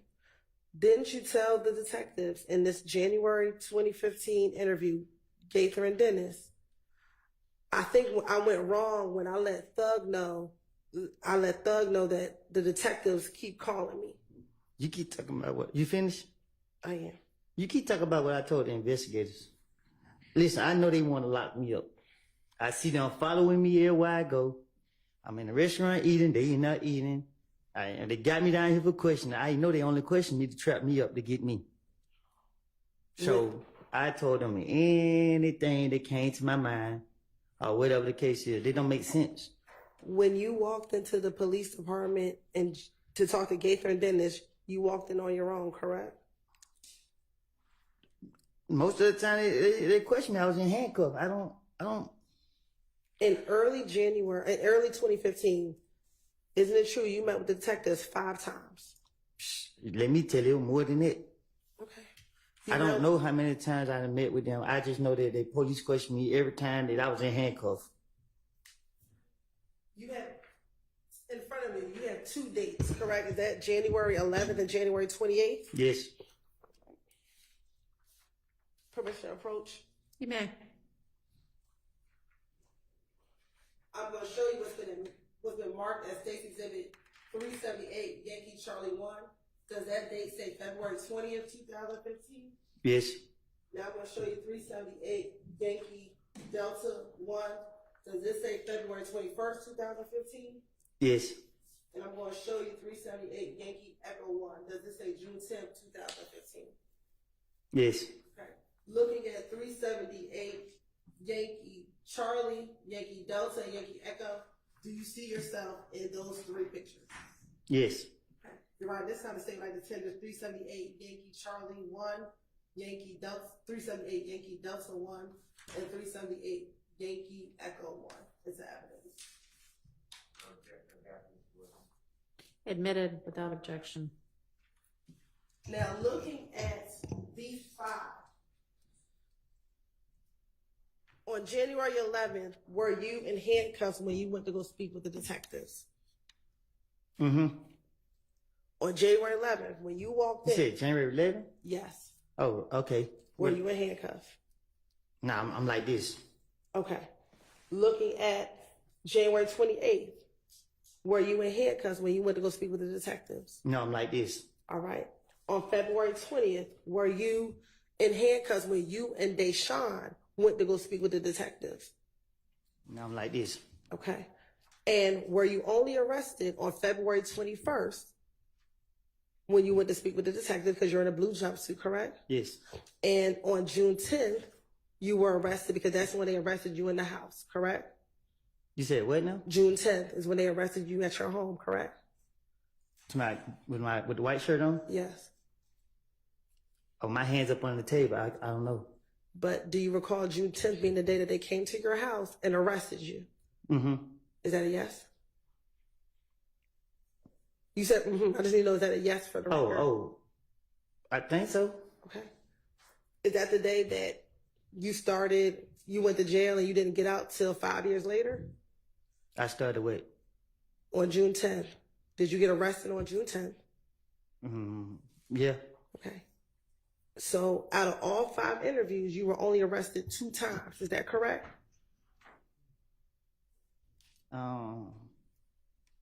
I guess.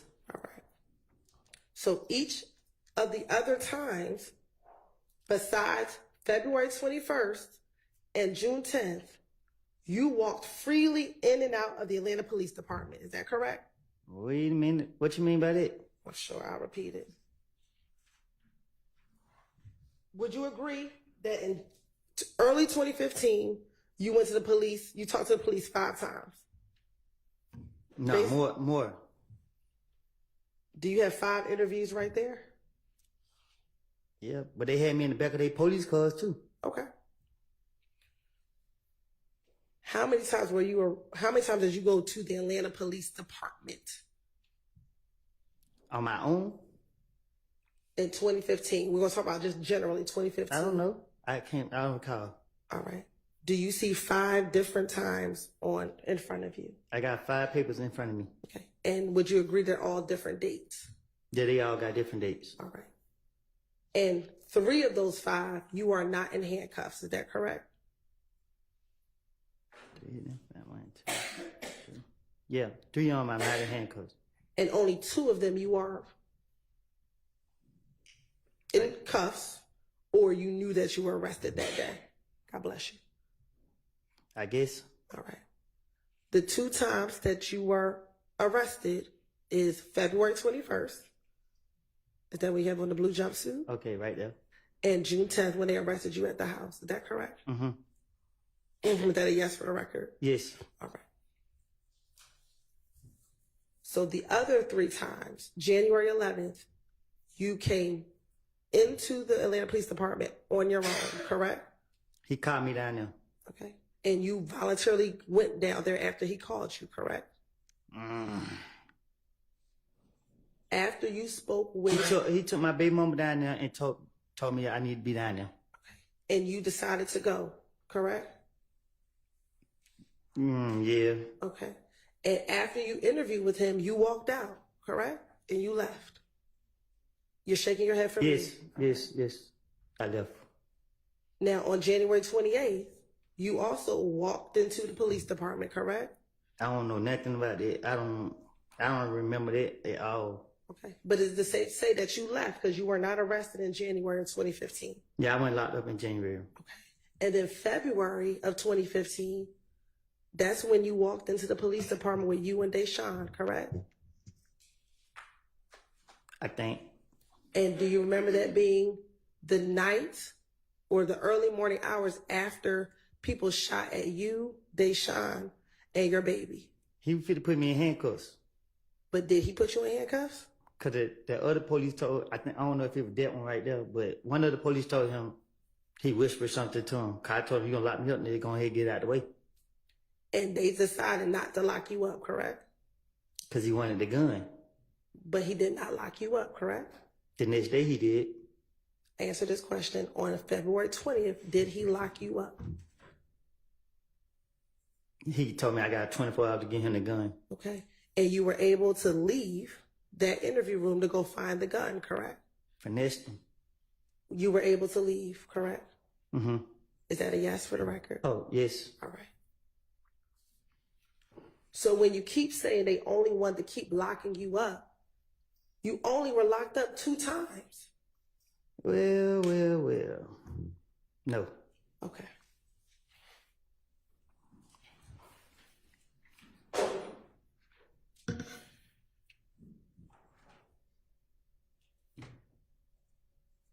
Do you recall today you said you spoke with police in the back of police cars?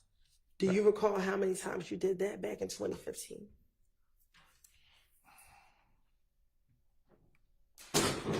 I don't know how many times.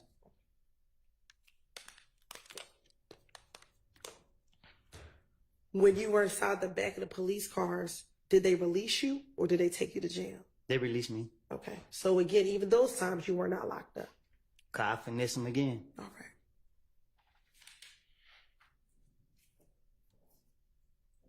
Now, going back to what I asked you about your belief that you thought Thug thought you were snitching. Do you recall telling the police that every time you spoke to the police, excuse me, let me strike that, that there were times when the police would call you and you were in Thug's presence? And you were with Thug when the police would call you. What you mean? You gotta be more specific. Sure. In January of 2015, when police were calling you about Donovan Thomas's murder. After he was killed, I wasn't around that much for him to be able to see me answer the phone or talk to any police or anything. What you talking about? Did you tell the police when they were asking you about Thug thinking you were snitching, you told the police, because like every time he called, it's like I was right there in front of him and I had walked up. I was like, that was the detective. Like, shit, they trying to find out who, and he just felt like I was just making stuff up because I always stutter. So when you snitching is based off the truth and off facts. Lying and trying to finesse your ways are different things. So there would never be the case if he concerned about me snitching. So you only snitching if you telling the police the truth. And back in 2015, when they were calling you and they were asking you about Nuts' murder, were you telling them that you were not involved in Nuts' murder? I was telling them I told them everybody did. I told them Shell killed them. I told them all type of people did. I didn't know. I don't know. Y'all just pick and choose what y'all want to take and use. Did I not say Shell did it? did you tell them that you heard that could have been a rumor? I told you it was a rumor that they said I did too, right? Right. And you didn't kill him, correct? How many times you gonna ask me that? Okay, then. So if you're talking about rumors, the rumors aren't true. You just told them what you heard. I'm saying what y'all want to pick and choose with. Okay, I don't recall.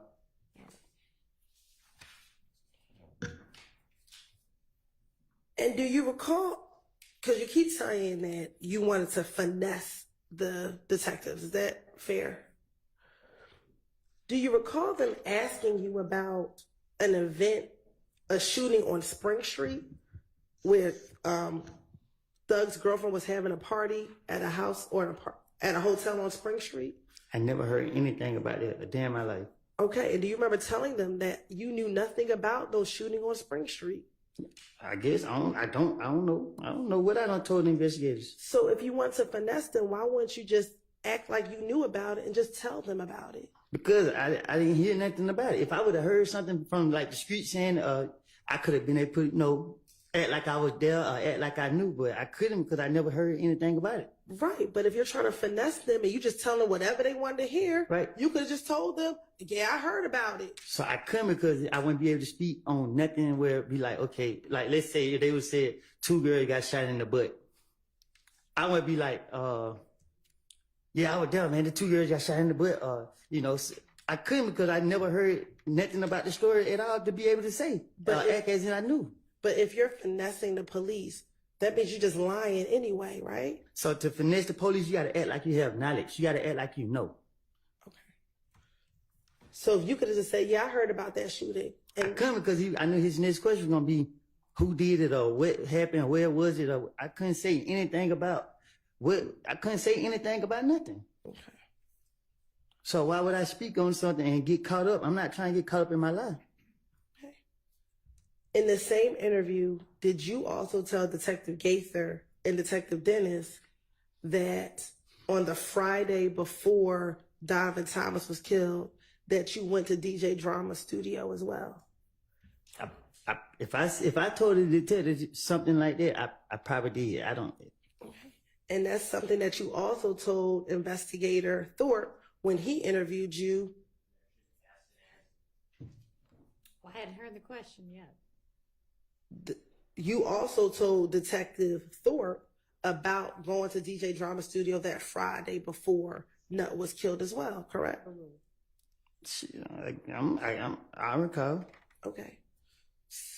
So is it fair to say you told Detective Thorpe about going to DJ Drama Studio, then you also told Detective Gaither and Dennis at a later interview about the same series of events leading up to Donovan Thomas's murder?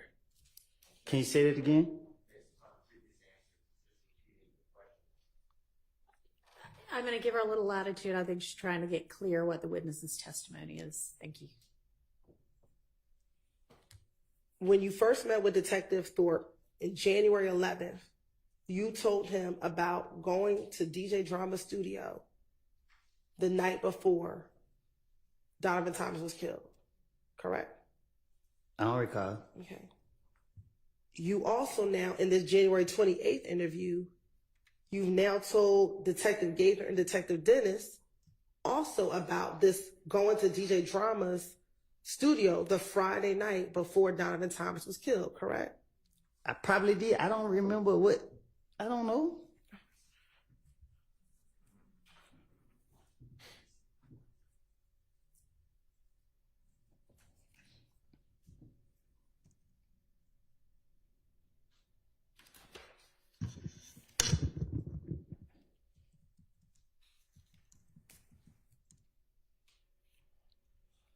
Now,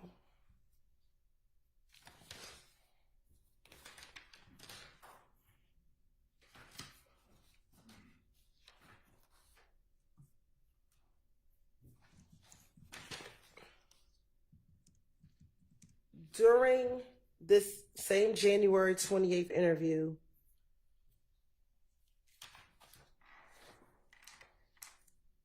did you tell Detective Gaither and Detective Dennis that you actually owned a chopper a gun, a chopper.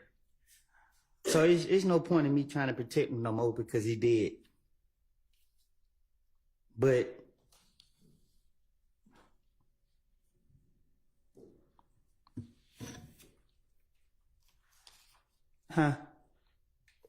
You were making a comment about someone being deceased and passed away. what you were saying? Just go ahead and re-ask your question. Yeah, my question was, in this same interview with Detective Gates and Detective Dennis, did you tell them that back in January 2015 that you, when they asked you what type of gun you had and you told them that you had a chopper?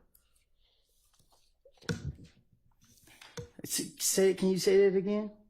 Sure. In this same January interview where you're meeting with Detective Gates and Detective Dennis, they asked you what type of gun you had. Do you recall telling them that you had a chopper? No, I don't recall what I just said to them. And that chopper is a chopper that was purchased by Quindarius Zachary or Little D from Cleveland. I don't recall.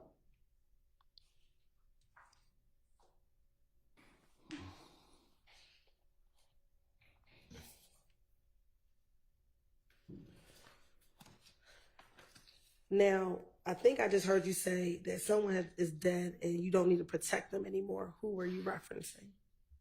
Tay Threat? Okay. Is that the young man who passed away a few weeks ago? Yes. Okay. What would you be protecting him from?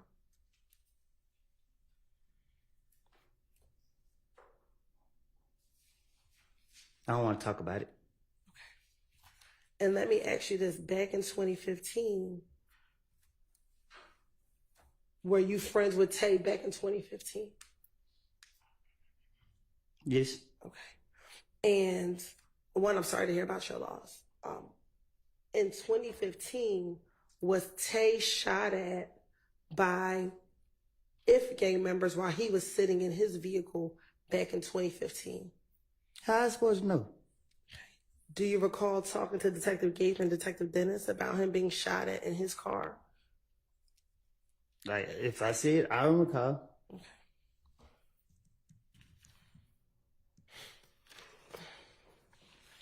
And is his real name Trevante Turner? You're shaking your head. Is that a yes for the record? Yes.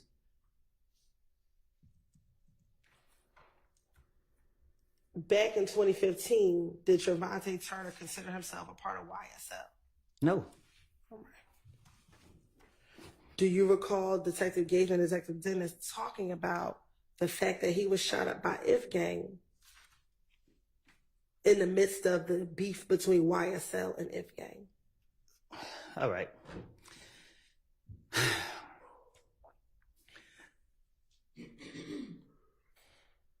Threat had beef with Rich Homie Coin. I don't know what they beef was about, but Threat had beef with Rich Homie Coin, and he was on his ass. I'm sorry. Who was on who's behind? Threat was on Rich Homie. Okay. And yeah, Threat was on Rich Homie, and Threat got into it with Nut now.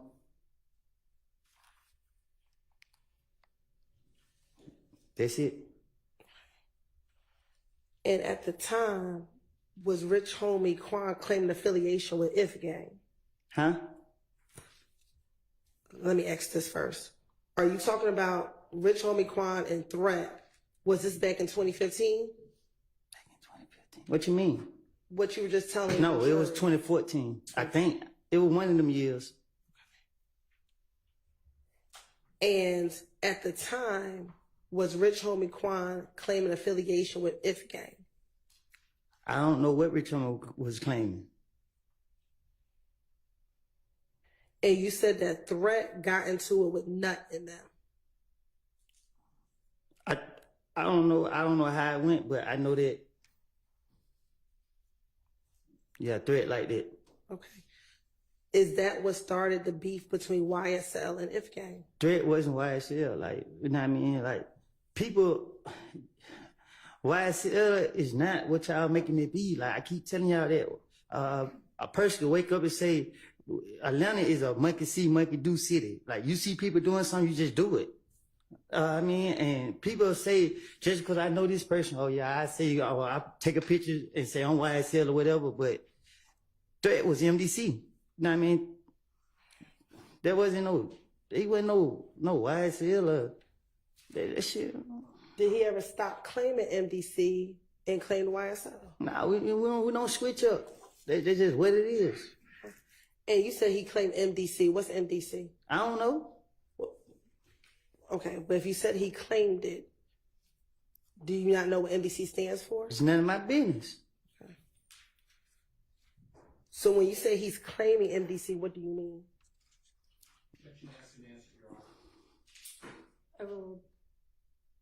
When you say he's claiming MDC, what do you mean? I don't ask questions. That's what I mean. Okay. Is MDC a music group? Ask them. I'm asking you. I think they got rappers. I don't know. Okay. Are they a music group? Huh? Are they a music group? Sustained. Does MDC stand for Most Dangerous Clique? Ask them. I'm asking I'm you. from Canterville. Okay. But you said he claims MDC, so I'm asking you, does it stand for Most Dangerous Clique? If I say yeah and that ain't what it stands for, you're going to say I'm lying. So I don't know what it stands for. Okay.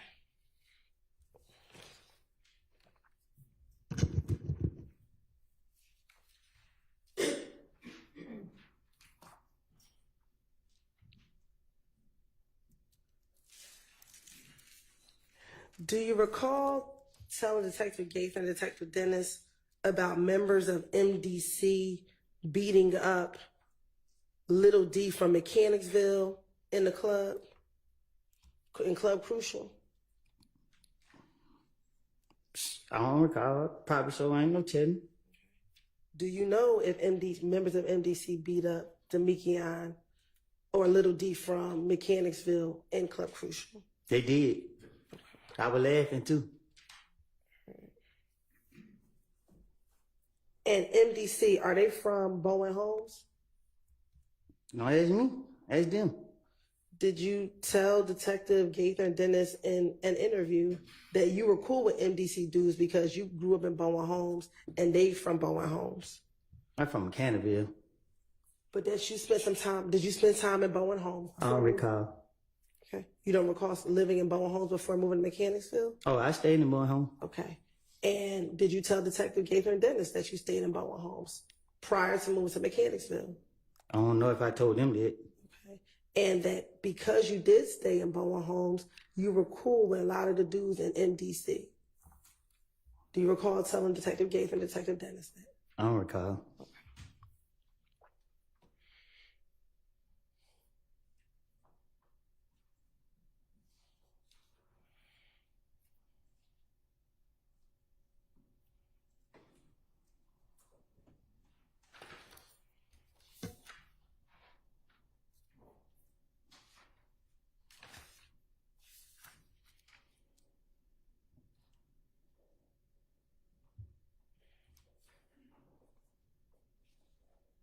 What does it mean to claim a clique?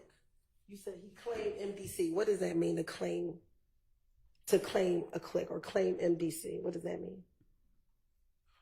What you mean? You said it, so I'm asking you, what did you mean? You said he claimed MDC. What does that mean? Ask him. I don't know. I'm asking you because you said it. So what did you mean? That's just how I talk. Okay, so what did you mean when you said that? You said something about was he YSL or something. I'm just, you know what I mean? Like, you can't tie my friends into what nobody else got going on. Like, when you speaking on gangs, you know what I mean? A gang is a gang. That shit don't have nothing to do with nothing else. If you I'm sorry. I didn't. Okay, that's all right. Frustrating me up here. That's fine. So what did you mean? I'm asking a very specific question. What did you mean when you said he claimed MDC? What does that mean to claim it? I guess you gotta Google it then. you- Mr. Copeland, she's not asking what does it mean objectively. She's asking what did you mean when you said it. I just said it, Your Honor. I don't know.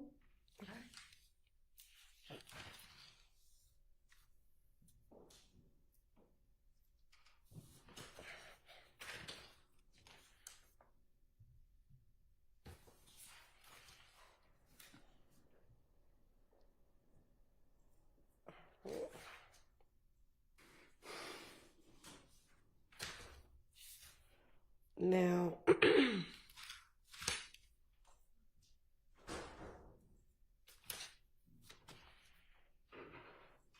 right. Now, earlier we talked about you talking to Nut back in 2015. Do you recall ever meeting with Nut to give him back some items that were stolen from him? I don't recall. Okay. Do you recall, isn't it true that you told Detective Gaither and Detective Dennis that prior to Nut passing away, that someone broke into his car and you ended up with the merchandise from his car being broken into? I recall telling you in a back room somewhere in this courthouse that I lied, and I'm being truthful today by telling you that I made it up.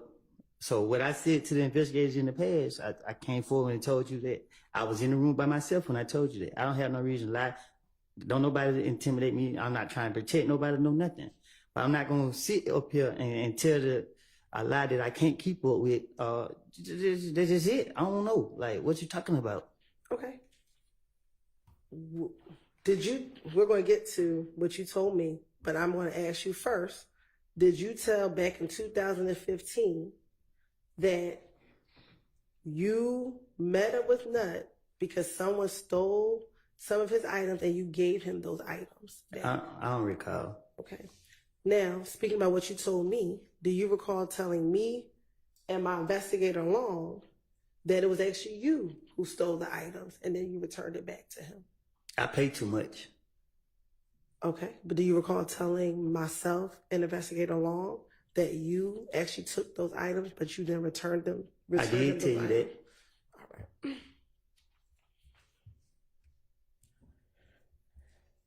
But more importantly, that you actually met up with Nut. Do you recall telling the police that you met up with Nut to give him back those items that were stolen?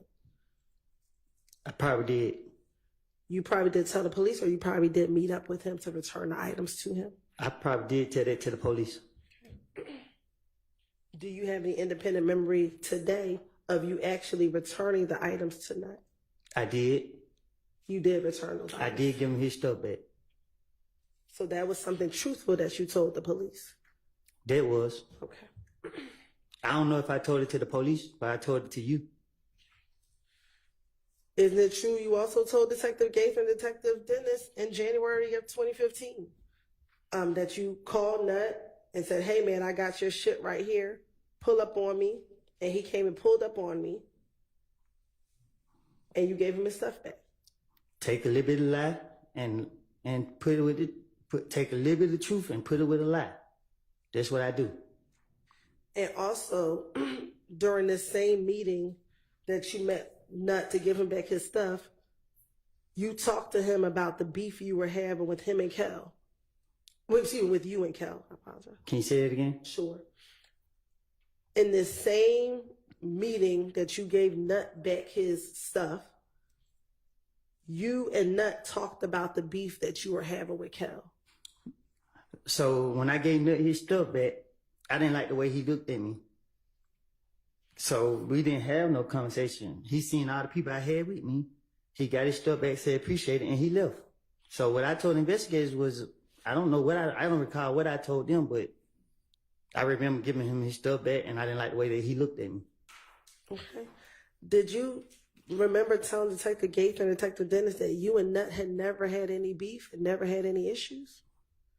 I don't recall. Okay.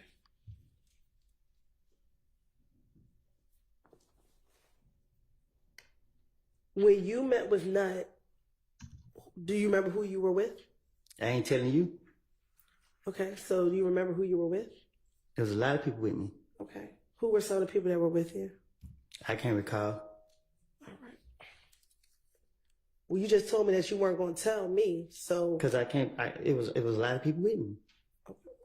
How many people did you have with you? More than 5. Did Nut have anyone with him? I think so. Do you remember who that was? Yeah, I don't know them by name though. He had 2 or 3 people with him. Okay. Do you remember telling Detective Gaither and Detective Dennis that he had his brother Greedy with him? I don't recall. And that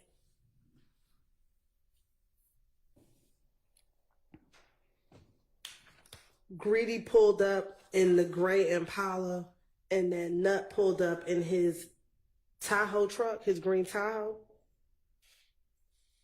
From what I remember was I was already talking to Nut when that great car pulled up. Okay. And was Nut in his green Tahoe truck? Do you remember?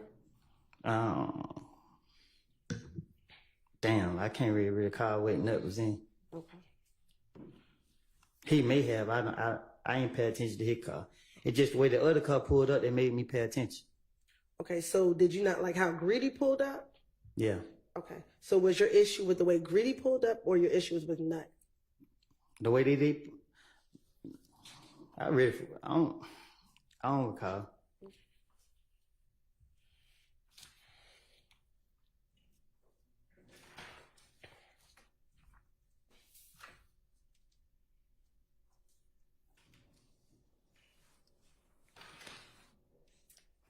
All right, while you're looking through your notes, we hadn't had a break in a little while. It's probably time to at least stretch. Let's take a quick break. Thank you.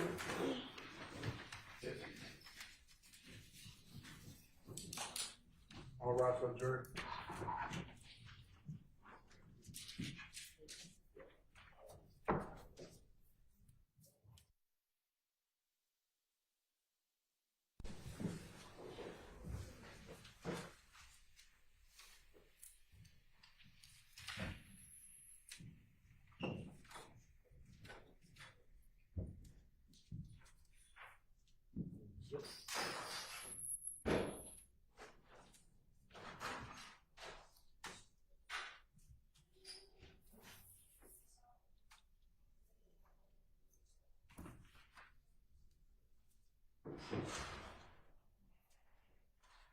All right, we can all take a break as well.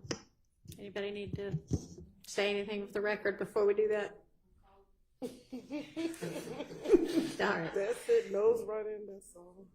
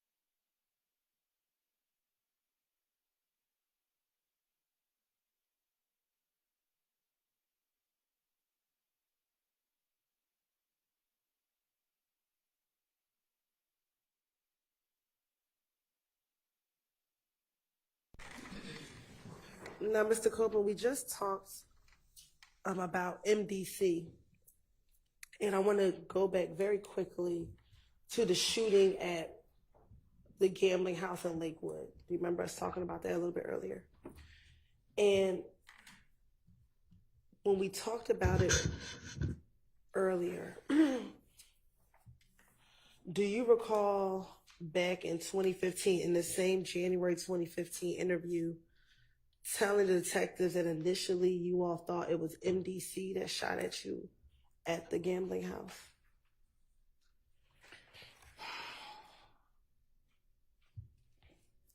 Can you say that again? Sure. When discussing the gambling house shooting, initially, do you remember telling Detective Gaither that initially you all thought that it was MDC that shot at you all at the gambling house? I know MDC didn't shoot at us. Me.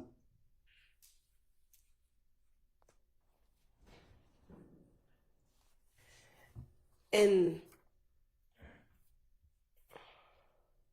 when you talked to Detective Gaither and Detective Dennis about the shooting, you actually went into some details about what happened that night of the shooting. Do you recall doing that? What you mean? Like telling Detective Gaither, giving them details about what happened the night of the shooting. I remember what happened, but I don't remember what I told the police. Okay, what do you remember happening? Niggas was shooting at us. Can you watch your language? I mean, people were shooting at us. All right. And where were you all? Where were you standing when they were shooting at you? Outside. Okay. And you said they were shooting at us. Who else was out there with you? A lot of people, little kids. I can't be specific who was out there. Okay. Do you remember telling Detective Gaither and Detective Dennis that Thug was out there with you? I don't recall. Okay. And that the individuals started shooting from the bushes? I don't recall where they were shooting at, but I thought they were shooting at.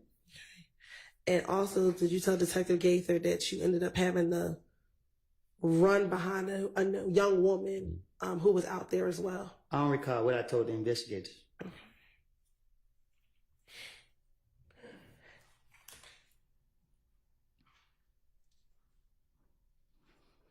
And do you recall telling the investigators that at the Cascade skating ring, you confronted Kel about them shooting at you all from the bushes? What happened in Nut got nothing to do with YSL. This some shit, screaming language. This got everything to do with threat. You know what I mean? I was trying to protect threat from the get-go. You know what I mean? Threat, and they had some more stuff going on, like. Was Threat at the gambling house when it got shot up by Kel? Young, you say nothing I say can be used against me? That's right. Me and Threat shot up Rich Homie Coin Daddy Barbershop on Bankhead. I don't know what happened with Threat and Rich Homie Coin, but I'm a ride with my brother. And they was beefing. And yeah, we put up and did that. Okay. And as a result of, why did you and Threat shoot up Rich Homie Quan Daddy's barbershop? Because I'm a ride with Threat. Okay. Did Threat tell you why he was shooting? I don't at the ask no barbershop? question. I just say let go.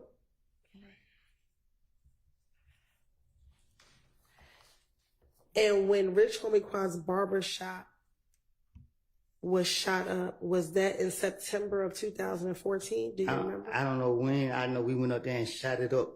Okay. Was it before Nut was killed? Yes.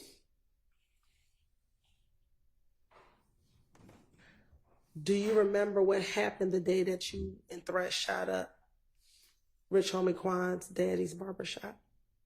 What you mean? Like, do you remember that day? What led up to you going to the barbershop and shooting it up? I told him they go do it. What led up to you saying, let's go do it? Why?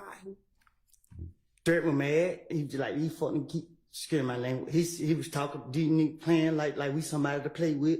And I was ready. I had them choppers on deck. Why was Threat beefing with Rich Homie Quan to shoot up his daddy's shop?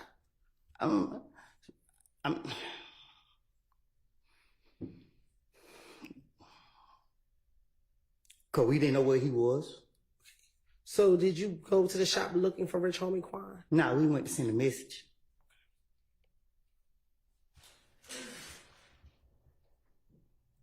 What time did you go and shoot up? I ain't telling you that. Okay. Was it in the morning? Was it? It was at night.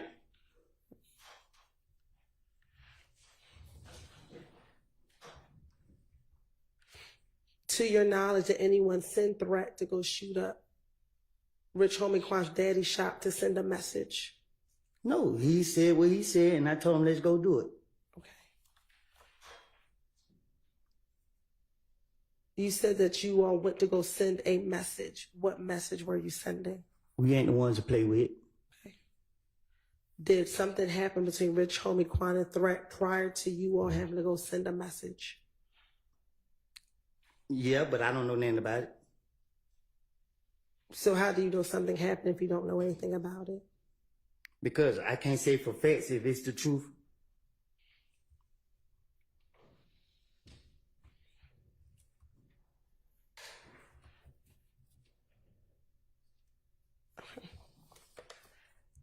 Now, did this shooting of Rich Homie Quan's daddy's barbershop start the beef between If Gang and YSL? The beef was never between If Gang and YSL. Okay. The beef was between me, Threat, and Shell Kell. Rich Homie Quan, because they were trying, Shell Kell was trying to rob Rich Homie Quan. The streets threw YSL into what me and Threat had going on. Well, that takes me back to the shooting at Lakewood, right? Can you repeat that? Sure. You just said that the streets brought YSL into what you and Threat had going on, correct? That's what you just said? Mm-hmm. Mm-hmm. Is that a yes for the record? Yes, my bad. So going back to the shooting at the gambling house, when you learned that Shell Kell was the one who shot up Thug's vehicle, did you and Shell Kell squash your beef when the two of you met at the Cascade skating rink? Nothing I say could be used in no courtroom, That is correct. federal or state. Is that the parameters of the immunity or? Nothing can be used. Correct. And what your question was?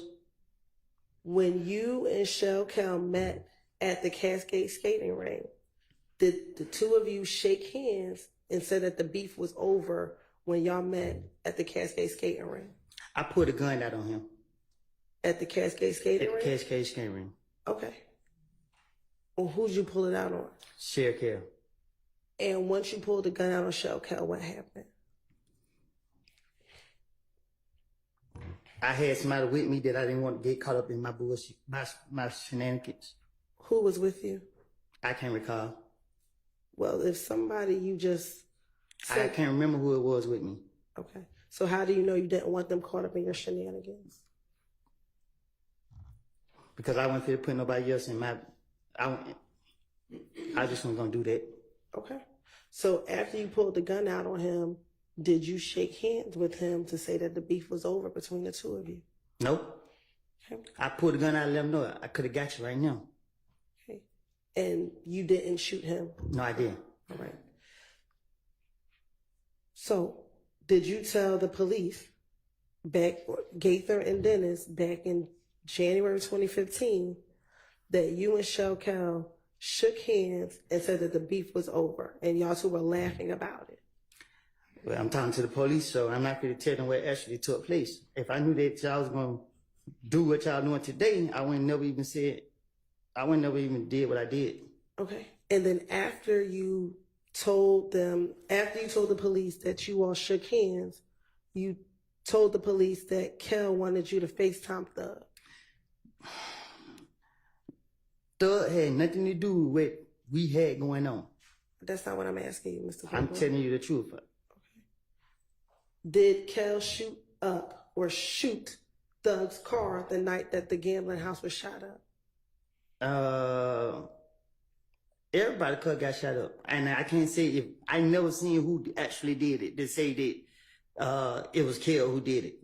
Was Thug's car one of the cars that was shot up the night that the gambling house was shot up? My car was shot up, and a few other cars. I didn't see Thug's car because once I came from behind the wall, everybody was scattering or pulling off. So is your response that you don't know if Thug's car was shot up? I don't recall if his car was shot. I doubt it was shot up because I seen it a couple days later or whatever. Did you tell the police that when back in this January interview with Gaither and Dennis, that when Kel asked you to FaceTime Thug, you FaceTime Thug and said, "Hey, Slime, the beef over with." So Thug was like, "Yeah, it's over with." And then Kel got on the phone and Thug started talking, and Thug said, "The beef ain't over with until you pay for my window. You shot my window." But I told you I'd make anything up if I'm talking to investigators. Okay. And they clarified and they asked you, is that what Kel said? And you said, no, that's what Thug told Kel. It don't take a rocket science to come up with it.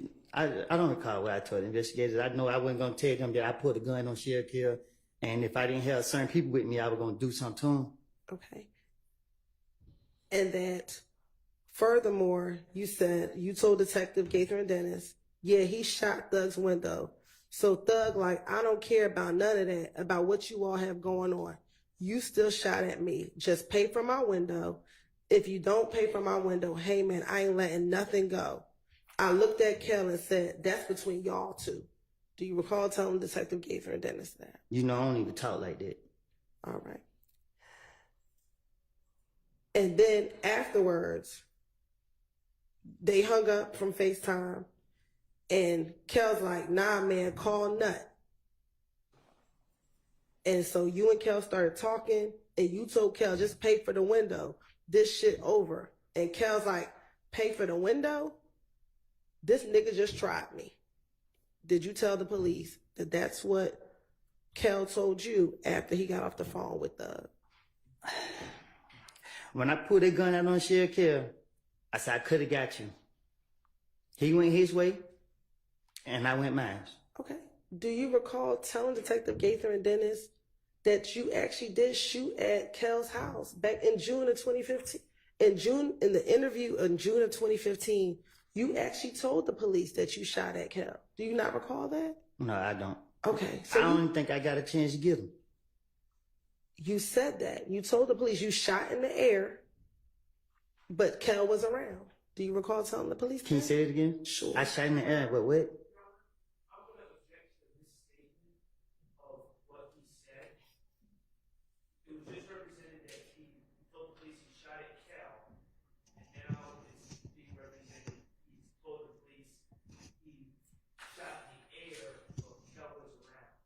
All right, well, that may be something he told the police too. I don't know. She can ask about it and he can answer whatever his recollection is of what he said to the police. Go ahead. Okay, well, that is true. So make sure that you have a basis for your questions. Yes, I do, Your Honor. Looking at those pictures, did you also speak to detectives in June of 2015? June? Yes. Okay. And during that interview, do you recall telling the police that you actually did shoot at Kel, but you told them that you actually shot in the air, but Kel was around? I love God too much to be shooting at him. Okay.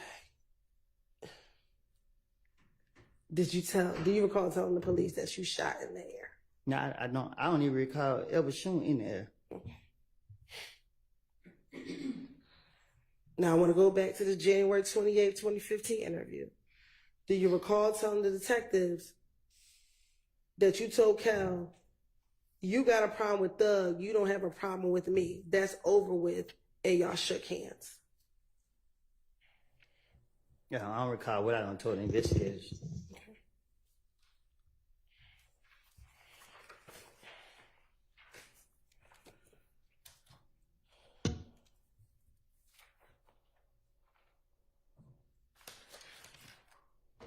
Now, in the same 2015 interview with Gaither and Dennis, after you spoke with them, Gaither and Dennis, about what led up to the shooting on the highway, do you recall giving them more detailed information about the shooting on the highway? What you mean? Sure. Let me ask you this. Do you remember how long your interview was with Gaither and Dennis? They questioned me so many times. Okay. Do you remember the interview being approximately 3 hours? Probably so. Okay. And in the course of that interview, do you recall talking to them about a number of different things? I don't recall. Okay.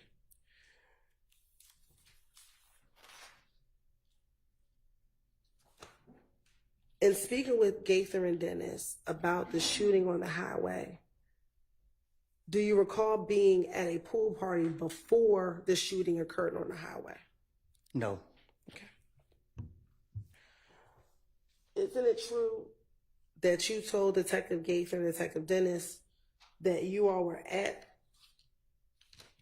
someone's home or at the pool party and you were getting ready to leave when you saw Booshi, Booshi, get on the phone prior to you leaving the party?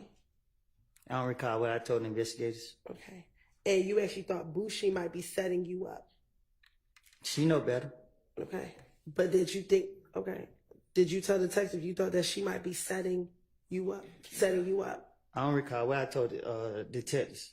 And you thought that Booshi might be setting you up because her family was friends with Nutt's family?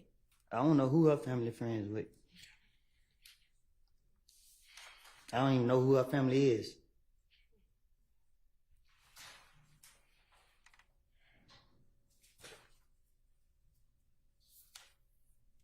Do you recall them saying in that same interview that once you all left the party,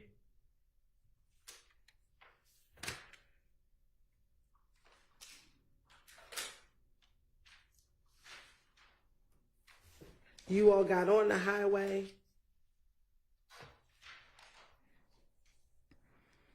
and you got near, I believe it was Atlanta Medical Center back then? And that's the area in where the shooting occurred on the highway. Can you say it again? Sure. That after you left the pool party, you and I believe Shannon got into a car and you all left, and the route that you took was near Atlanta Medical Center. Oh, I don't recall what I told the investigators.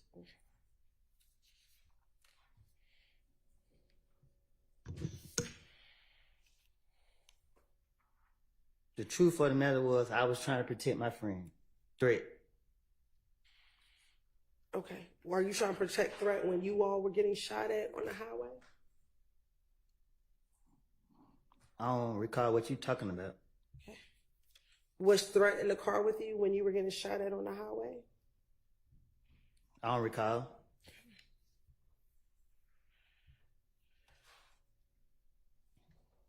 Do you remember telling the detectives that you reached out to Yak Gotti because he was dating Booshi at the time, to tell him you thought that Booshi set him up? I don't recall.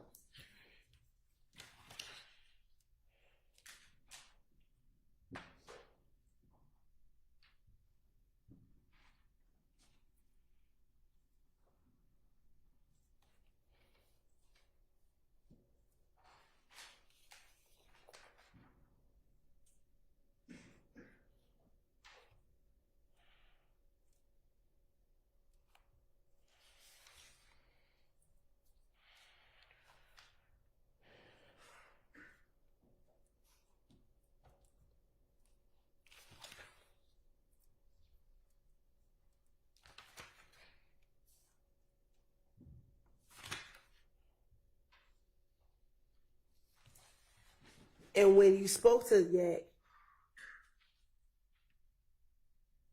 and you confronted him and said, your girl just set me up, he responded to you and said, who? Booshi? And then he told you he was going to call you back. He hung up. He called back and said, she doesn't know what you're talking about, that she didn't set you up. I don't recall.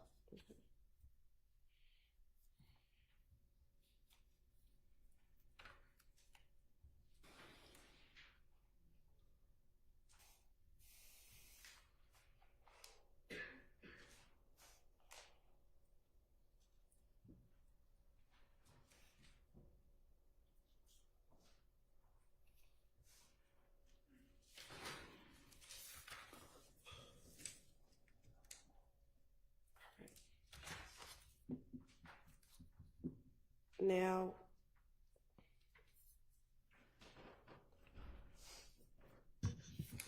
earlier we talked about who you hang with, or back in 2015, who you were hanging with back in January of 2015. And did you tell detectives in this same January interview, Detective Gaither and Dennis, that outside of Shannon and Little D from Mechanicsville, you're not going to see them hanging with anybody else? I don't recall what I told the investigators. Did you also tell them that there's not going to be one time that you don't see you and Little D together, no matter what? I don't recall what I told the investigators. But Lil D is not he don't have my life, he not like me. Lil D is a pretty boy, he for the girls. Okay, so when you say he's not like you, what do you mean? I don't recall. Okay, so why did you just say that? I don't recall. So when you say he's like the girls, what do you mean? He's a pretty boy. Okay. He's not a troublemaker. Oh, okay, so what does that mean? Why did you tell me that? Lil D was only around for the girls. Okay. So when he got beat up in the club, was that only for the girls? Yeah. Okay. I don't know. So if he's only about the girls. Lil D is not a fighter, he's not a shooter, he's just a pretty boy. Okay.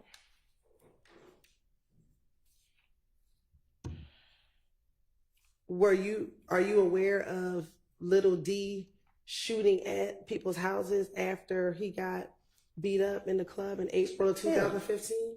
No, Lil D don't know how to shoot no gun. Okay. Were you aware of him being convicted for that? Cause Lil D wanna be something that he ain't. So he probably took a charge. Ain't no telling.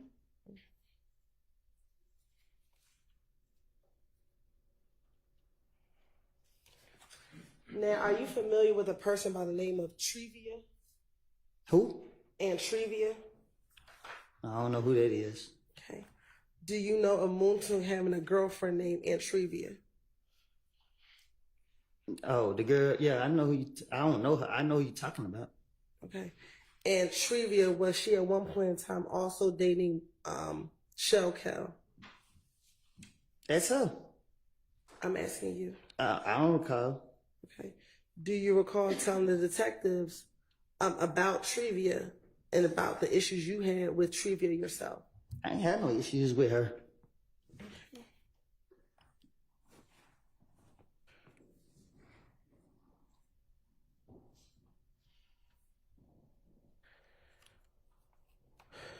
Do you recall telling the detectives about Moontung and Shell Cal getting into an argument at Club Crucial? We grown, we men, we ain't doing no arguing, especially not over no girl. Okay. Do you recall telling Detective Gaither and Detective Dennis? I would tell them anything. And that their argument wasn't over a girl? I don't recall.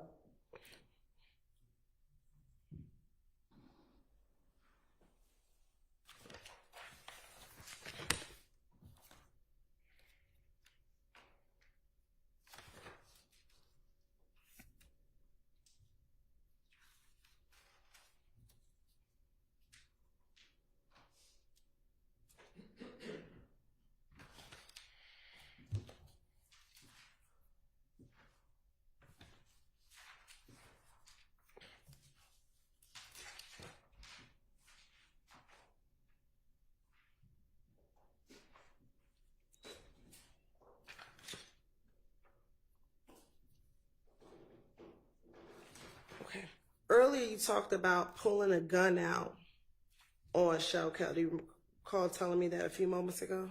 Yes. All right. In this same January, excuse me, I thought it was in June, but in this same January interview,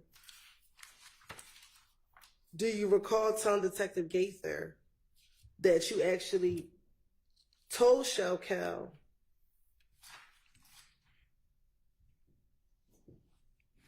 that you almost shot at him and that you could have killed him if you wanted to? You actually told Detective Gaither. If I got a chance, I would have. Okay. But did you tell Detective Gaither that you told Shell Cal that you almost shot at him? I don't recall. Okay. And that you actually told him, I was this close to you, but I could have killed you if I wanted to. No, I don't recall. Okay.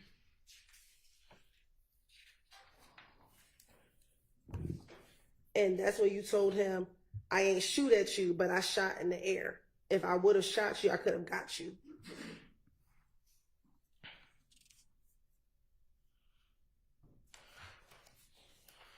You say that again? Sure. Do you recall telling Detective Gaither that you actually did tell Shell Cal that you almost tried to shoot at him, but that you ended up shooting in the air? I don't recall. And that you told him, I would have shot you. I could have gotten to you, bro. Anytime he got shot at?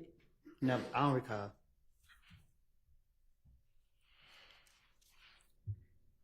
And even when you told Detective Gaither that you intended to shoot at Shell Cal, were you arrested that day at all? Because I'm not telling on myself. But you told her what you told Shell Cal, which was that you were shooting at him. I told her lies because I knew she wouldn't be able to go back and knew she wouldn't go back and get nothing to prove that what I said was true. Okay, but you just told this jury that you did try to shoot at Shell Cal, so that wasn't a lie, correct? No, I put a gun out on him. It's a difference.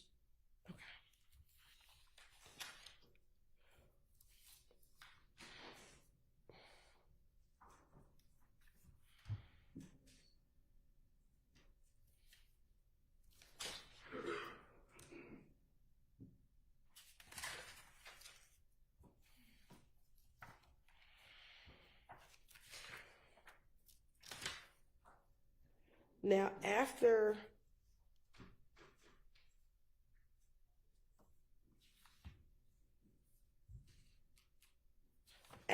January 28th, did you then go back to the police department in February 20th after you, your daughter, and your child's mother were shot at when you were coming out the house? They took me down there. Okay. And when they took you down there, did you speak with the police? I had no choice. And did you tell them what happened to you? I told them different stories. What do you recall happening the day that you, your child, and your child's mother were shot at? My child was crying. She wouldn't stop crying. We was taking her to the hospital. We came out the door. Somebody was out there waiting. And then what happened? Okay. When you went to come out, child, where were you? Carver home. Okay. And where were you taking your baby? To the hospital. And today, do you recall which hospital you were taking her to? I think Scott's right. This one that I used to always take her to. Okay. And once you walked out the house, what do you remember happening? I look around. I seen the car sitting at the stop sign, just sitting there. I walked towards the car. I walked towards my car, and I grabbed my baby mama's hand and pulled her closer to me. And the car pulled out like if it come, like they were trying to figure out which way they wanted to go. Then they turned my way.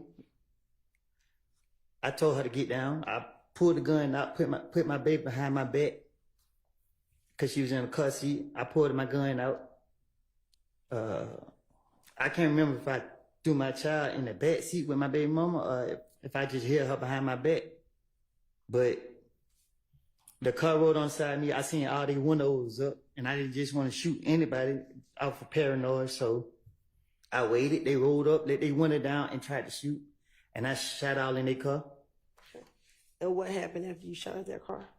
I ran around, grabbed my baby mama out the back seat, told her to duck behind me as we tried to go back into the apartment, and they got out the window and tried to shoot. They shot, and I shot back at them again, and then the car started making a lot of noise. They ran to a house.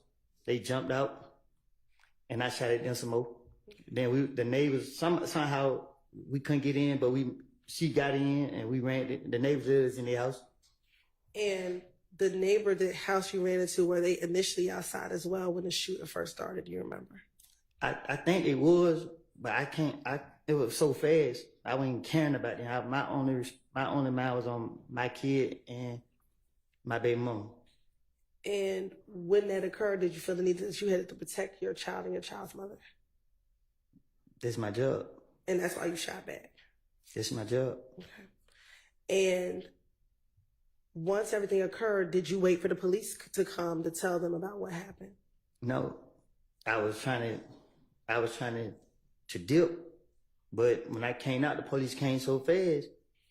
Shit, they caught me. And when they caught up with you, did you tell them everything you just told the jurors right now while you were still on the scene, still back at Carver Homes? No, I lied and said that somebody named Tate was shooting back at them. Okay. And when he said he gonna call Gator, whatever her name is, I knew she was gonna be like, which Tate? So I just went ahead and told him I was shooting back. Okay. So when you went down to the police department and you spoke with the detective, do you recall initially not wanting to tell them who shot at you or who you saw shooting at you?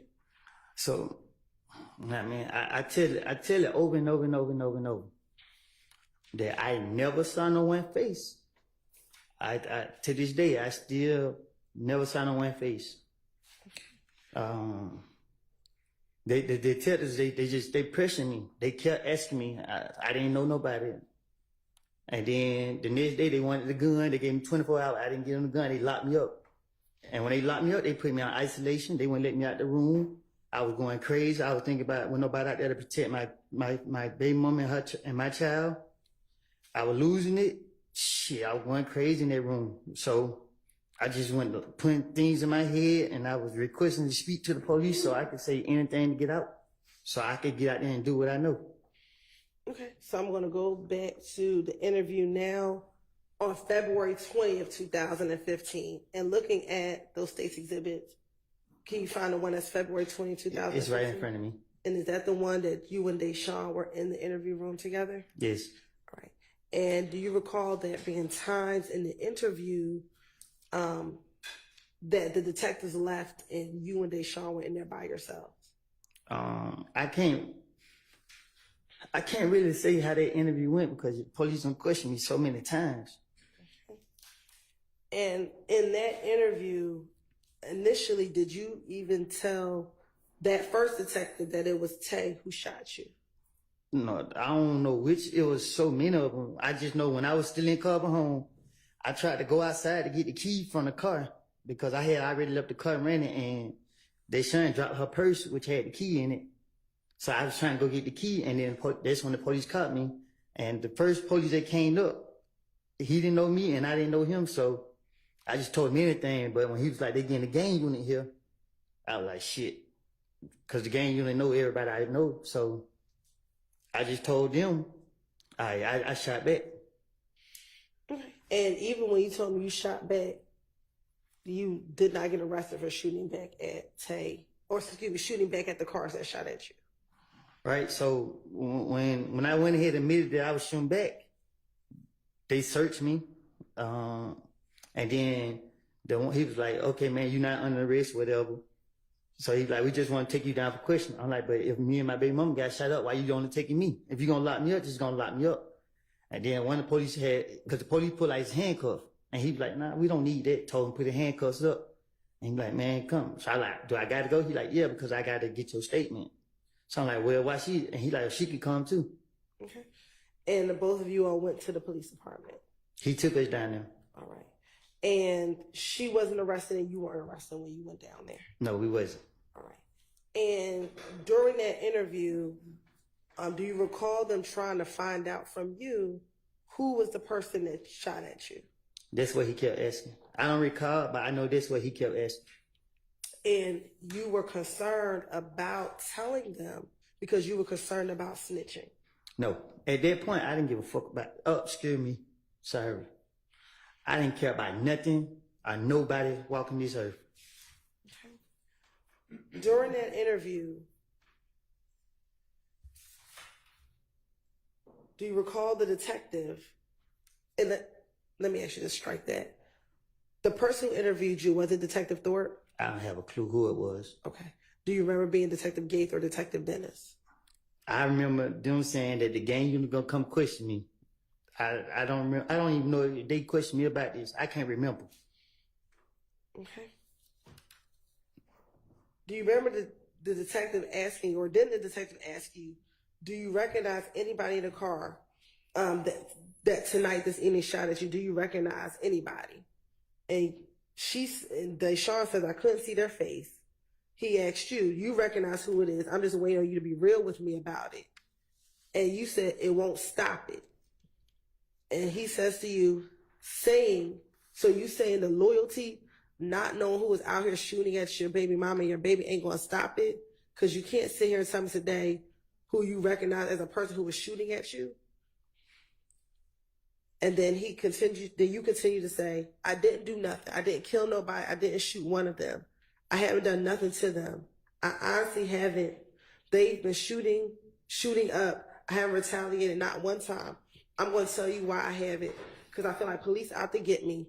Gaither called me. Guess what? They can call me. I put all my pride to the side. I put a lot of faith in her to handle. I'm sorry. And I put a lot of faith in her to handle this. And guess what? It's still going on. And he says to you, all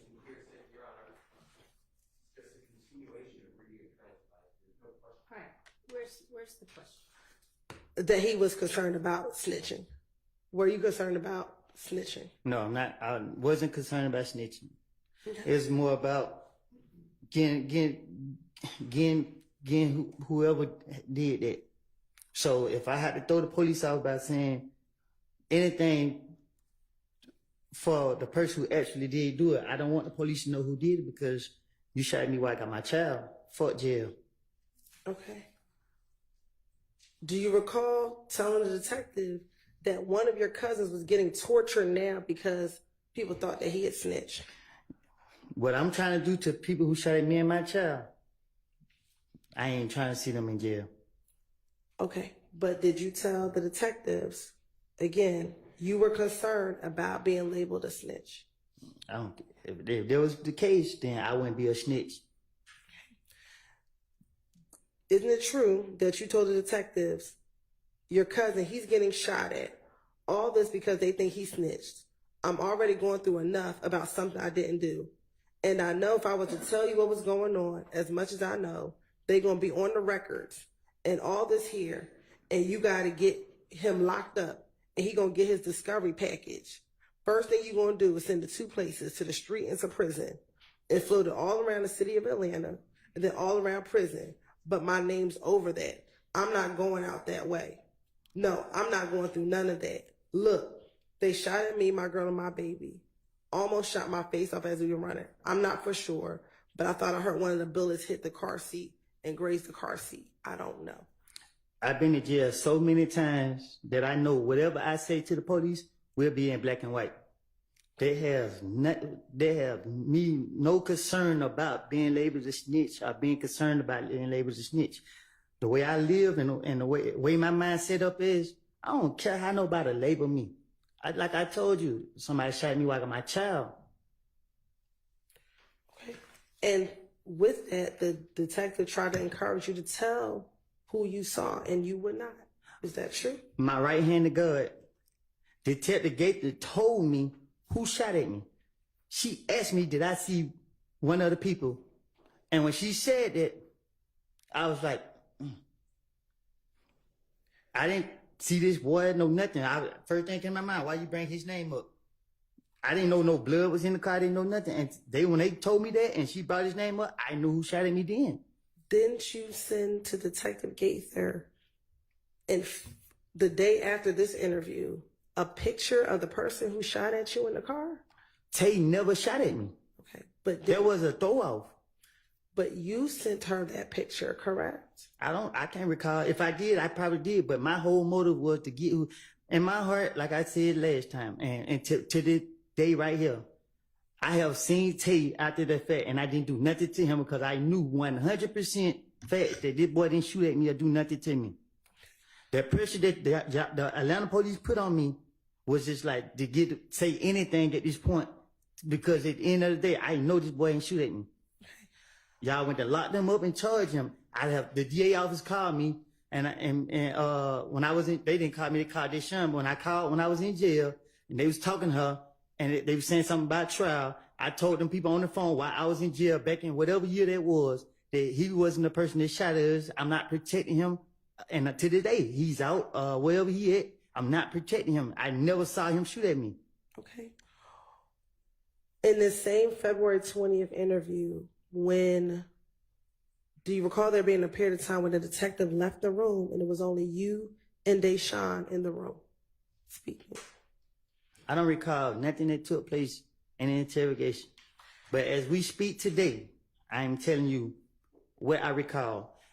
When they shot at me with me, Deshaun, and my child, I remember every second of that night.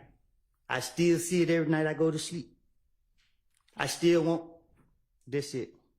And is it true that in the same February interview, when Detective Curry left the room, it was just you and Deshaun, you said to her, this shit not going to work. Sit right here and be a damn snitch, so I'm going to keep going. And she says to you, why are you saying, why you acting like you did? I didn't. They want me to say I did. Well, you should just said no. I thought you know all of them. And you said, I do know who it was. You were just saying you didn't know what to say. I did. When he jumped out the car, I know exactly who I saw. And she said, who? And you said, this shit got my blood pressure up. I think they be walking somewhere right here or something with the police right here. They had to be walking somewhere. They could have ran up to the car. And then you say, it's Tay and them. Do you recall telling Deshaun that when it was just the two of you in the room? I don't recall saying that, but I have watched First 48, and any of my family members will tell you, I don't remember watch police all day. Any movie, I just watch and learn how they operate. When that police left out, I knew they were still recording us. Like I said, I like it. So why wouldn't, so if you told the detectives, I don't know who shot me, why didn't you just continue to say that if you knew the cameras were running?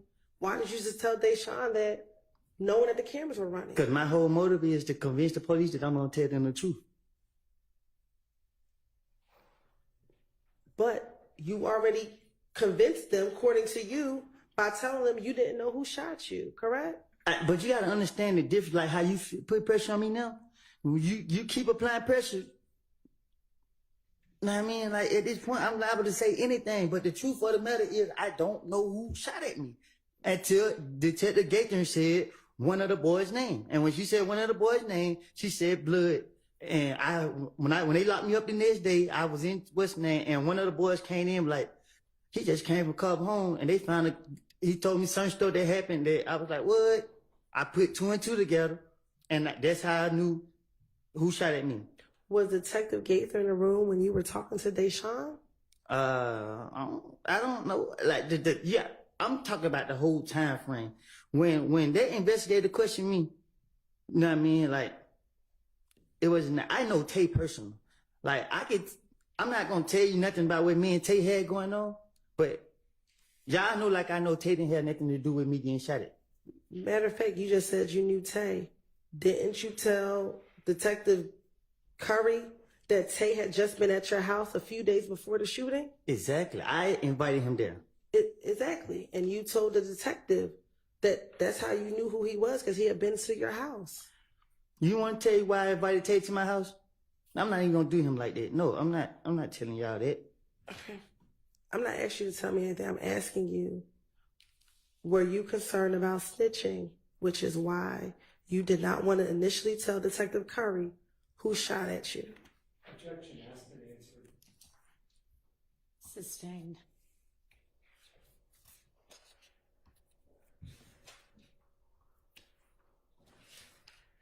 After,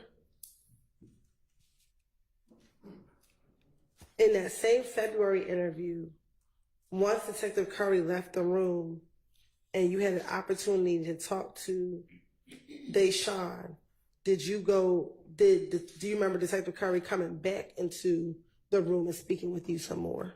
I don't recall how the interrogation went. Okay. I don't recall.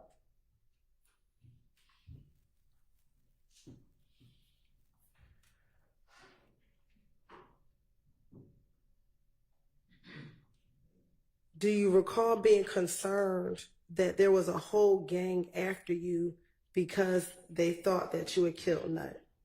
I wouldn't be in the streets if that was the case. Didn't you tell the detective at this February 20th interview, I can't run from it. It's a whole gang after me. Different niggas every day. It could be different niggas every day. Every day. I was telling the investigators anything where I could be a victim, because if I caught one of them down bad, I'd be justified. When you say caught them down bad, what does that mean? Self-explanatory. It's not. If you can tell me, what does that mean? I don't recall. Okay, so why did you just say that? I don't know.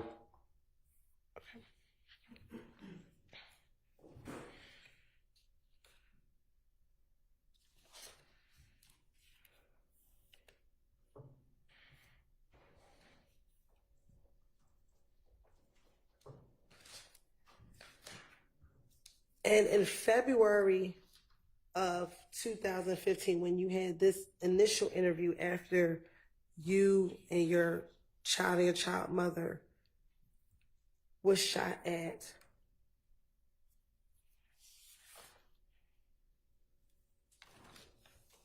did you just want the police to do their job and find out who killed Nut so that people would stop coming after you? Can you say it again? Sure. In February of 2015, when you had this initial interview, did you just want the police to do their job so that people could stop coming after you? You wanted them to find out who killed Nut so people could stop coming after you.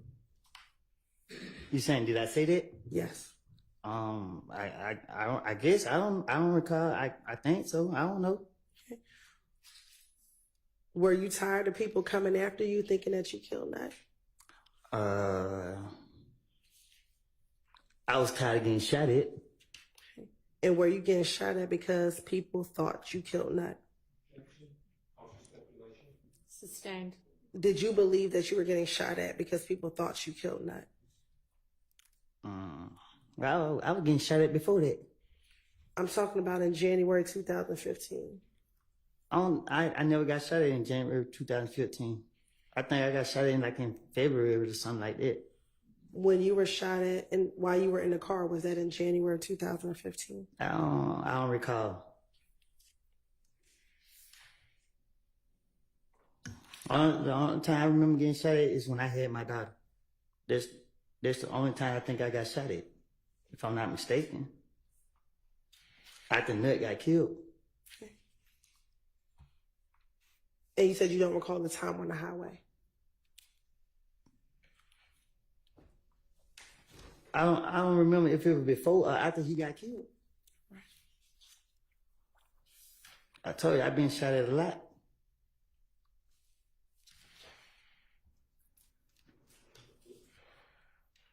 Now, you said that you finessed them because they wanted the gun that you used to shoot back at the individuals who shot at you. What happened to that gun? How do I know? What did you do with the gun after you shot at them? What gun? The gun that you used to shoot at the individuals who shot at you. I don't know nothing about no gun. I don't recall.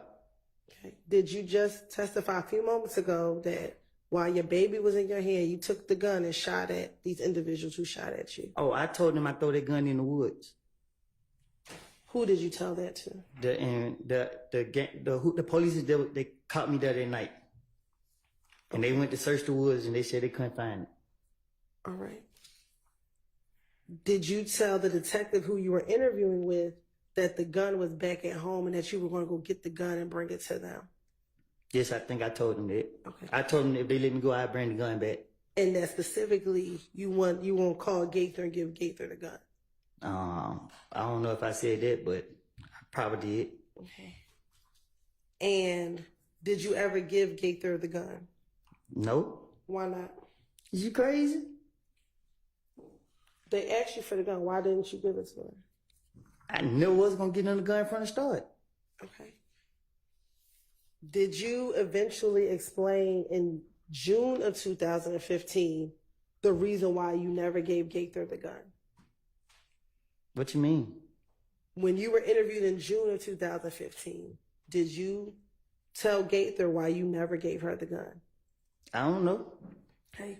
Did you tell Gaither in June of 2015 that you never gave her the gun because it was Shannon's gun? What I'm going to do with Shannon's gun? Okay. Did you recall telling her that? Ain't no telling. I probably did. Okay. And that Shannon took the gun with him while he was on tour with the... No, I don't. I tell Gaither anything. Okay. Just like I would tell the rest of the police. But as today, as in the truth of what happened was, I hid the gun in the neighbor house. In their bathroom up under the sink.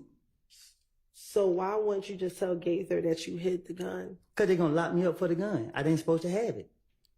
Okay. But you had already told her in January 2015 that you had a whole chopper. You didn't get arrested for having a chopper. So why would you get arrested for having this gun when you were protecting yourself from being shot at? Because they don't matter what I tell them. They know I had guns, but it's what they catch me with. Okay. And didn't Gaither and the detective who interviewed you the night that you were shot at told you that you wouldn't get in trouble, they just need the gun? Yeah, but I don't know, a fool go for it. Okay.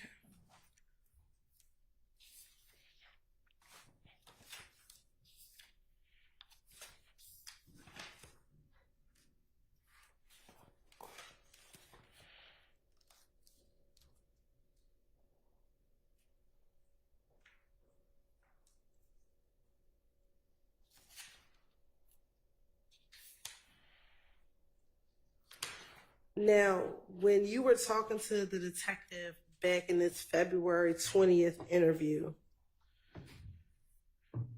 do you recall him asking you questions about Tay and where Tay was from? Which Tay? The Tay that you initially said shot at your car. Oh, I don't recall. Excuse me, shot at you and Deshaun. I don't recall.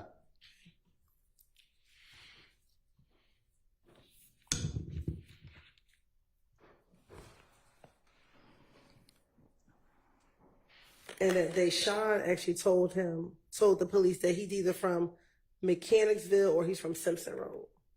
Deshaun ain't tell them nothing. Okay.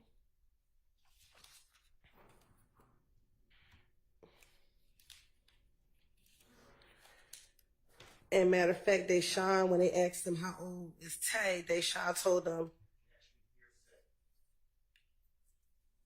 overruled because I think it's as to let me hear the rest of the question. Sure. During this entire how's he supposed to know this? because he's present in the room when she's telling him. All right. I'm going to overrule it.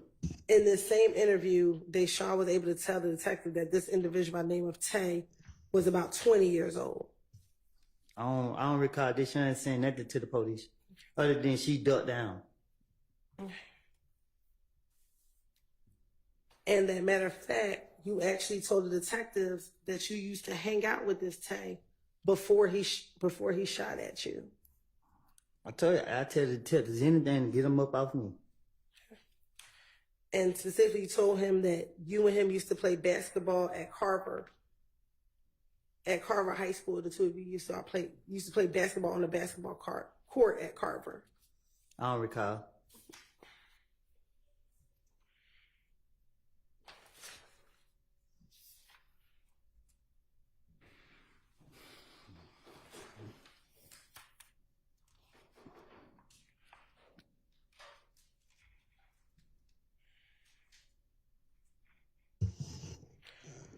Miss Hilton, we're gonna need to.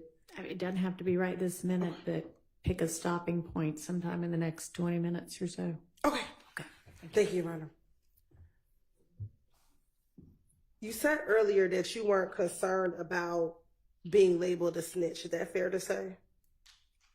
Say that again? Earlier, a few moments ago, you said you weren't concerned about being labeled a snitch. Is that fair to say? I wasn't. You was not. What you mean? That you didn't have any concerns being labeled a snitch. Is that correct? I don't get what you're asking. Back in 2015, were you concerned about people labeling you a snitch? I was concerned about the safety of my family, so that's my mindset back then. I'm asking you, were you concerned about being labeled a snitch? A snitch is someone who tells the truth to the police. Okay, so were you concerned about being labeled a snitch? I was concerned about getting those who wrong me and the people I care about. In the same February interview, did you tell Detective Curry, I went down here and I talked to her. Now everybody, excuse me, let me start back. Did you tell Detective Curry during this interview, how can I survive this? How can I survive this? I can't go anywhere if I don't have money.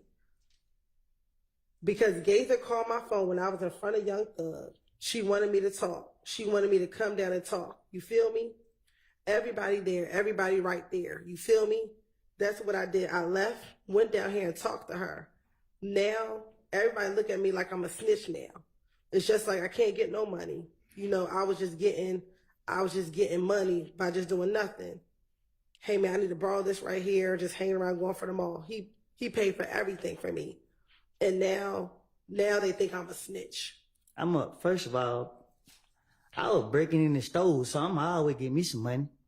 That's what I'm gonna do. So what I told the investigators is just anything. I keep telling you that. You know what I mean? Like, okay. So my question to you is, were you concerned back then about being labeled a snitch?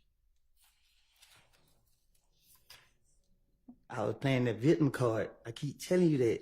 It was about being labeled a snitch, because if I was concerned about being labeled a snitch, I would never even try to finesse my way out of no situation, because even lying to the police, y'all to put it in there as in this and then third. I know anything that I say to a police officer, they're going to go into a police report anyway. So it's self-explanatory. I only cared about getting myself out of the situation to protect my family. That's it. And is that why you're changing your testimony here today? I'm not changing I'm sorry. Go ahead. Because you're concerned about being labeled a snitch? Miss Hilton, the damn world called me a snitch. You think I'm only concerned about telling the truth today? I don't know what nobody else did, but I do know that I have lied on people, and I don't want that on my conscience. So today I'm sitting here telling you the truth. I told you the truth before y'all called me in this trial. I told y'all I have made it up. I told y'all that. I wasn't going to say anything about nothing to hurt my friend. My friend was strict. I was only protecting him. So when you told the detectives about what happened the night of Donovan Thomas's murder, were you protecting Threat? Yes, I was going to keep Threat name out of it as much as possible. Did threat have something to do with Donovan Thompson's murder? I don't know what threat got something to do with it, but I know that there was the last person I gave that car to. What car? The car, the Infiniti car. And I wasn't going to say nothing about it. What Infiniti car did you give the threat? The Infiniti car that I had. Okay. Is this the same car that you went to the rental car place with Thug and Thug rented the Infiniti? I'm talking about the gray Infiniti car that me and Zachary was riding in. I wrecked the car, put up on threat, gave the car the threat, and I left. Okay. Is this the same Infiniti that you told police that you went to the Hertz rental car place with Thug when he rented the Infiniti? I just told you that I gave Threat that car. Ms. Copeland, that's not what she asked, so listen to what she asked and then answer that as best you can. You're saying you gave Threat that Infiniti. Is that what you're saying?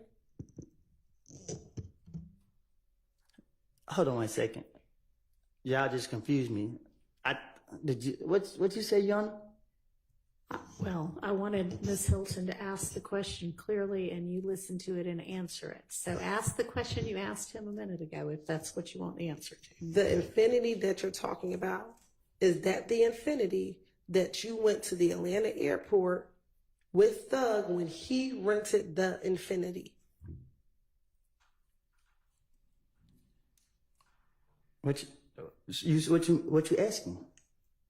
You're talking about an Infiniti that you gave the Threat, correct? Right. The Infiniti that you're referring to, is that the Infiniti that you went to the Atlanta airport with Thug when he rented the Infiniti? Yes. Okay. And that was the car that Thug rented, correct? I asked him to rent me a car, and I rent the car, and I gave the car the Threat. When did you give the car the Threat? The same night I read it. The night before that happened. Before what happened? The same night it happened. I can't remember. I gave the car the Threat and I left. Where did you give the car the Threat at?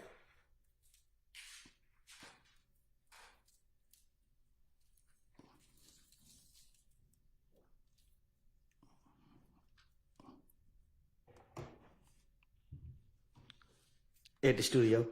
What studio? I pulled up and gave it to him and pulled right off. What studio?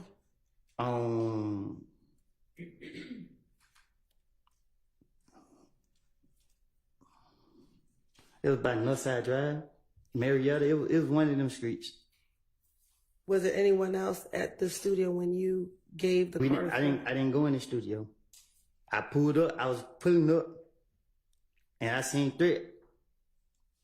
I gave Threat the car, jumped out of the car. It got in my called my brother to come and get me. And was this the date Donovan Thomas died? Was this a few days before? In relation to when Donovan Thomas died, when did you get Threat this vehicle? I gave Threat that car. I read the car, gave it to Threat. So when you wrecked the car, why would you give Threat a wrecked vehicle? So I could, what you mean? It wasn't damaged bad. I don't know. I hit something on it, and then shit, the thing on the cover, it was tripping. So when I pulled up, I wasn't giving it to Threat, but I just seen him standing outside. And I was like, he like, what you about to do? I'm like, him, just get the key real quick. I'll be right back. Gave Threat the car, and I dipped. I don't know if it was late. So when I woke up the next day, I came outside, and this when I heard what happened. Okay. All right, Ms. Hilton, is this a good time to Yes, stop it's a good for the time to day? stop. All right. Yes. All right, Mr. Copeland, we'll see you back here at 9 in the morning. 9? 9 in the morning. I can go? Yeah, you can go for now. All right, ladies and gentlemen. To maintain the integrity of this trial, remember that you need to decide this case based only on the evidence that is admitted during this trial and the law that I will explain to you. You should consider only the evidence admitted inside of this courtroom. You may not conduct any research on your own about this case or about any of the people or the places mentioned in this trial. You may not visit any places mentioned in the evidence, and you may not refer to any books or documents that have not been admitted during the trial.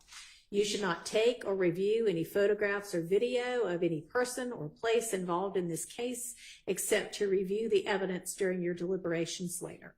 Also, you may not use any dictionaries or any other reference materials, including online reference materials, to help you in any way with this case. You may not use Google or any other internet search engine or consult websites, blogs, podcasts, any social media websites, apps, including but not limited to Facebook, Instagram, Twitter, X, TikTok, Reels, Twitch, YouTube, Kick, Reddit, or the like. I'm sure I left out a few, but any of those. Or any other source, electronic or otherwise, to get information about this case. And do not use any of these sources to get information about legal terms or concepts or about the law. Finally, do not watch, read, or listen to any accounts of this trial that might appear in the news media, whether online, in print, on television, on the radio, or otherwise. And this includes any social media as well. In short, do not seek any information about this case from any source outside of the confines of this courtroom. Remember, you are the ones who've been qualified as fair and impartial jurors to decide this case, and no other influence should affect your decision. For that reason, you may not discuss this case with anyone, including your family and friends, or let anyone discuss this case with you or around you. This includes discussion or sharing information in person or by phone, email, text, blog, or any form of social media. And if anyone does approach you about the case, please immediately let Sergeant Ingram or another deputy or court staff know that. Please remember that you should consider the evidence with an open mind, do not jump to conclusions, and do not reach any final conclusions until this trial is complete. And by that I mean until the deliberations begin, after you've heard all of the evidence, the lawyer's closing arguments, and the law that applies to this case. You must not, until that time, even discuss the case amongst yourselves in the jury room, during breaks, or anywhere else. Please remember to leave your notes and notepads in the jury room as you leave for the evening. Thank you so much for your time and attention, and we will see you at 9 a.m. in the morning. Thank you. You're excused for now. All right.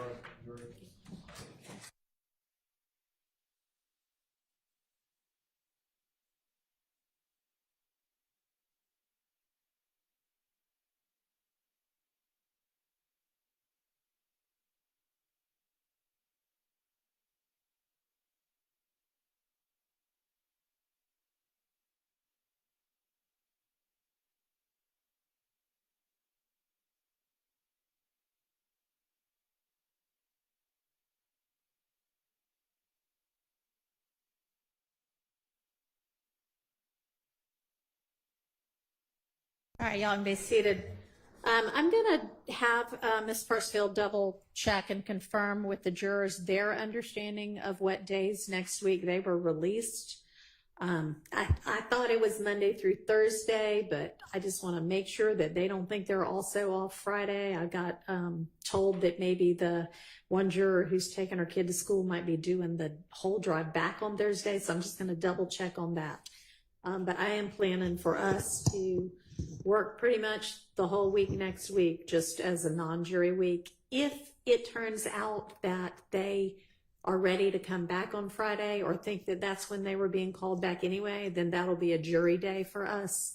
But otherwise, at least it'll be Monday through Thursday non-jury, and we'll just see about Friday based on what they think. I'll just go with whatever they have already been told by the predecessor judge. All right, so I know there's some things we need to deal with next week. I know, Misty Williams, you have sent a more particularized motion to suppress, so I appreciate that. I haven't had a chance to look at it yet, but we'll take that up. There's a motion to exclude late identified, I guess, co-conspirator statements that we'll take up then. If we're lucky, we can get to what everybody understands the exhibit list admissions are. I don't think that's the most critical thing to do, but if we get around to it, we need to have confirmation on the motion in limine 49 concerning the PowerPoint. Do y'all have an answer to that yet? Your Honor, I don't. My answer is preliminary. I just remember what I said, and it was not contained in, partially contained in the motion in limine. So we are looking back at the transcript and the video, because my recollection of it is different than what's being represented in motion in limine number 49, and mine was specifically that we were not intending to introduce it at that time through that witness. So, and that day. So we're going back. All right. Because.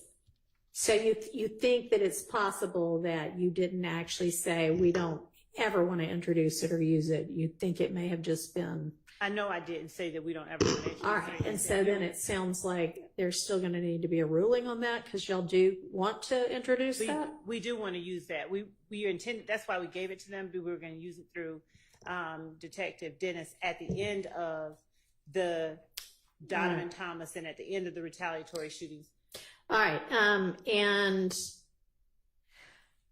I know that I've got the defense position on that. I don't know if you had said that you filed a written response ever. I did, but to his number 49, I will file a written response, because when we got that, we were looking through, like, that's not the recollection that I have. We were looking through to make sure that he had contained.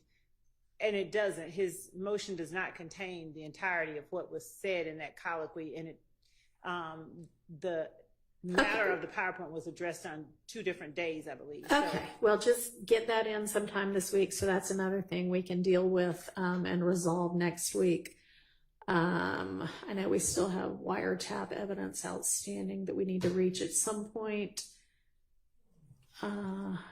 I think that's everything, other than we need to have a date for the remedial training. And Ms. Love, if you can provide to the court the identity of all of the team members, at least the lawyer team members, and if you want to have investigators or anybody else participate in the remedial training, that's up to you, but at least all of the lawyers that are on this team. And I am thinking, I know I have got a conflict Monday morning, Monday the 19th, between 8 and 12. I'll be here for the afternoon. And I'm thinking if that would be an ideal time to do that, I'm just thinking y'all come into the courtroom, there'll be a deputy. You can sit and watch the video and be done with it. Yes, Your Honor, we can do that. We can do whatever it is at the court. All right, Please. that sounds good. So anyway, that's what I know scheduling wise for now. If anybody has any issues or can think of anything else that I didn't just touch on that we also need to take up next week. Okay. All right, and then just as a heads up, you know, in terms of scheduling. Oh, hang on.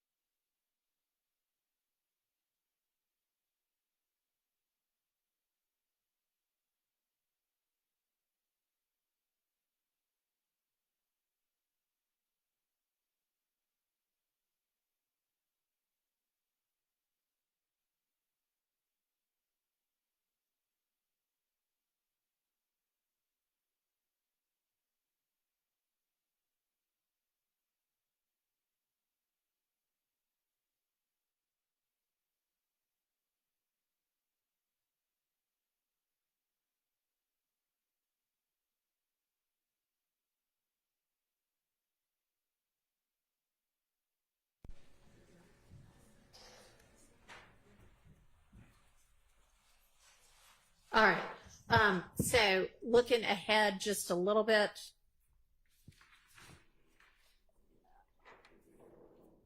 Next week, we've already discussed. The week after that begins the 26th, we will be in court, I imagine, with the jury, the 26th, 27th, and 28th. That's Monday through Wednesday. The 29th and 30th, the court has plans because the court was not always assigned to this case, and the court's not changing those plans. The court needs a break every once in a while. So we are going to have Thursday the 29th and Friday the 30th off entirely. That's Labor Day weekend. We have the Monday off anyway because that's Labor Day. So y'all can choose to also take a break. You can choose to work the entire time. You can choose to make some other judge's day by actually being able to have a day with them in court. That's up to y'all, but y'all do not have to be with me on August 29th and 30th. All right? And that's what I know at this point in time. All right, anything else before we break for the evening? Yes, ma'am. I just want to get clarification on the timeline of the witness and exhibit list that state's supposed to turn into us, and whether you want our motions after they give it to us, or you want us to file it now. What do you mean? Because like my Jackson Denham motion, Yeah. I filed it late because I didn't know until July 31st that they were going to use that interview. I'm not sure that, okay, I mean, if that's what you said, great, you didn't know for certain, but I mean, Jackson Denos are normally a pretrial thing, and y'all can get with the state and ask them anytime, but as soon as you know that there might be an issue with something and you know about it, you just go ahead and let me know, and if we get around to it, and the state says, we don't even want to use that because you haven't bothered to ask the state yet or for whatever reason, then we won't worry about it. But yeah, don't wait. Don't wait. Go ahead and file everything. Everything should already have been filed. But yeah, so on the timing. I did ask the state, and they said they weren't going to use it. All right. Well, we'll take that up next week. All right. I will see. Anything else? All right, I'll see all of y'all at 8:45 because inevitably there's something that we need to sort out or put on the record or something before the jury gets in. See y'all tomorrow. Thanks.